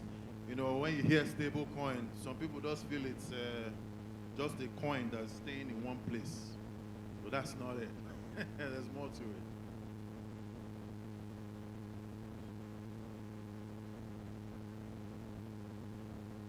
On behalf of CyberChain, this award is presented to Emmanuel Ozi Yusuf for your contribution as a speaker to the success of Tokenized Economy Conference, Abuja 2025.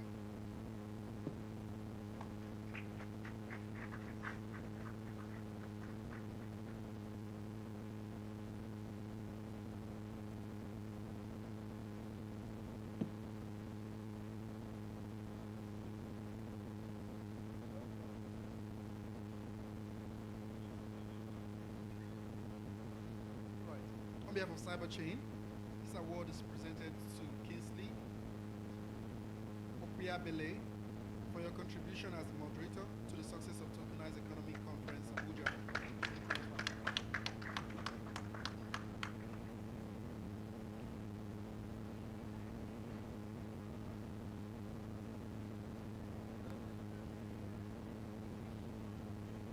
On behalf of CyberChain, this award is presented to Franklin Peters for your contribution as a speaker to the success of Tokenized Economy Conference, Abuja 2025.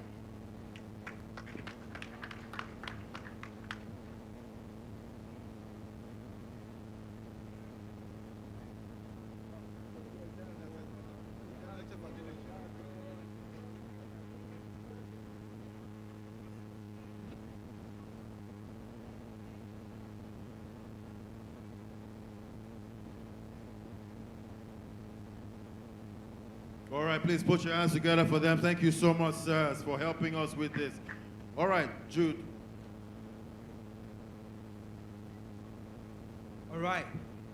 So where is David? David. Emeka, please come. Lauren. Where's Lauren? Can someone get Lauren for me? Lauren.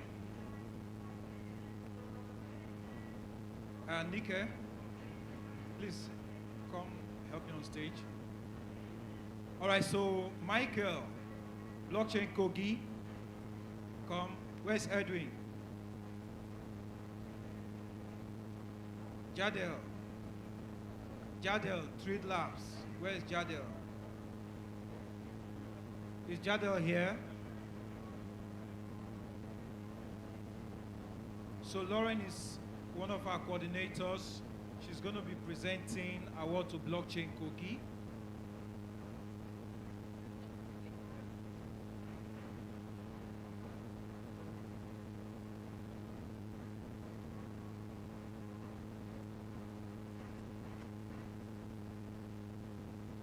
So Lauren will be presenting the award to blockchain Kogi.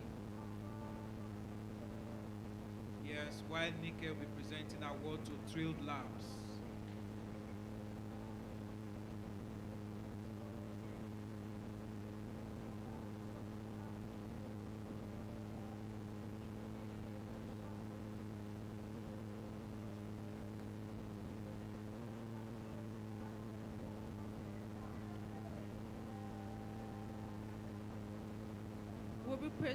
Cyberchain will be presenting an award to a community partner award, which will be presented to blockchain Kogi.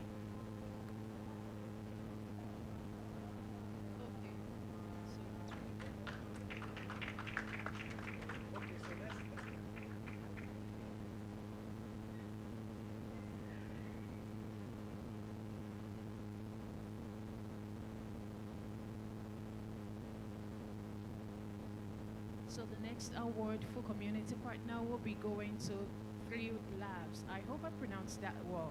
Okay, thank you so much, Real Lab, for being a community or a partner with Cyberchain. Thank you so much, and we appreciate you.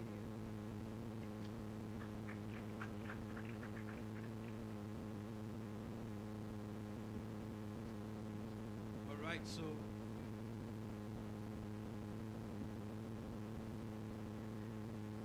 can someone get Ekene for us? Ekene?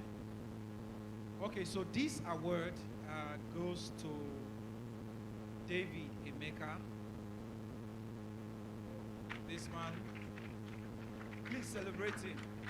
Appreciate him. Clap for him. David has traveled with us to several states, sometimes arriving very late and he will say, "Sir, go and rest." He will stay in the hall and work overnight. Same thing happened last night. So the success of various of our events, he is one of the people behind it. So we are appreciating David. Excellent Service Award. Thank you. The next one goes to Lauren. As I smile on stage, I don't smile with them. You know, I usually put them under pressure, but they've been able to withstand it. So for dedicated service to the success of Cyberchain events, it goes to you. And they didn't see this coming.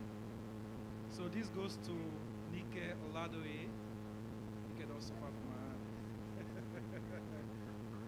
For your dedication in service towards the success of Cyberchain events. So you may be asking why these men are standing. These are my other children. We gave them award last year. So we are giving the younger ones award this year. Is that okay? So come and join them and let's just take a group photograph. These are the guys that make and the ladies that make these events successful. I cannot do it alone. This is the cyber chain brain. So thank you.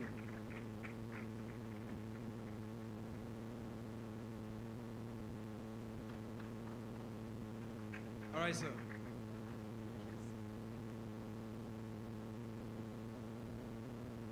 The speaker coming, everything he's going to say is the reason why we are here. Please pay rapt attention.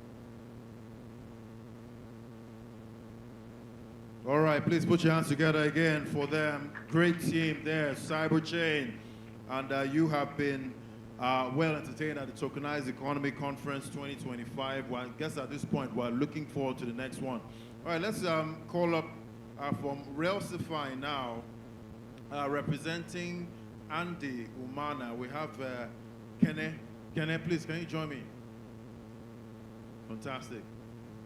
Come on, tell us about Realsify. Am I pronouncing it well? Yeah.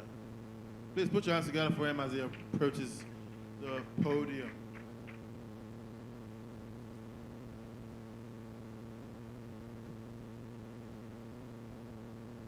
Good evening, everybody. I don't know if you guys can hear me. Good evening, everybody.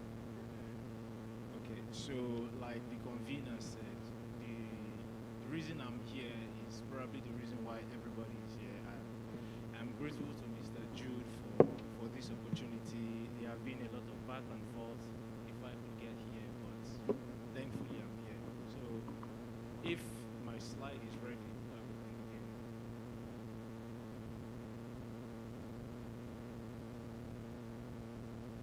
So before I start, there have been a lot of speculation here as to what tokenization is. People have been saying, what if people need to come up with a technology that does this? But what if I tell you that, do you know it is very possible to own a piece of the choicest part of Africa's real estate, that is Banana Island, with as little as 50,000 currently? That if you go on our website, www.realsify.com, for as little as 50,000 naira, you can buy a piece of Banana Island on our website. It is very possible, because what we have been able to do over the past 4 years that we've been in business is to tokenize, in real life, is to tokenize properties. So what is tokenization? Simply put, tokenization is the conversion of real assets, real properties into digital securities on the blockchain. And what this means, what this does for us as Africans, as Nigerians, is that it solves two problems. One of the problems is capital, because the barrier to entry into real estate is so high that before you can get a property anywhere, any choice area, you have to pay millions upon millions of naira. But what we are doing currently is that with as little as 50,000 naira, like I said, you can own a piece of property sector, because very many of the real estate deals that have been happening are underhanded, and these have been happening are underhanded, and this is one of the issues that very many of you have heard about. This popular influencer dragging this real estate company. It is because of things like these that we exist. So if, say for example, this land that this building is built upon, if it's tokenized, you will know when everything has been sold up, so you don't go and buy again when it has been sold up. I don't know if anybody understand what I'm saying. So that is those are the two problems that we at Realsify are solving at this day and time. And another thing is, before we built this platform, before we built this website that we're currently working with, we perfected our manual proof of concept in that we bought a huge plot of land, a huge parcel of land, and we tokenized it. So we wanted to see if this market, if the Nigerian market is ripe for this type of innovation. And what it showed us, because we currently have 3,000 subscribers on that property, it's almost sold out. It's about 100 acres. It's almost sold out. people are buying 10 square meters, people are buying 20 square meters, people are buying 100 square meters. This shows us the African market is ripe for tokenization, and hopefully we are in the driving seat to achieve that in Africa. So my name is Kenechukwu Ude. I'm the co-founder and chief technical officer at Realsify, and together I hope we can take you guys from point A to point B being a better place. Thank you.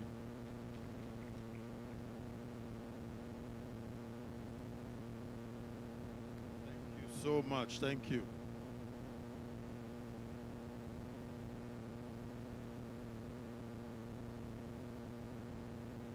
And as tradition, let's have something for the Realsify team.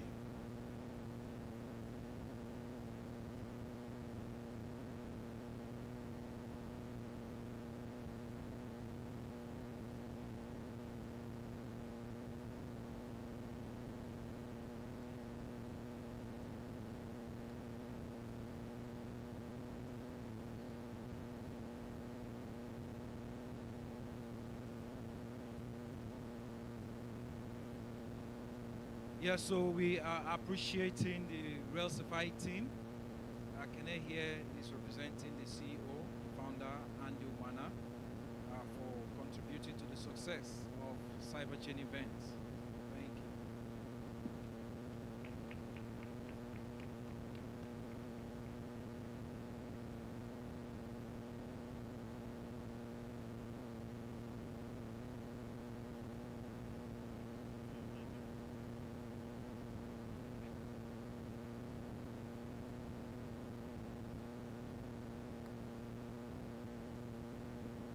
All right, ladies and gentlemen,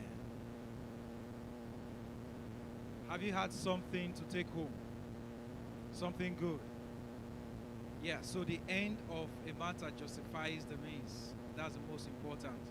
We appreciate each and every one of you for taking time to come for Tokenized Economy 2025. To all our sponsors, Roku, Datamelon, Xenochrome, Minera AI, Realsify, Red Swan DRE, We thank each and every one of you for CNGN Convexity, and many of you that we may not be able to mention, to all our community partners, our ecosystem partners, our media partners, and most importantly, those of you that took your time to come to stay till the end. We highly appreciate you. Thank you. Tokenized Economy is going to continue again next year. However, it's going to be in 2 states, Lagos and Abuja. So we're going to do Tokenized Economy in Lagos in the month of August. So start preparing. Then we'll do Abuja again in the month of October. So prepare. Now, if you see brands like this and you want to be like them, do well to speak to our team ahead of time. Once again, my name is Jude Oziegbe, and I'm grateful to all our supporters, to our entire team at the Cyberchain. We just brought out a few, but there are many of them behind the scene that made this possible. Appreciate each and every one of you. To my friends that traveled all the way from Kano, from Maiduguri, from Lagos, from Port Harcourt, we appreciate you. Some also came from Uyo. Thank you. We appreciate you all. God bless you. It's our earnest prayers that whatever you find your hands to do, as you are doing it well, God will bless it. Return safely and see you again at the next Tokenized Economy. Thank you.